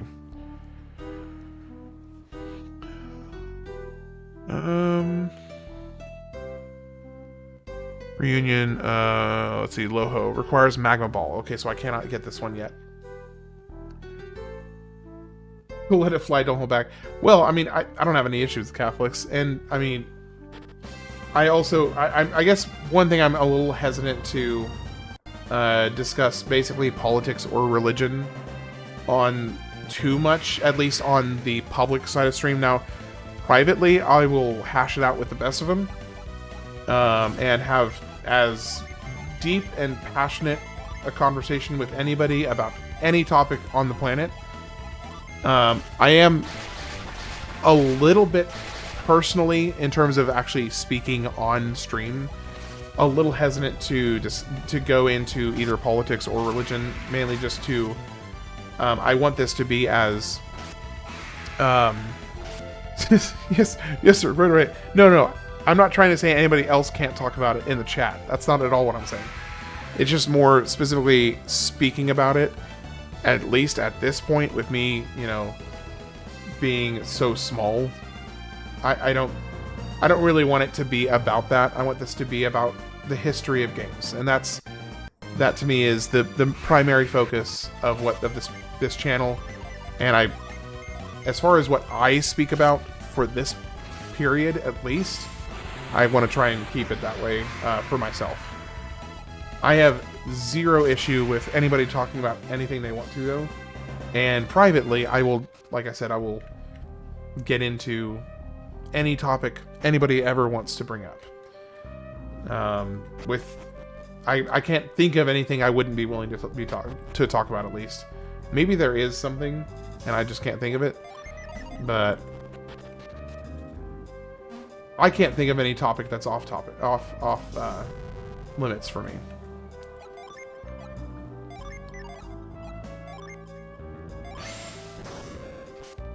I'm scared every time you fight a bird. Oh, because you think it's gonna be a pigeon.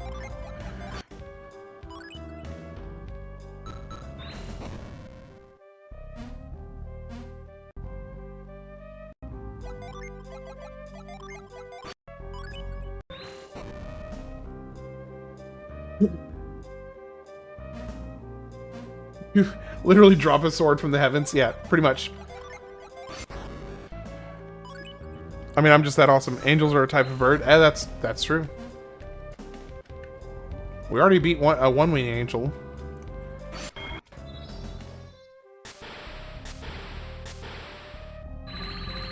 Alright. Summon Horus. 3 Venus and 2 Mars. Standby Djinn Genie are needed. Okay, that takes care of that. Now the next summon tablet is attack a cavern. Your ship can fly over land now. Yes, it can indeed. Where is this one located, though? To reach the, you'll need to use the wings on your ship. If you don't know, you can ship and fly now. You'll want to enter the Ateca continent from a beach on the eastern side. Oh, something just happened. Posture check. Hey, Mr. Jack Frost, welcome in. Thank you for the posture check. I needed that.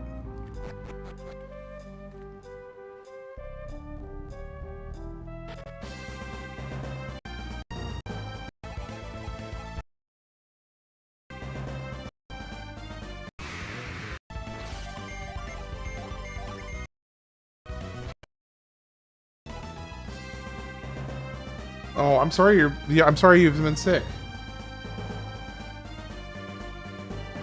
Ice guy from the Rise of Guardian. Oh, Jack Frost. Yeah, Jack Frost. How on earth did it take me this long to realize that's what you were naming yourself? I cannot believe it took me this long to realize you were naming yourself after Jack Frost, as in Jack Frost. How? I swear, sometimes my own stupidity just boggles my mind. How did I miss that? Okay, so we're going, it's down here. Okay.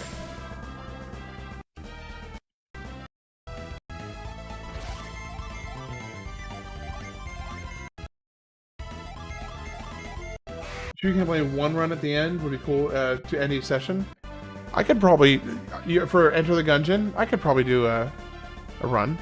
The mascot of the Atlas franchise and the Megami Tensei Persona series.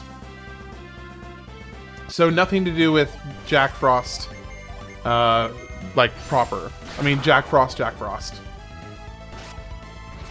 Fly high, evil birds, don't touch the sun though. I think I may actually do that because I think if I kept on, if I kept on pushing past this next summon tablet, then it would probably, I don't know that I would, I think I would finish too early tomorrow, and I wouldn't have enough time to fill the rest of the stream. So maybe I will do a Enter the Gungeon run, just for fun.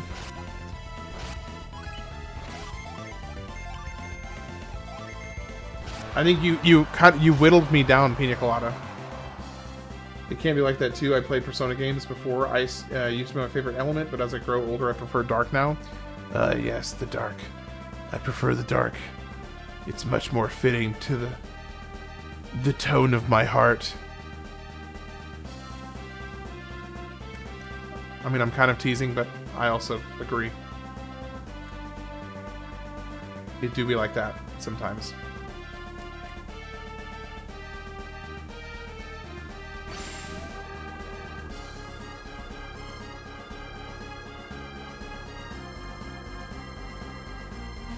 How are you? I rarely see Golden Sun playthroughs even on YouTube. Well, somebody's got to do it. I'm doing good. I'm enjoying it. It's been a long time since I've played this, like a really long time. So I'm enjoying revisiting it for the first time in ages. There we go. All right, what time is it right now? It is 12.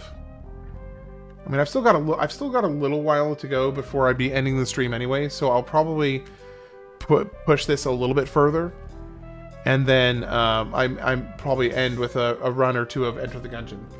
I hate how I can look at video games while watering and go, I think I should I should consume that. Yeah, for sure. How do I get? Can I reach it from here? I don't know that I can reach it from here. Yes, I can. I can. Okay, cool. What's the story? So the TLDR on the story right now. Right now, I'm just doing. Okay, well, let me ask you this, Goat Boy. What is the last like specific thing that you remember about the story up to this point? Like, what's the last story beat that you remember? Cotalis. Worst offender is candles. They look edible for no reason. You know, I can't say that I've ever found a candle to be especially edible looking to me, but I will agree that certain like wax in certain forms, like when it's warm and it's malleable and you can kind of like play with it. Yeah, that I totally get. The last thing I remember is like the start of part 1. You lost the orbs to some evil guy. Okay, so basically what has happened up to this point is,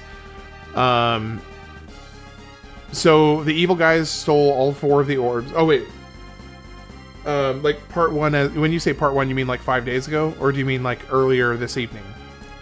Because what you just described kind of happened today as well, in addition to the beginning of the story. Game 1. Okay, so basically, here is the kind of simplified synopsis of the story up to this point. So, your characters, the other Team 1, I'm going to call them Team 1, which is...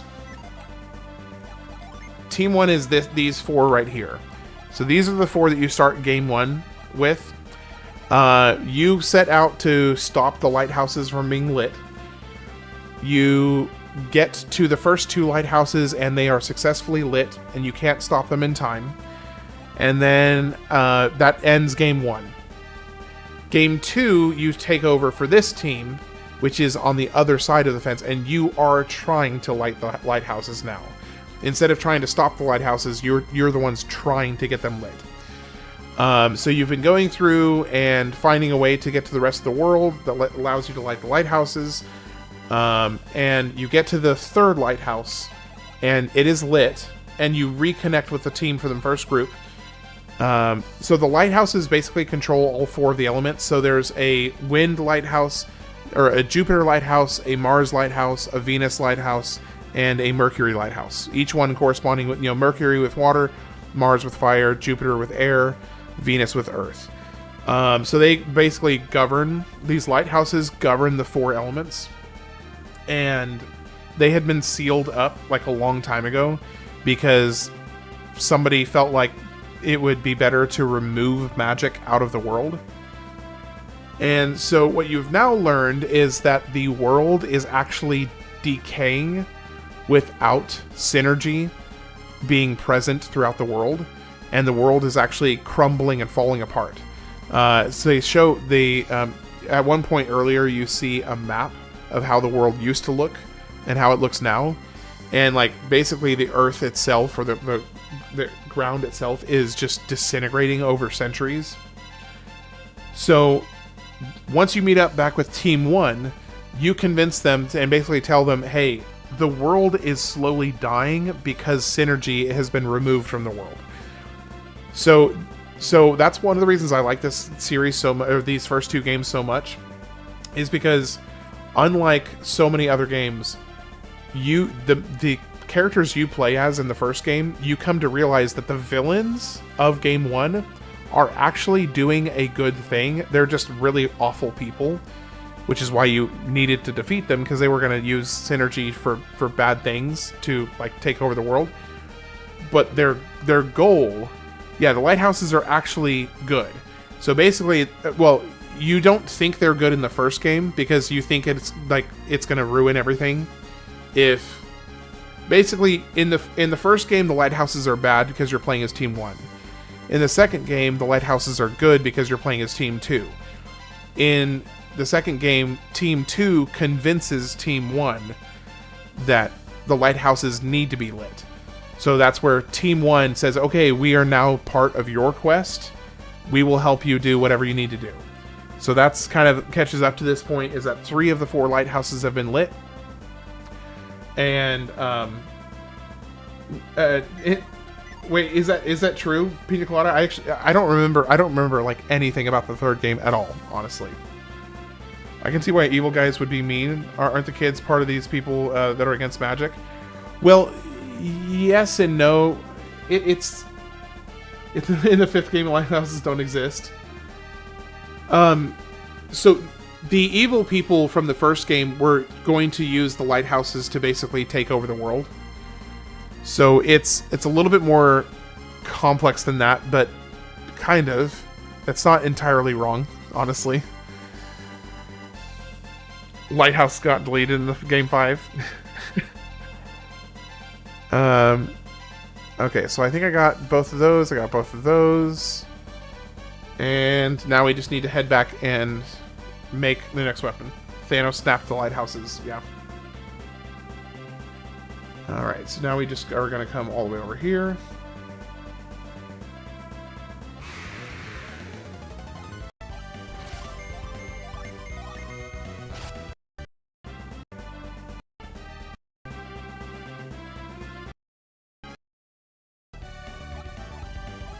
Don't even get me started on the 6th game. Yeah, I wish they had made more games. And I will say, I wish they had gotten a little bit more succinct with their dialogue. The dialogue rambles a bit. Like, they could have much better dialogue writing. You could have the same conversations with the same importance in half as long of conversations.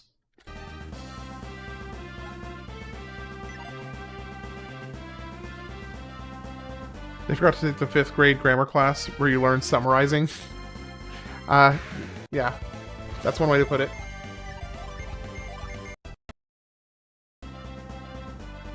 Okay, we are heading in the right direction. Let's go around here.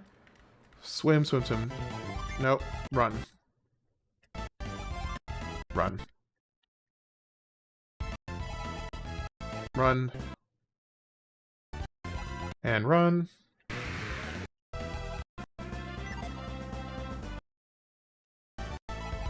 Gosh, the turbo is so nice.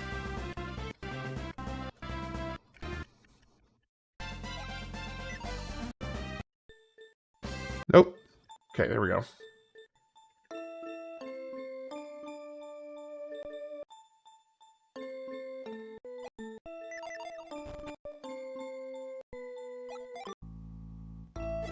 I got the orichalcum for you.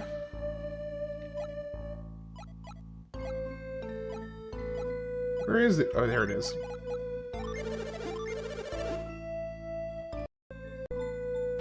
Sonic 06 loading screen. Pretty much. What is your ideal ham sandwich? Ham and cheese or ham and ham? I mean, ham and ham seems a little incestuous to me. So, yeah, ham and cheese.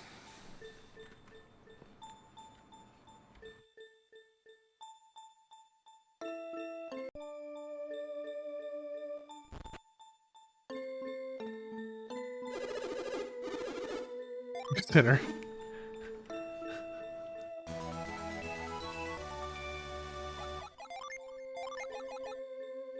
Resist all elements. That's pretty good.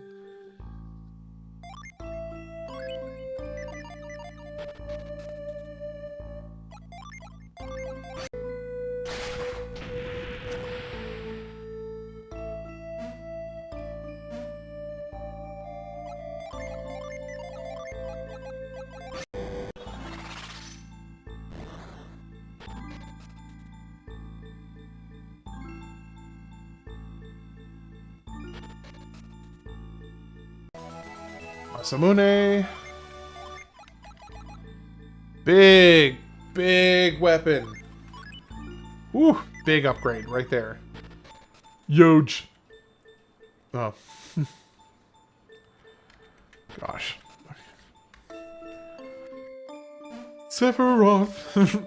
Sephiroth. The Masamune. Now, is his the Masamune or is it the Muramasa?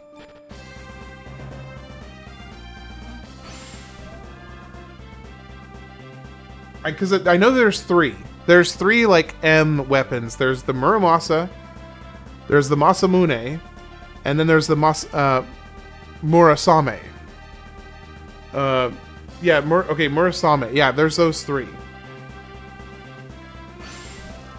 Okay, so we did that.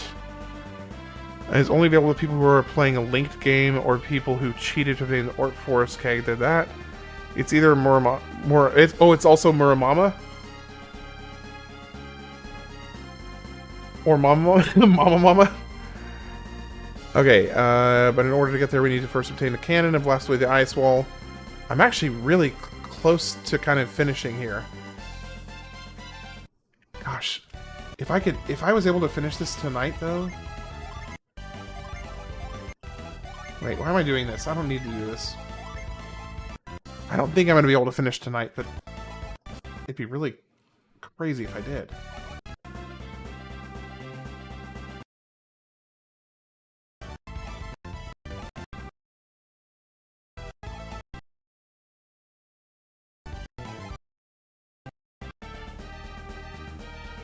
Okay, so they are wanting me to go up this other river here to the magma rock. Murasama or Masamune. So what is the third one? The Masamune, because there's the Masamune, the Murasame, and then the There's a third one. Hold on. I'm gonna type this out because it's okay. Murasame, and Masamune. Those are the three that I know of that are all like the best swords in the world, more or less. Okay, so we go. Nope, we need to jump up and fly over here to the magma rock. They jump those seagulls in a picosecond. Okay, so most likely I'll probably finish up tonight here because this is probably going to take at least 45 minutes or so. I'm going to go to the bathroom, stretch my legs, and then get the magma rock done, which should be a good puzzle. I will be back shortly. About 5 minutes.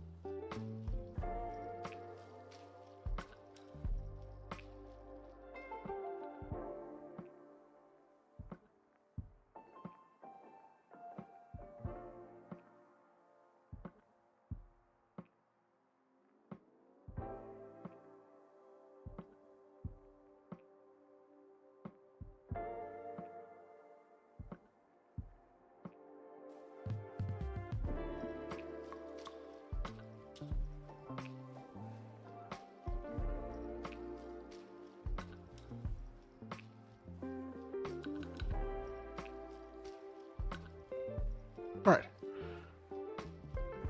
Nope.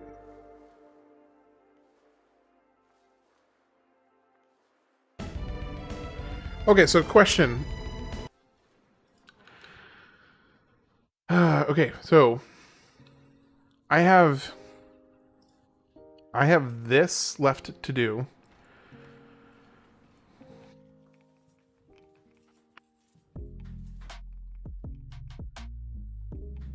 Let me think. Okay, so I've got...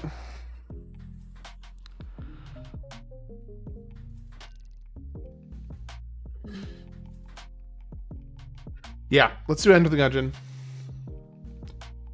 I'm gonna do Enter the Gungeon.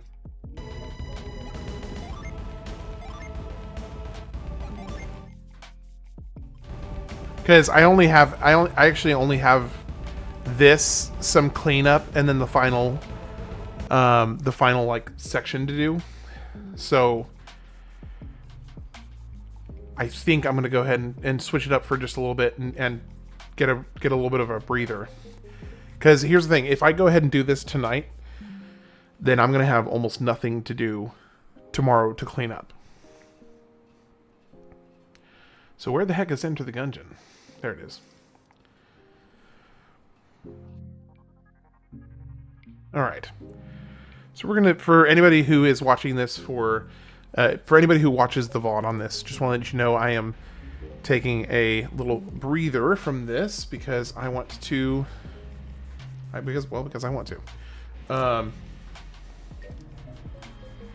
Okay, let me come over here and fix game capture.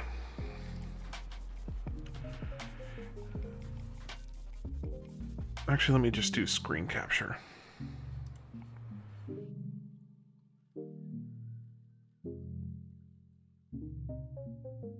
Just do it this way. All right, it's let me see. That's pretty decent. I think I can see basically everything in here. All right, so yeah, so this is, I'm just going to do a little bit of, change it up a little bit, get a little breather from the RPG. So yeah, Enter the Gungeon is a roguelite that is one of my favorites, and it's kind of just like a bullet hell game. Goat Boy, have you heard of this? Or have you not? Have you ever heard of this game before? Heard about it just now? Okay. Yeah. So this one, oh, I wanted to start with a new playthrough. Well, let me see. Options. Can I reset? Reset save slot progress. Yeah, there we go. Yeah, I'll just go ahead and reset. Alright, so hopefully I'm probably going to have to redo the tutorial. That's the only downside. But that's okay. It's not the end of the world. Okay, I need to... Yes, I know.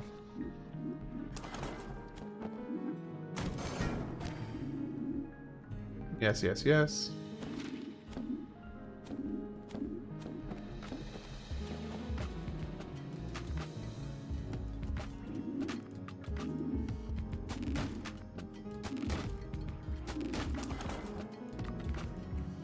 Okay, let me... Oh, dang it, I forgot the music is still going. Okay, here we go.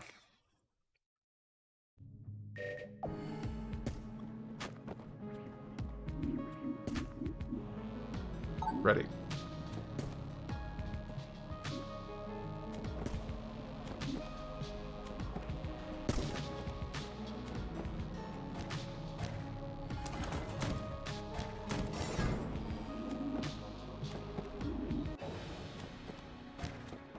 We were saying it's way harder. What? Escape from Tarkov. Oh, he doesn't want me to go yet. He wants me to come over here and talk to him. Yes. I know.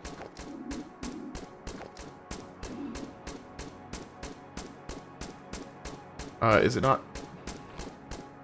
Wait, what is the control for it? Options, controls.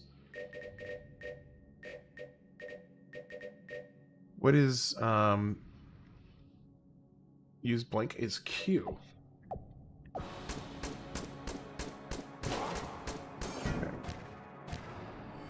I don't remember Golden Sun looking like this. Yeah, I'm taking just a little bit of a breather because basically I'm far enough in the story that if I were to go ahead and keep going, then I would end up not having anything, hardly anything left to do tomorrow.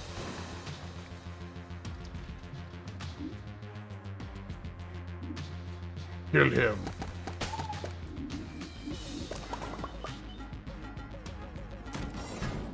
Yeah, it's still Golden Sun. Nothing changed.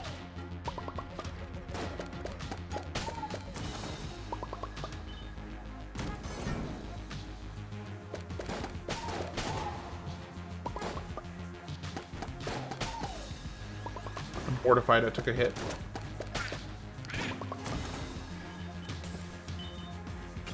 All right.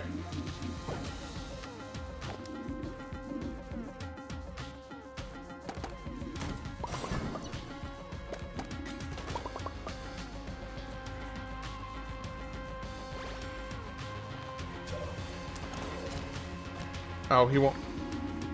Yes, yes, I know. I wish there was a way you could just skip the. I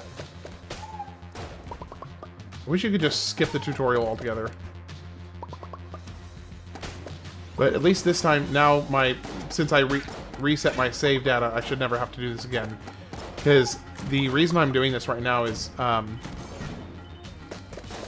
it accidentally uploaded my cloud save from my previous game, which I was actually intentionally trying to start fresh. So the fact that it reset my cloud, it brought in my old cloud save, I was not happy about. Sun has set. Enter the Golden Songyun.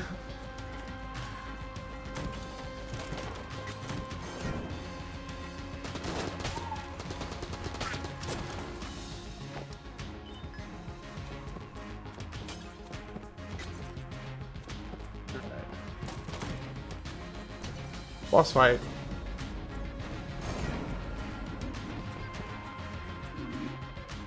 Yes, let's do this.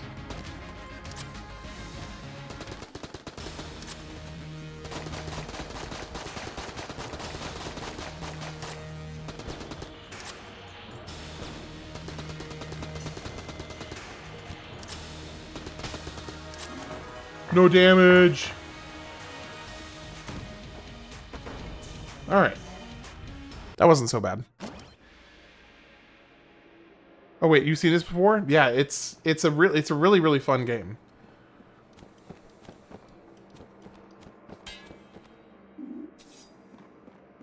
All right.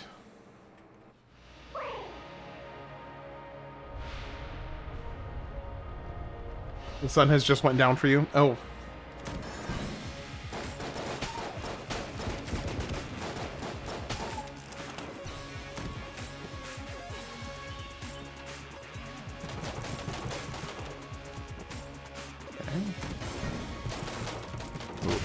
Careful. Oh, shoot.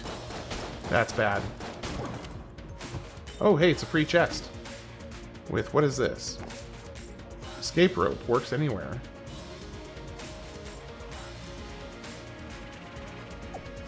What did I just do? Oh. Interesting. Okay, so the escape rope takes you... The escape rope takes you to... the shop. That is awesome. That is super useful.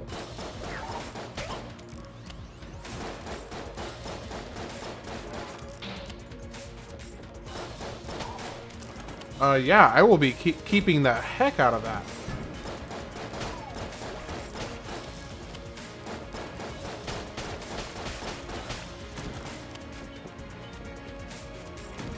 Where is Nibelheim?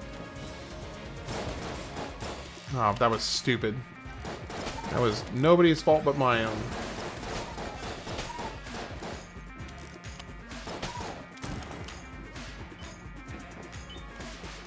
Cloud's A-bomb.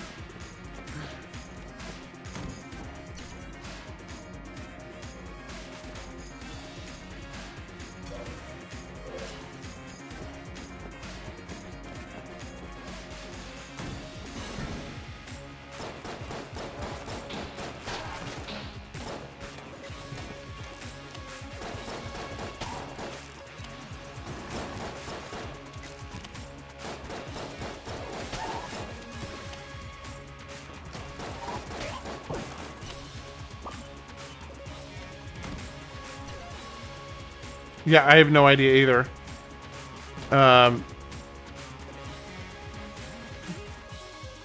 What are you talking about? Dapper, I have no idea what he's talking about.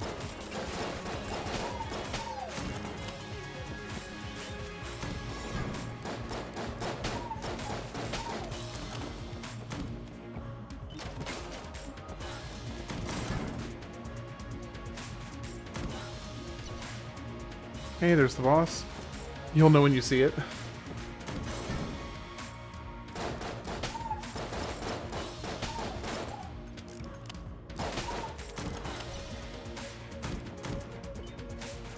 Hey, is that it?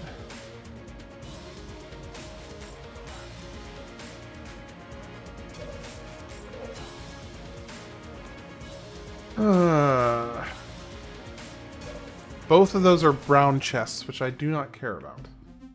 So I'm going to take the key instead. Let's go fight the boss. I didn't get anything weapon-wise.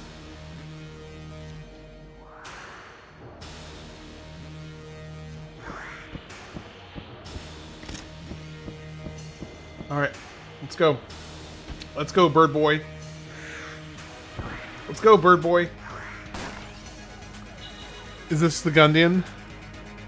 This is the dapper pigeon I'm supposed to fight.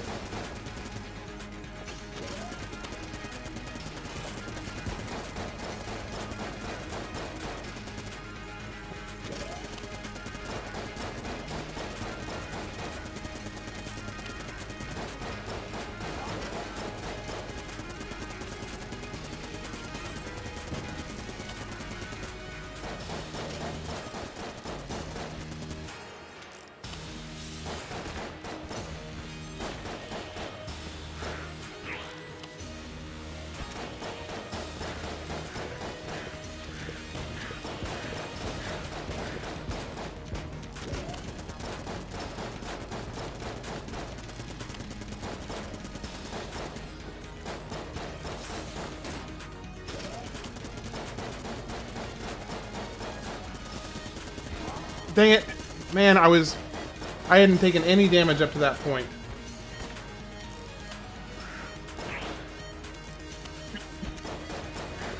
I was doing so well.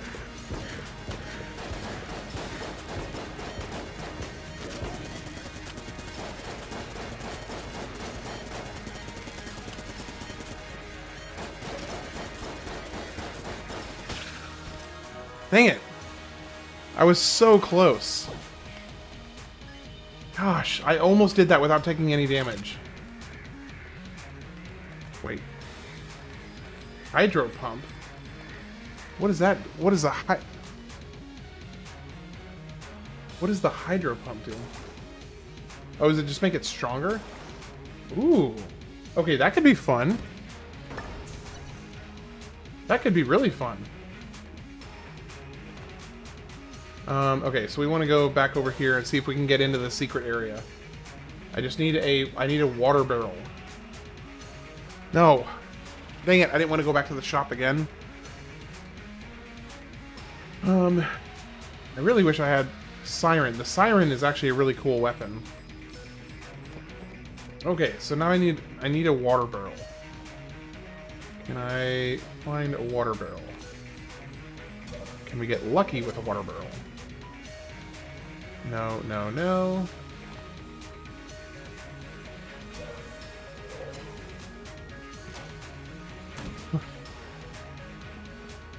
Nope. No water barrel, no water barrel. No water barrel. Come on. Wait, will the water gun work on it? I wonder. I wonder if the water gun will work on it. Oh, it does! Oh, that's awesome! How fortuitous.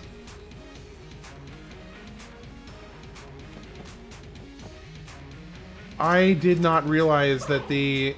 I mean, of course, it would make sense that the water gun would work on it, but I didn't think about it. Well, yeah, I mean, I know the, you know... Dang it.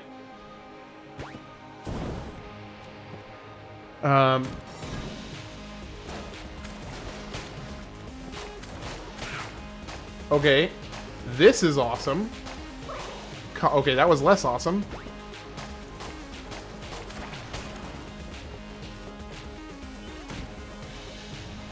Yeah, I need something a little bit more predictable. Alright. Yeah. Go.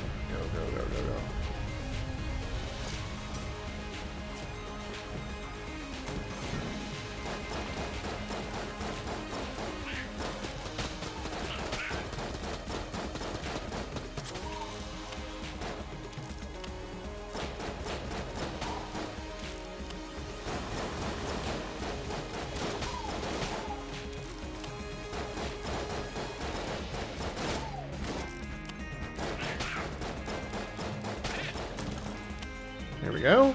Not bad.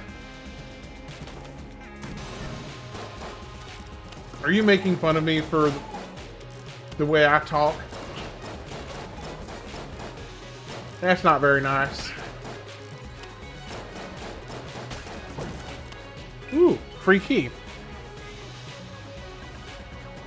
Yeah, my health situation needs some attention, though. My health is in rough shape. Oh shoot, oh shoot, oh shoot, oh shoot, oh shoot.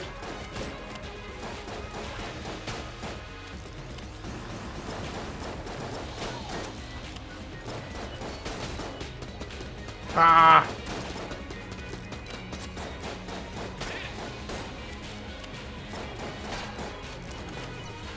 Oh, the shop is right here. Quite serendipitous, indeed. C4. And we've got a... I think I have to buy this heart. Shoot.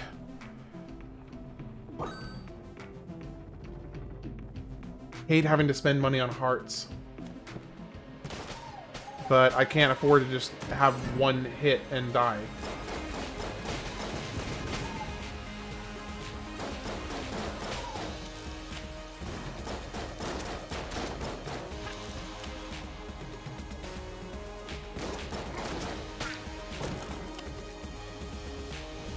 Okay.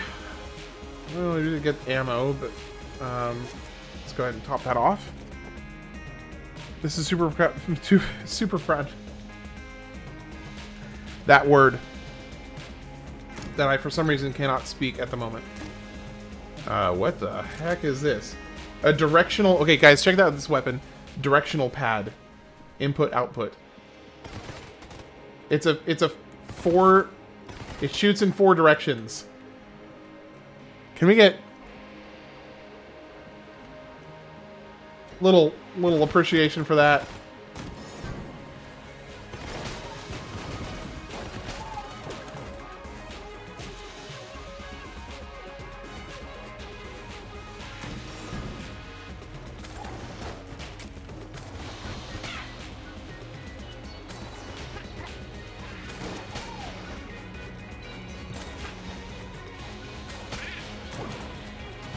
And we got another chest.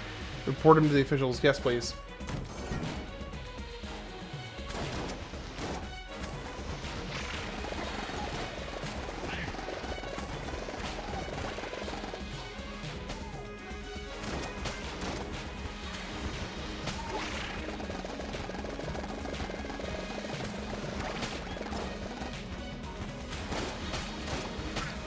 Dang it! I really needed to not get hit.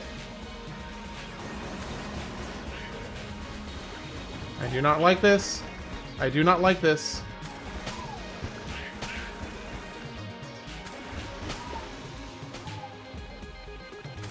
I don't like this. And I don't like how little damage this thing does. I do appreciate how much it pushes back. Okay. Let's switch over to this again.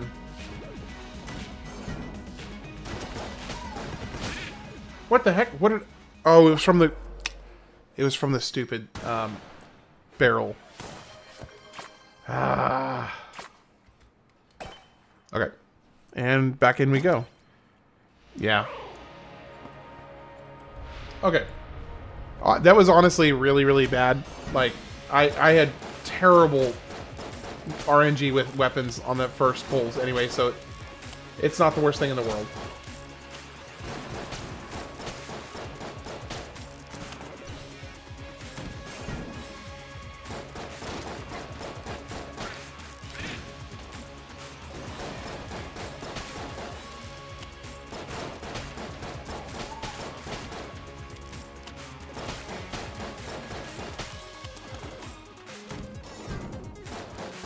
Whoa, whoa, whoa, who is this? Who is this?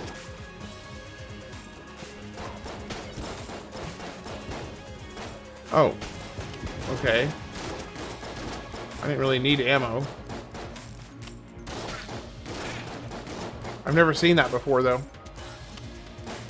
It must be a new enemy.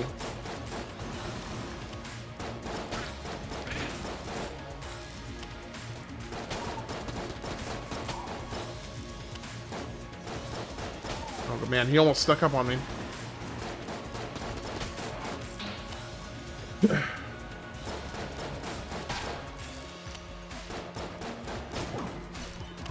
Ooh, a free chest. Okay. Scope. I think that just means you're more accurate. Yeah, yeah. So your accurate is more aim. Everybody. People used to call me the thinking pigeon. Does the four-way shot shoot in forward direction also? Yes, it does.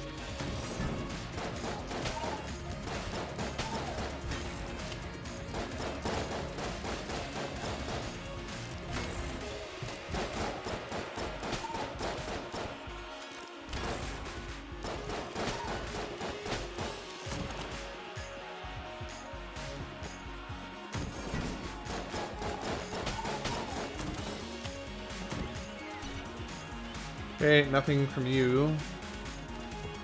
Not yet, at least.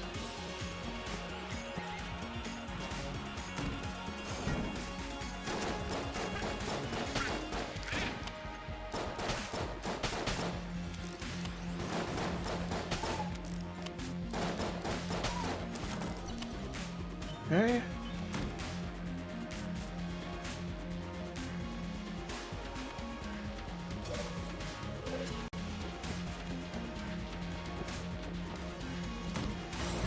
Yeah, I just leave it.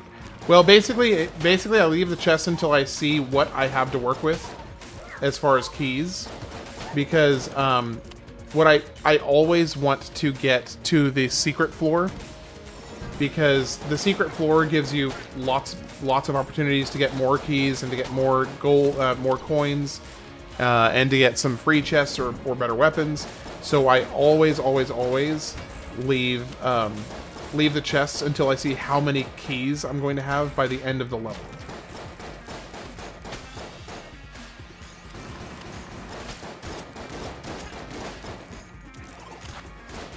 Ah.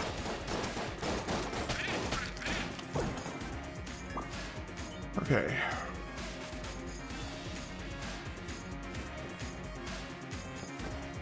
Because currently I only have one key. So if I were to go and use that key, then I would immediately, it means I would not be able to get to the secret floor.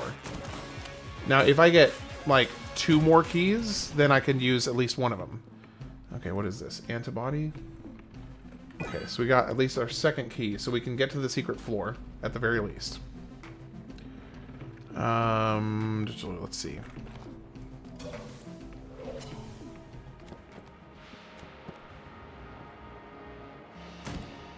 Dinamiti must be Italian. Squirrel from the Hoodwinked. Yeah, I'm not sure I understand that reference either. Oh no, from the movie Hoodwinked. Yes.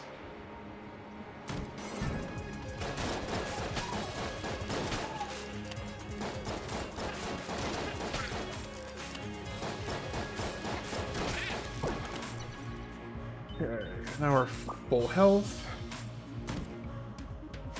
Yeah. Okay, and screw that chest. I think that is everything. So, let's see. Let's go ahead and do the boss. See which one we're gonna get. I bet you it's the guy sitting on the throne. No, it's the bird again. Okay, let's see if I can do this a little better and not take damage this time. Because you get a nice little bonus if you don't take damage.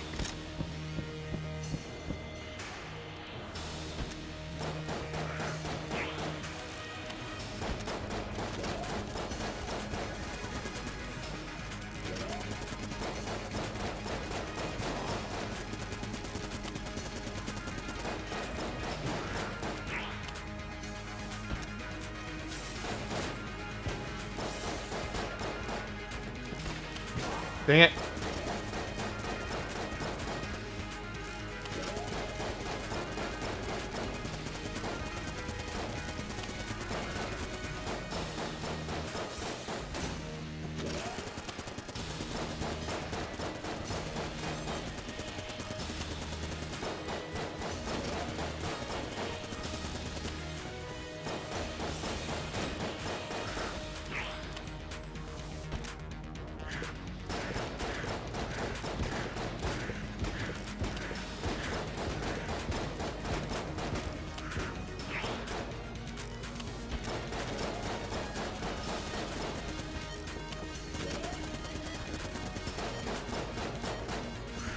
Shoot.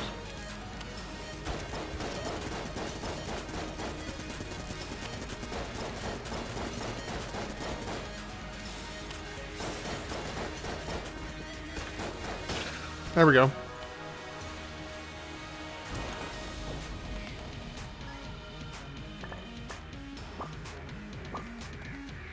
The gun from Duck Hunt. Such a terrible gun. Such a terrible, terrible gun.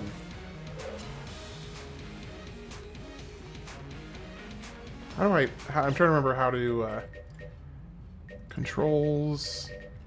How do I drop gun is F, drop item is G. Just an awful gun. Okay, let's try the secret floor again. And maybe if we can get lucky, we'll find a water barrel somewhere moderately close. Okay, there is not one in here. Someone tell the dang bird to put a shirt on. Yeah, he's not very dapper. That's for sure. Not very dapper at all. Nope, no water barrel in here. Oh, please don't tell me I'm going to be stuck going to the second floor already. I really, really would like to go to the secret floor, please.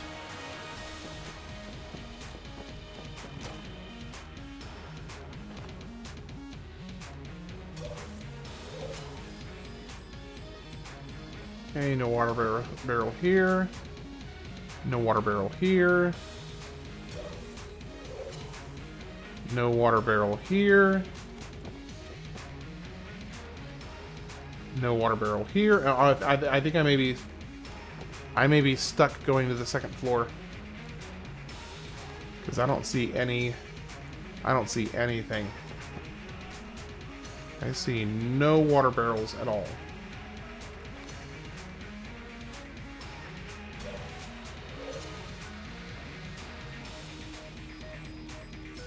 Yep, I think I'm stuck. Okay.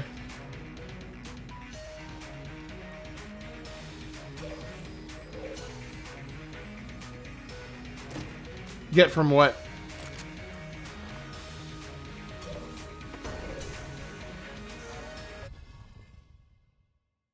From going to the second floor? Or what specifically?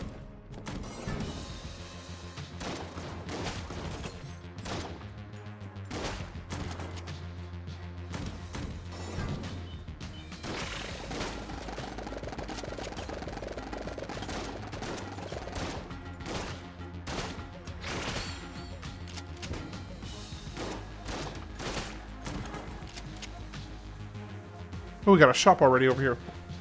I won't respect my name and give respect to everyone else. Well, yeah. That's only fair. What is this? Table tech shotgun. No idea. I do not have enough to afford that.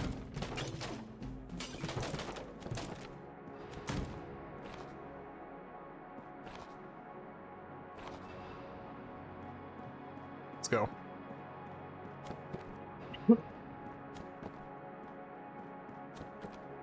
I need to switch back to the pistol because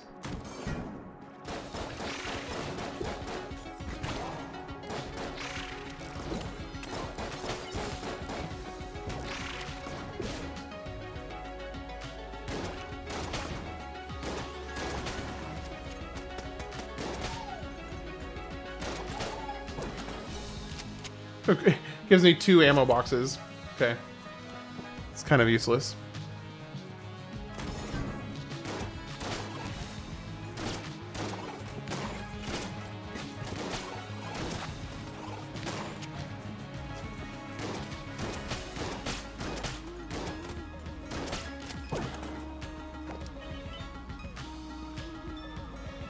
Okay.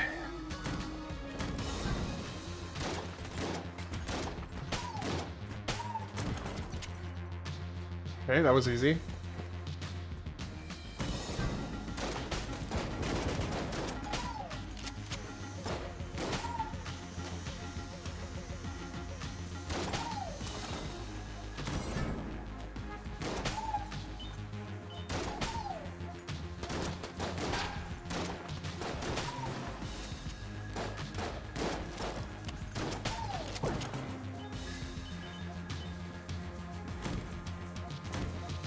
Ooh. Okay. So this is one of the 2 luckiest chests that you can encounter. Well, technically there is a third one that's even luckier, but it effectively never ever shows up. So it's kind of almost pointless to even count it as a realistic chest, but this is incredibly lucky. We've got the Vulcan. Okay. Or disintegrator. So this one, there's a nice little cool beam here. So that is an awesome weapon.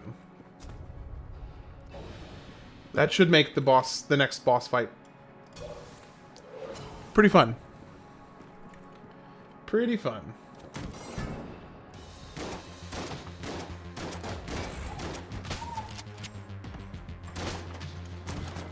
Ooh, golden key. Thank you.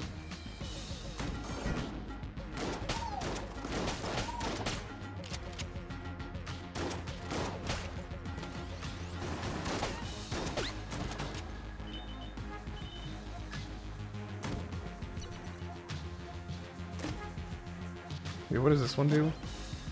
Ring of chest vampirism. Blood from wood?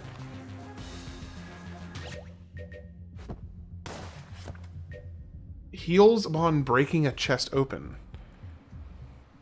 Okay.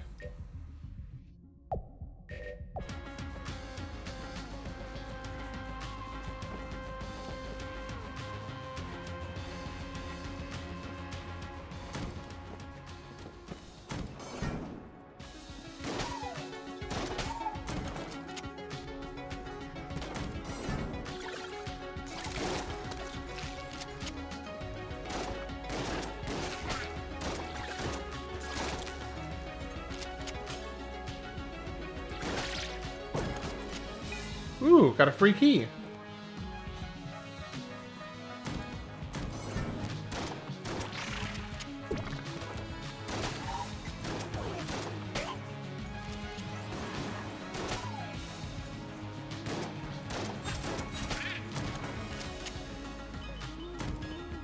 Okay, there's the boss room. And I gotta say, it is kind of nice to do a little bit of a change of pace here. I'm enjoying the kind of shift.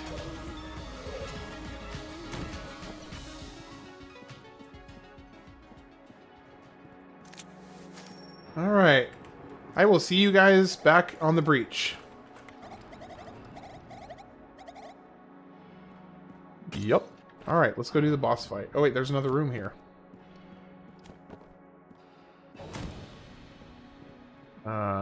Yeah. Okay, let's go. Let's go see how well the disintegrator does against this boss. First off, I don't know which. Oh, it's this guy. This should be your perfect boss to do this with.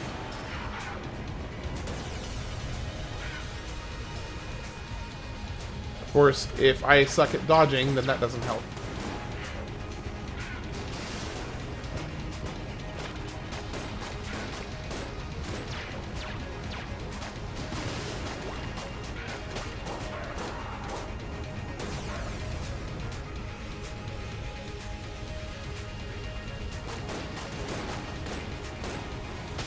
I almost did that with no damage. If I had just not been stupid with the dodge rolling at the very beginning, I would have gotten that with no damage. Shotgun coffee speed. Oh, I'm faster. Ooh, I'm faster now. Heck yes. That is awesome. Ammonomicon. Highly caffeinated with just a hint of gunpowder. Don't drink more than 99. Don't drink more than 99 cups. That's nice. Okay, cool.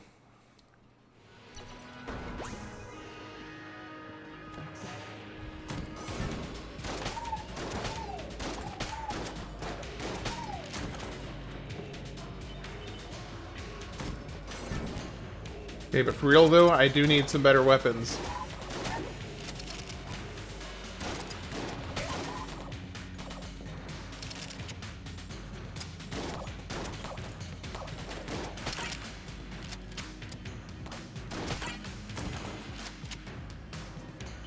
Because this one is about to run out of... Oh, I do actually have more ammo.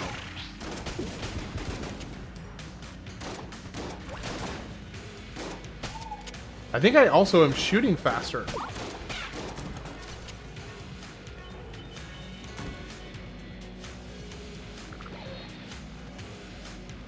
Okay, let's call in the ammo.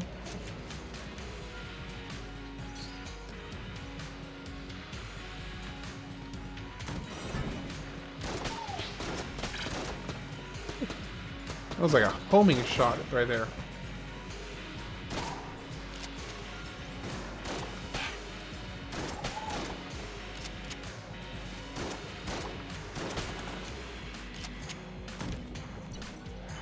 Nothing there. You don't ever waste keys on a brown... Or, unless you absolutely have to, don't waste keys on a brown chest. They are almost never worth it.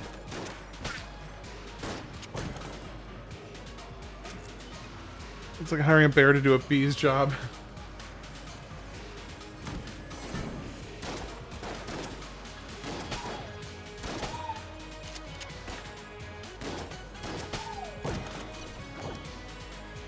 Oh, we got more ammo. And they're throwing ammo at us.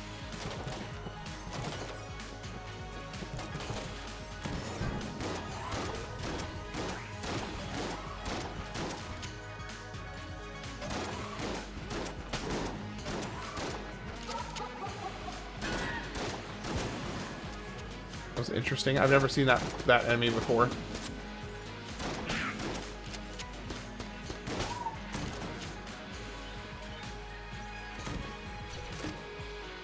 Teapot? A monocular monster? What? Oh my gosh, you gotta be kidding me. Why am I...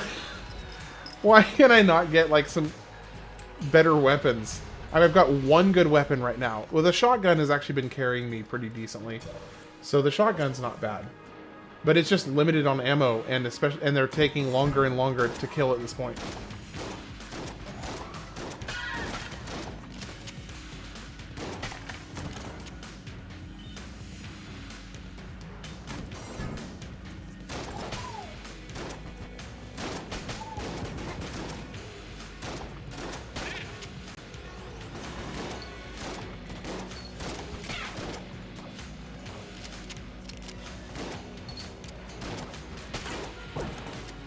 Ooh, free key. I will take that. 60 shots. Yeah, I gotta clear all the way to the boss. So, it's doable. It is doable.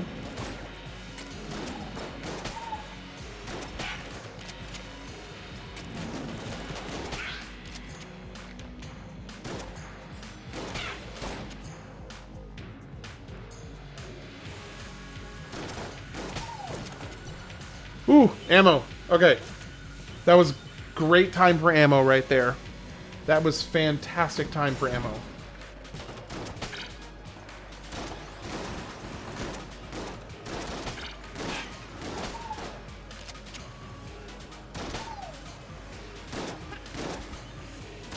Should have dodge rolled right there.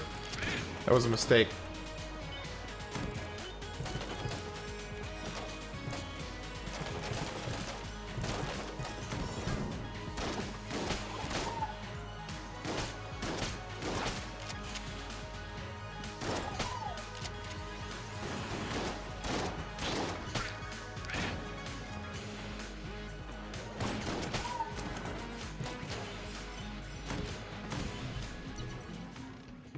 Okay, goodness gracious. Alright, let's get full heart, half heart, key, and shield. I need to look up and see if this teapot is any good. I think this teapot is probably terrible, but I'm not positive. Let me see. Enter the Gungeon teapot.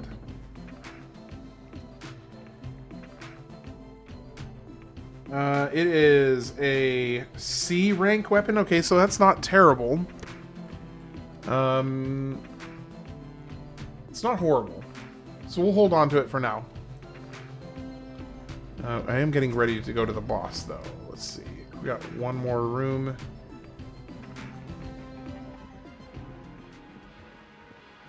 And then I think it's boss time, I think.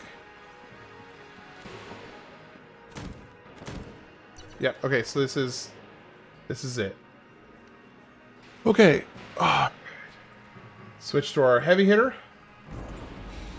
And it's the wall. It's the tank. Okay, the tank, I think I remember the tank being on the easier side, but I don't remember. Tread not.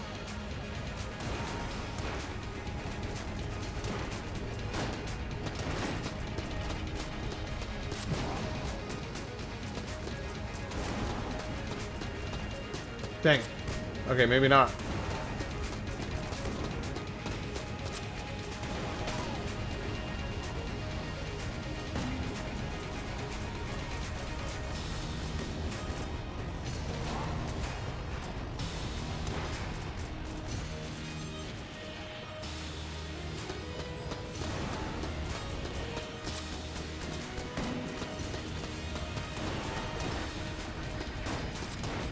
There we go.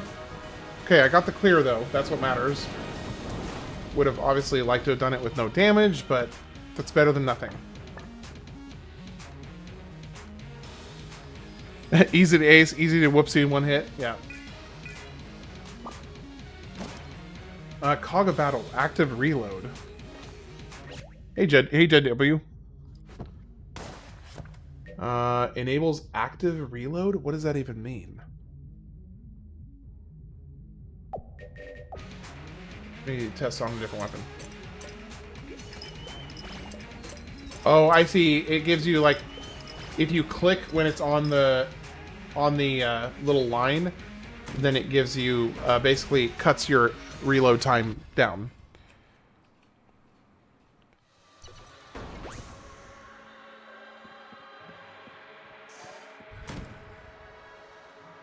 Fast reload if you time it, yeah.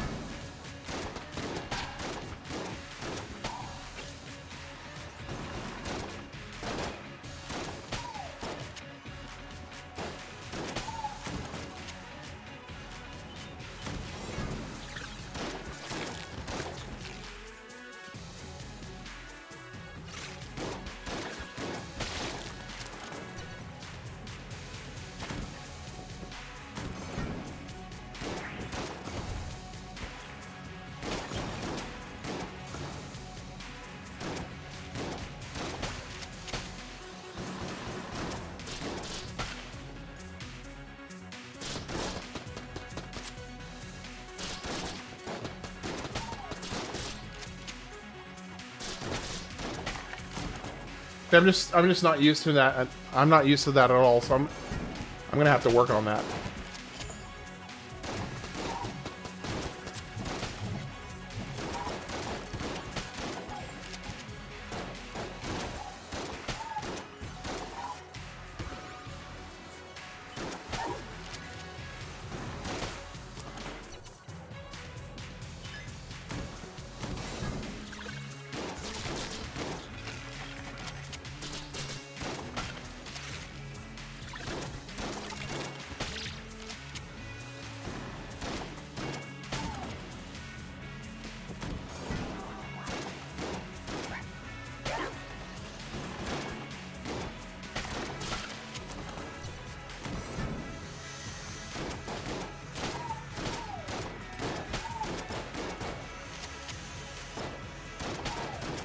And I am basically out of ammo on this.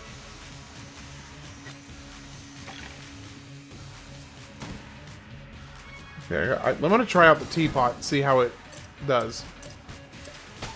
Okay, it seems kind of terrible so far.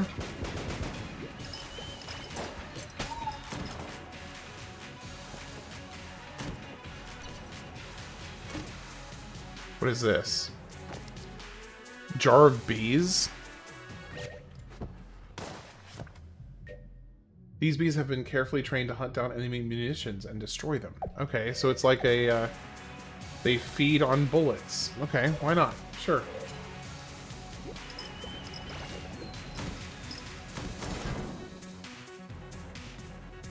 Okay. Going straight to the shop. I need the ammo. Oh, it's expensive though. Or I can get a sniper rifle.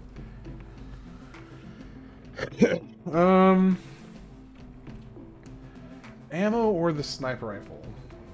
I can't get both. I feel like the ammo's gonna help me more initially, at least. And then I may come back and get the heart. Because the shotgun, this shotgun with precision is doing some work, honestly. Because of this, because of the scope that I have, the shotgun is actually doing like some serious damage that it otherwise would not normally do. Because the spread would typically make it not worth it. But the scope makes it group much better.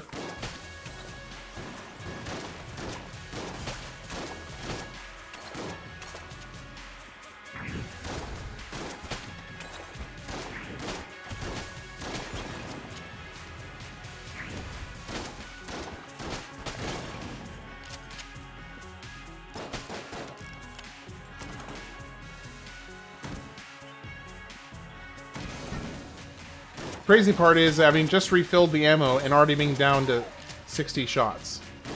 That's the part that is nuts.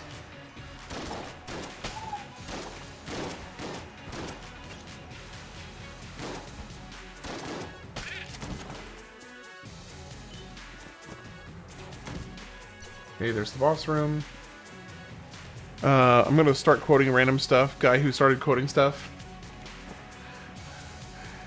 Jar of bees is nice freeze damage, but lower end of solid. I'd chuck it before the boss to see what it... Okay.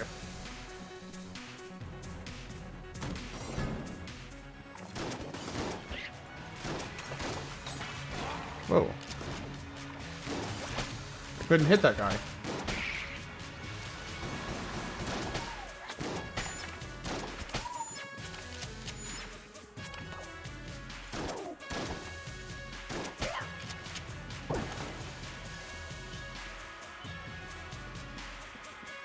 A jar of bees? Bees! I hope somebody gets that reference.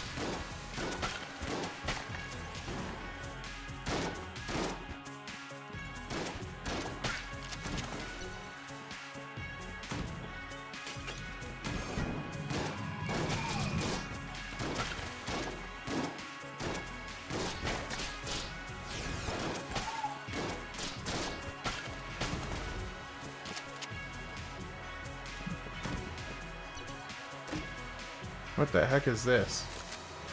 Rad gun? Totally rad?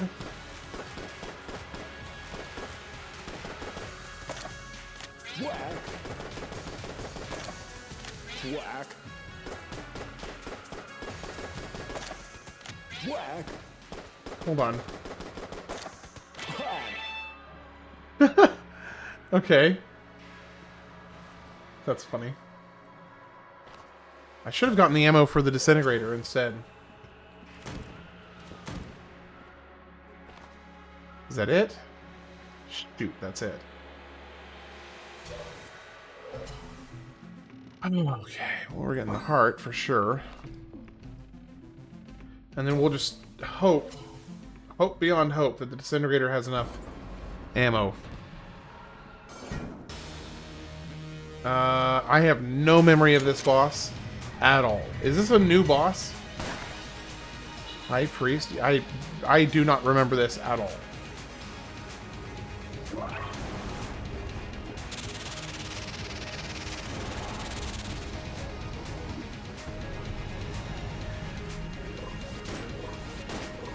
Oh wait, I remember this.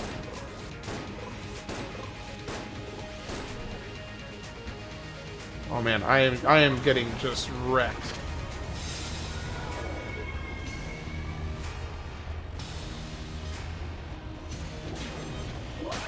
Yeah, I was just getting absolutely wrecked there.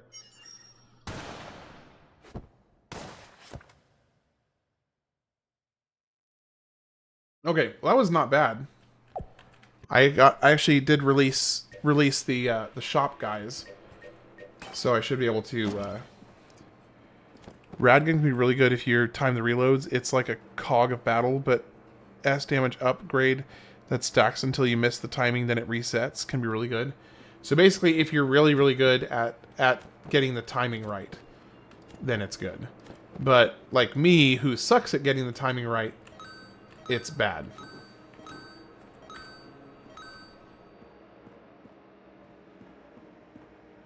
All right, let's see what time is it. 1:23. I can do one more run and then I'm going to bed.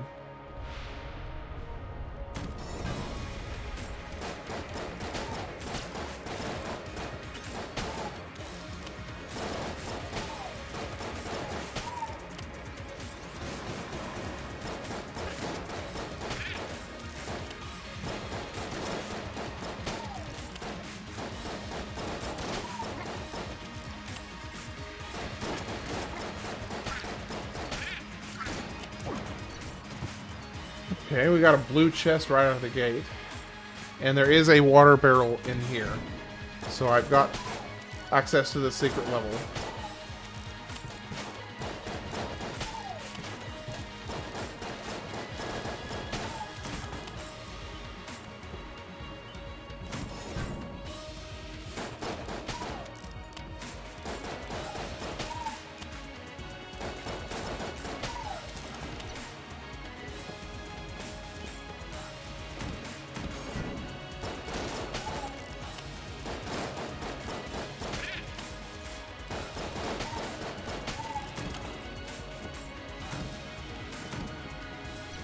Oh my gosh, are you freaking kidding me?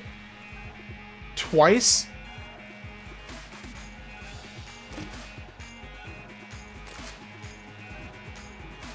What? What is happening? What is going on with my luck these last two runs?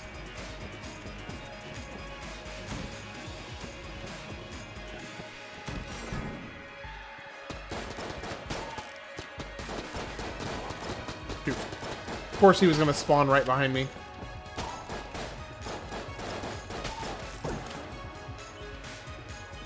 Oh wait, I can save. Oh, key, come back.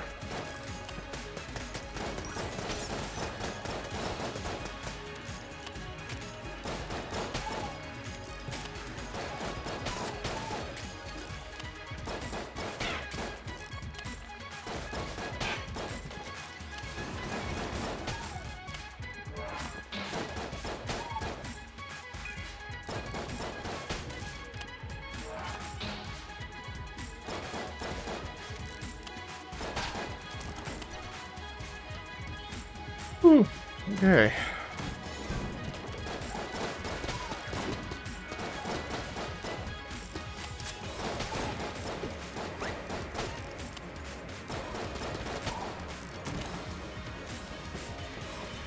Okay, please have a key. Please have a key.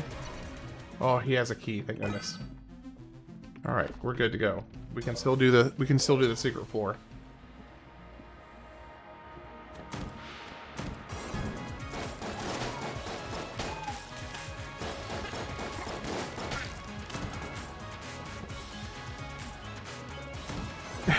I come back and see not Golden Sun.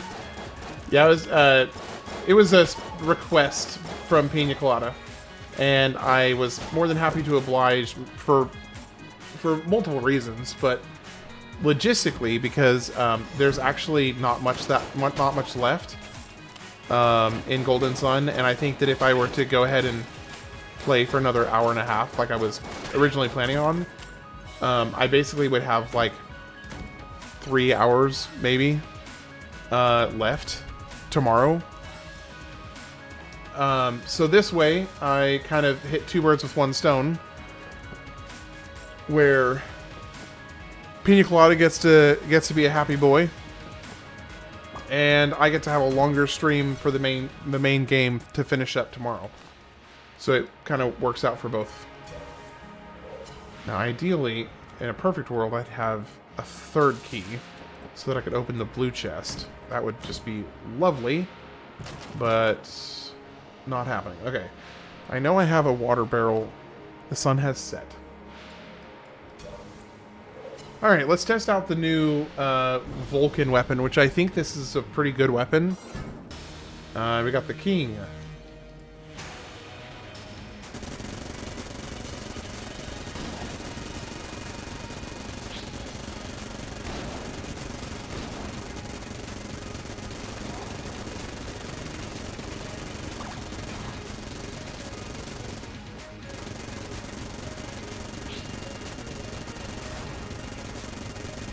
Oh, I should have just used the Q button. I should have just used the Q. Okay, so obviously it does a lot, it like shoots a lot, but the damage is so little that I still ended up using 600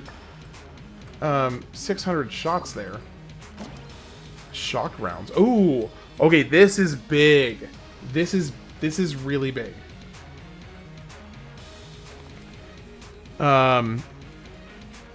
This is a big deal because that means, like, for instance, this right here, they're now electrified. It's gonna, this now has become just an absolute monster of a weapon because of that item. Absolute monster. And even like my normal shot is gonna be a lot stronger. I think it's down here. Why did he call himself a king? I don't know. That's a good question. I just have to remember where that water barrel was. I think it was over here.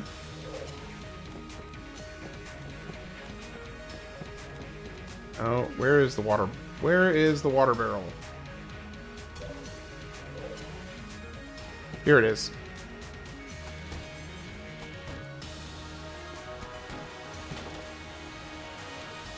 Okay, let's bring you to here. And let's do the walk.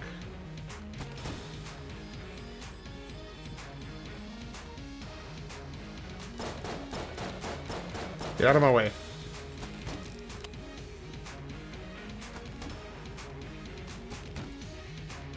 Ah, shoot, come on.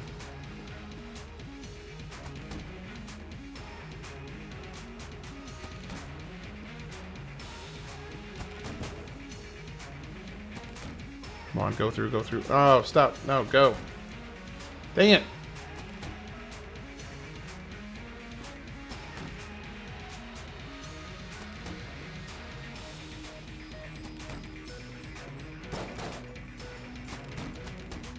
Please, go through.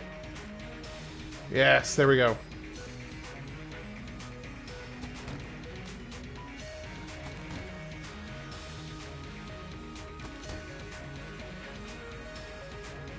like the single most tedious thing about this is just getting the water barrel to the correct place.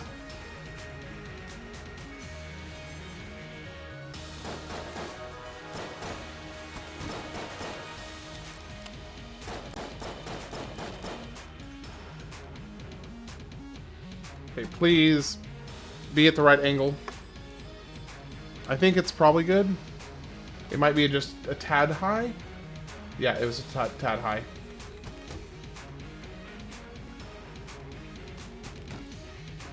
Oh, come on.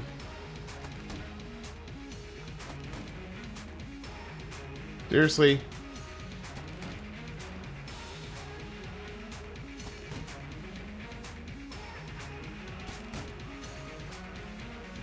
You gotta be kidding me.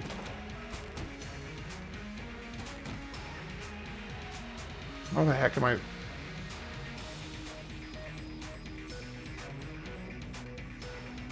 And if I dodge roll...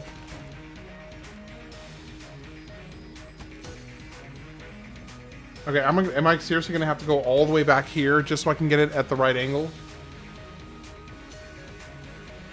I think so. Alright, so let's go up. Block it. And then stop it like right here.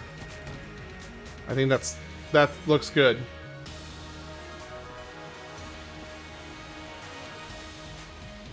Come on.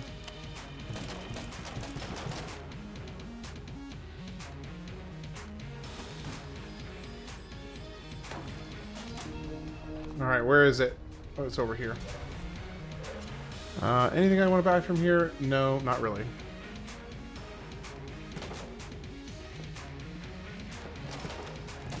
Alright, I'm really interested to see how this does with the electric bullets now.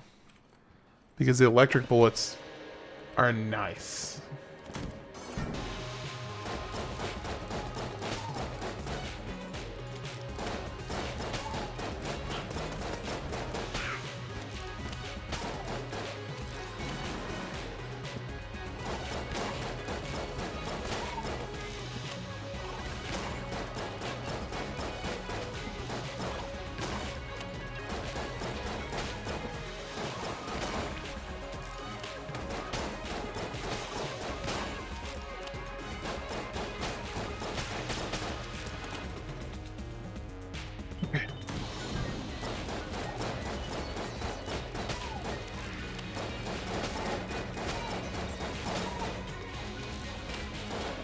So it doesn't seem to be affecting this one quite as much.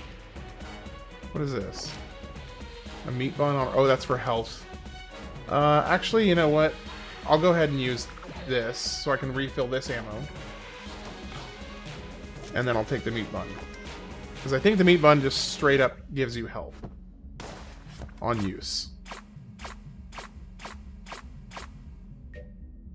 Heals for a small amount, increases damage dealt until injured.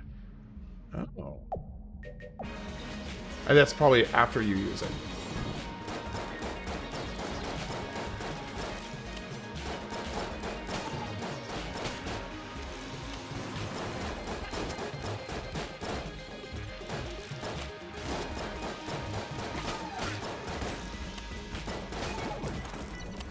And of course, there's an ammo right there, right after I used up mine. Oh, great.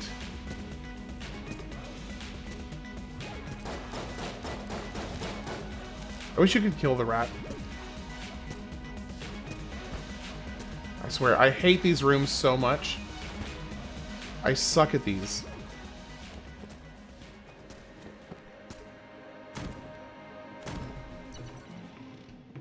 Okay, we got a grappling hook. We got a key, which I definitely want that for sure.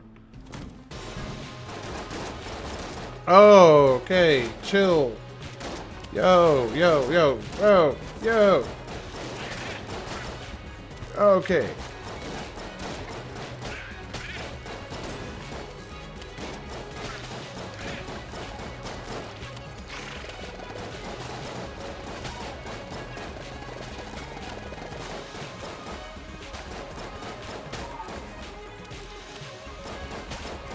Well, that was rather intense.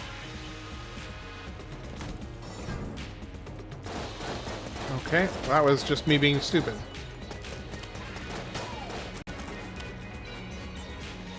Okay, let's wait to see if I actually want that. Ham the juice versus a gosh dang water jug. Yeah, pretty much. That was the story of my life for those few minutes.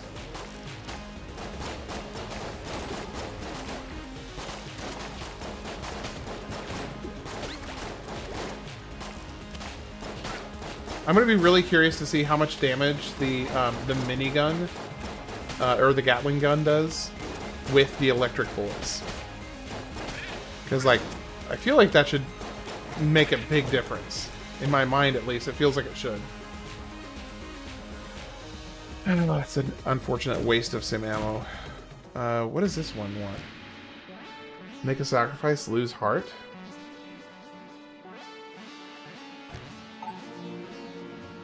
Caliber Mashaki Day? What? What does that mean? What does Caliber Mashaki Day mean?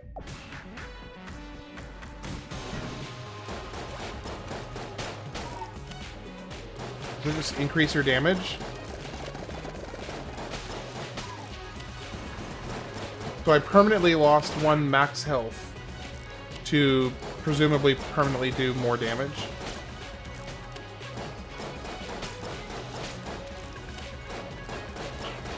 I think. I'm actually not sure. Okay, there's the boss room. I'm not gonna lie, I'm a little nervous about only being able to be hit 4 times.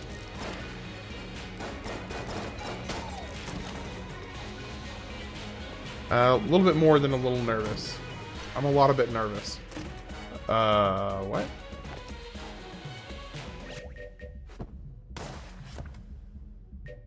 When blown, this horn will call those nearby to aid you. There are strange... Okay. Okay, well, first things first. Go ahead and use that, because it'll increase my damage until I take damage next.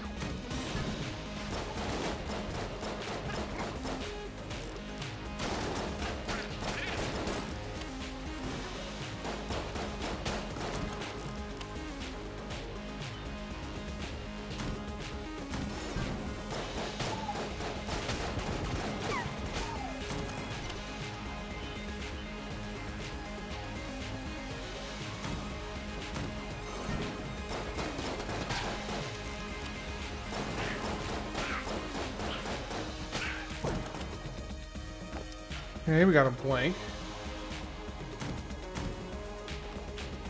What else do we have? We just have this one room over here.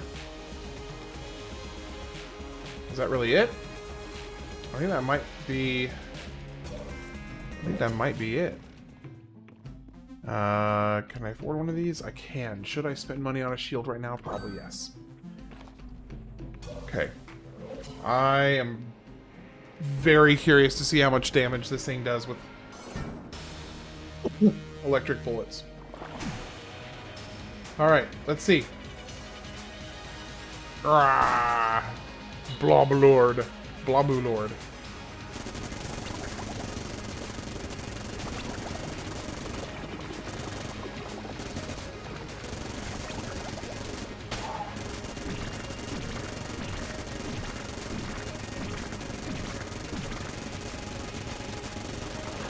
Okay, it's dealing some pretty serious damage, I'd say.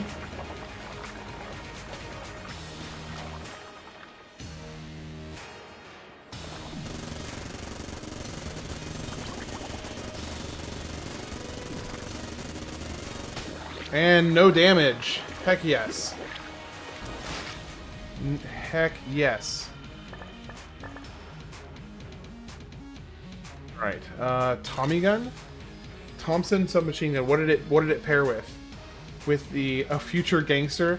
Oh, that's funny. Okay, so it made it a laser electric gun, basically. That's fun. Alright, let's actually use that for the next floor. Let's see how it does.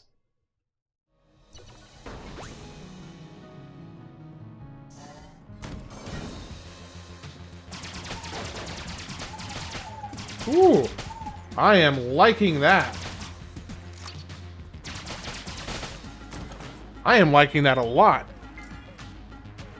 That is pumping out some serious damage.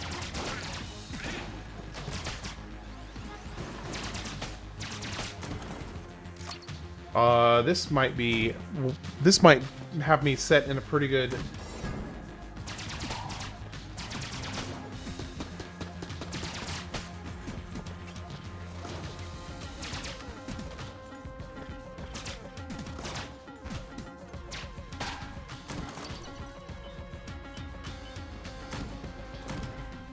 Okay. Oh man, we got some stuff. What is this? Shotgun cola. We got the primer. We got a key, which I do have enough for. So let's get this. I have enough for that. Let's get the key. Whoa! Oh!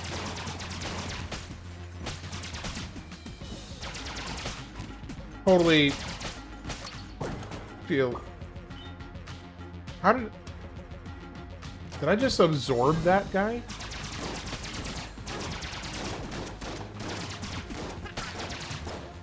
Oh. Oh. Does that mean what I think it means?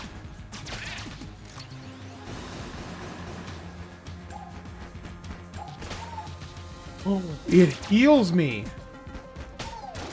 No, it doesn't heal me. Just kidding. It's just that if I'm near it, if I'm near them, then they take damage. Okay, where is this? Here he is.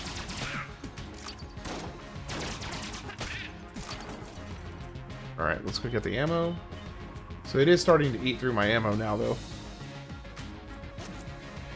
They found, if you know, you know. If they found the Tommy gun, I don't think I do know. Whoa. He just.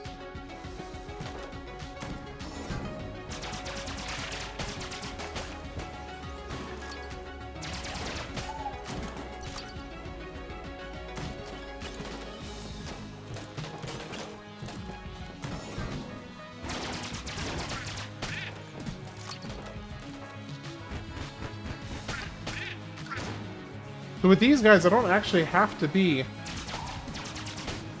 like, I don't even have to be close to them. Or I do have to be close to them. I don't even have to fight them. I can just stand vaguely near them. Okay, what does this do? Oh, it's a bullet. Fires bullets. Okay, this is the kind of dumb stuff that I love about this game. So, I just got a gun that is a bullet that fires guns that fires bullets. This is the stupid stuff I love about this game. It's just hilarious for this kind of these kind of shenanigans.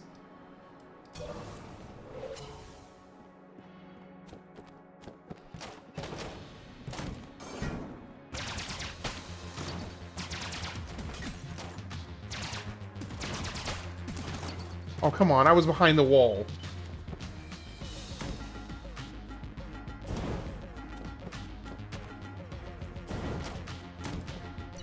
Okay, there's the boss room. We've got another area to check over here. And then I need health. I need health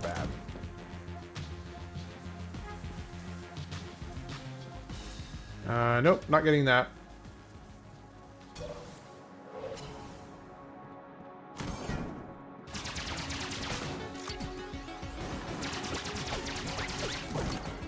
Ooh, got a key.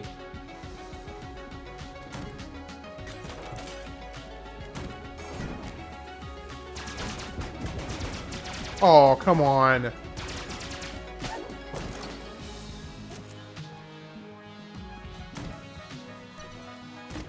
Ooh, what is this? Wax wings too close to the gun. And what did it...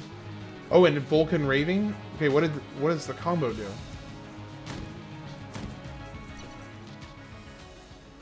Let's open this up. We got another prisoner freed now. And now we also are flying.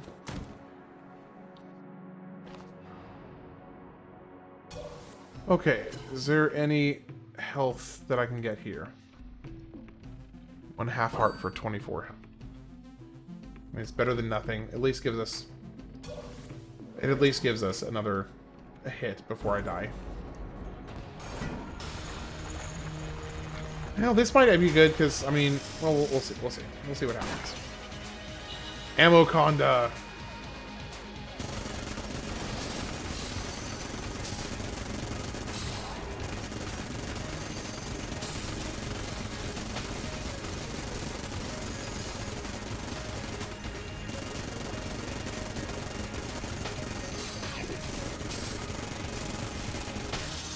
Wow, that went really well.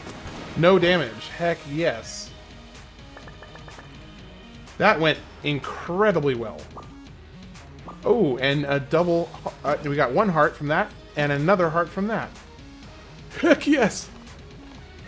Alright, we are back in business.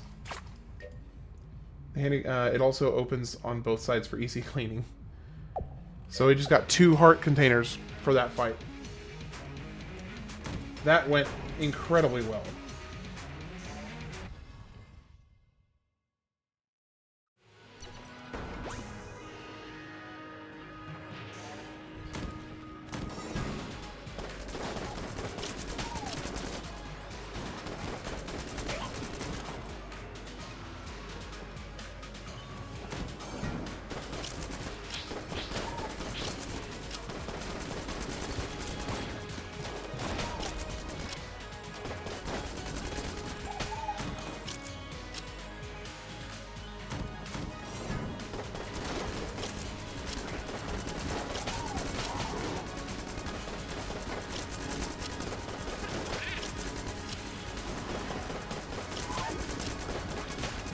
Dang it. Shouldn't have let him hit me.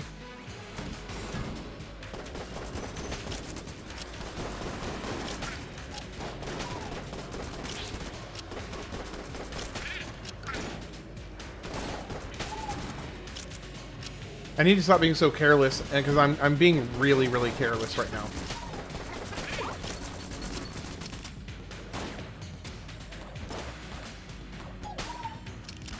Dang it. Yet again.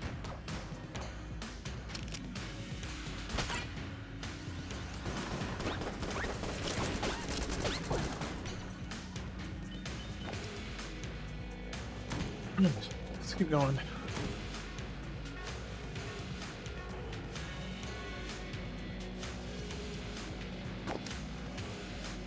Oh, I forgot I have to carry this till the end. Oh, that's fine.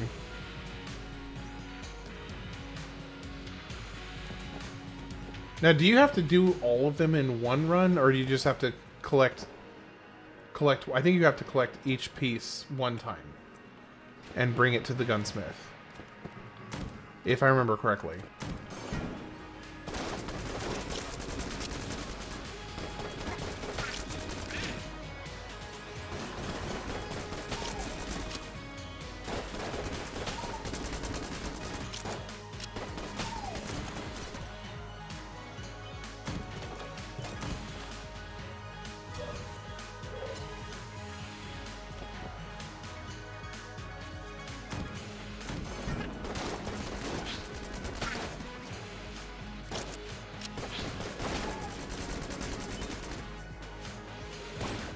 Oh, interesting. Okay, so he won't die until he pops back up.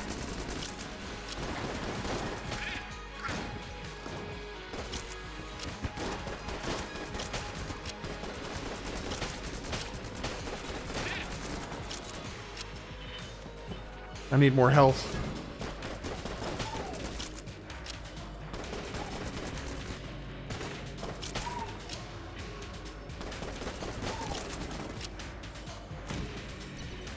I don't have any keys. And I'm getting low on health.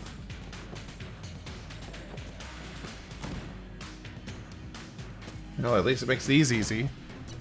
Yeah, I was taking a little bit of a break. Remote bullets. Let's see.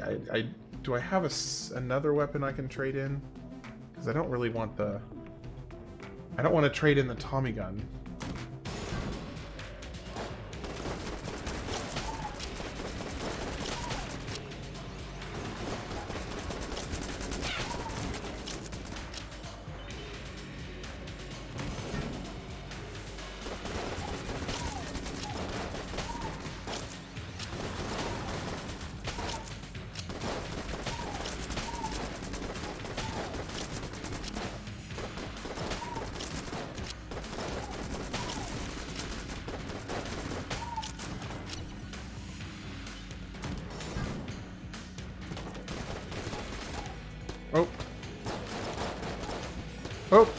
Oh, stop.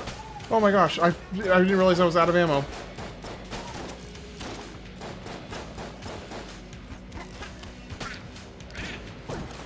Oh my gosh. That was so stupid. Okay, we gotta switch back to the Tommy gun. I have one hit.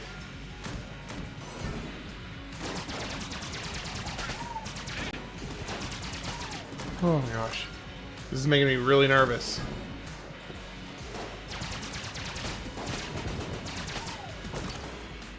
Oh, I can refill one. Let's refill this. Okay, I'll go ahead and use this for now because I can't risk it. Actually, yeah.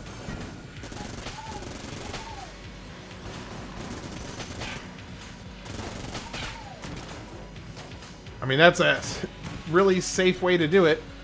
I don't have...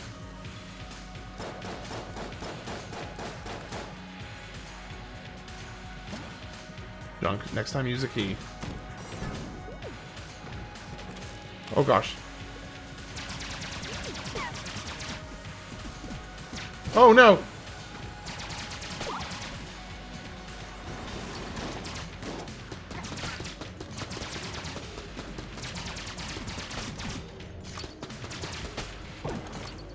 Shoot, shoot, shoot, shoot. Okay, Tommy gun does better damage.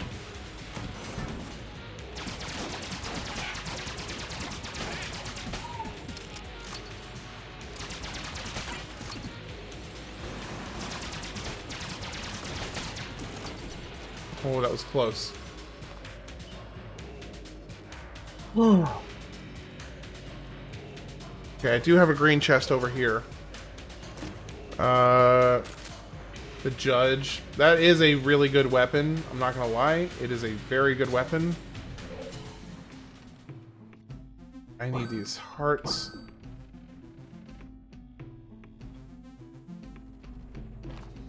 Anything else I can really get rid of right now? Okay, so let's stick with this for now because it's dealing good damage. And it will... Okay, so that is the last room. Do we have anything else? Oh, we just gotta hope we do this with 3 health. Okay.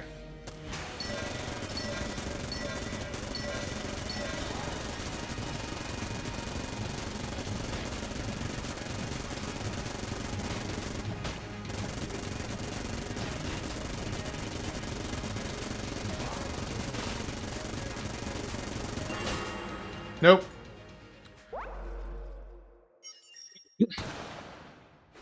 Alright. The Mind Flayer instead of the Mind Flayer. I love that. Okay.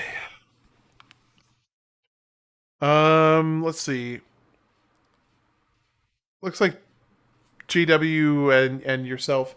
I think I'm going to be calling it there, though, because I do need to go to bed. It's, what is it? Yeah, 1:55. I need to go to bed. So, this is going to be the conclusion for tonight. So I'll be back on tomorrow night at 8 p.m. 8 p.m. Central, same as usual. I will get Golden Sun 2 finished up before too long. I don't think it'll take very long to get it finished up. And then Halo will be starting Tuesday night. So that'll be a first-time play for me. I'm excited to check it out, to try it for the first time. And yeah, but that's gonna be it for tonight. And I hope you guys have a good night. And if you're going to sleep, sleep well. Aside from that, I will see you tomorrow. Have a good one.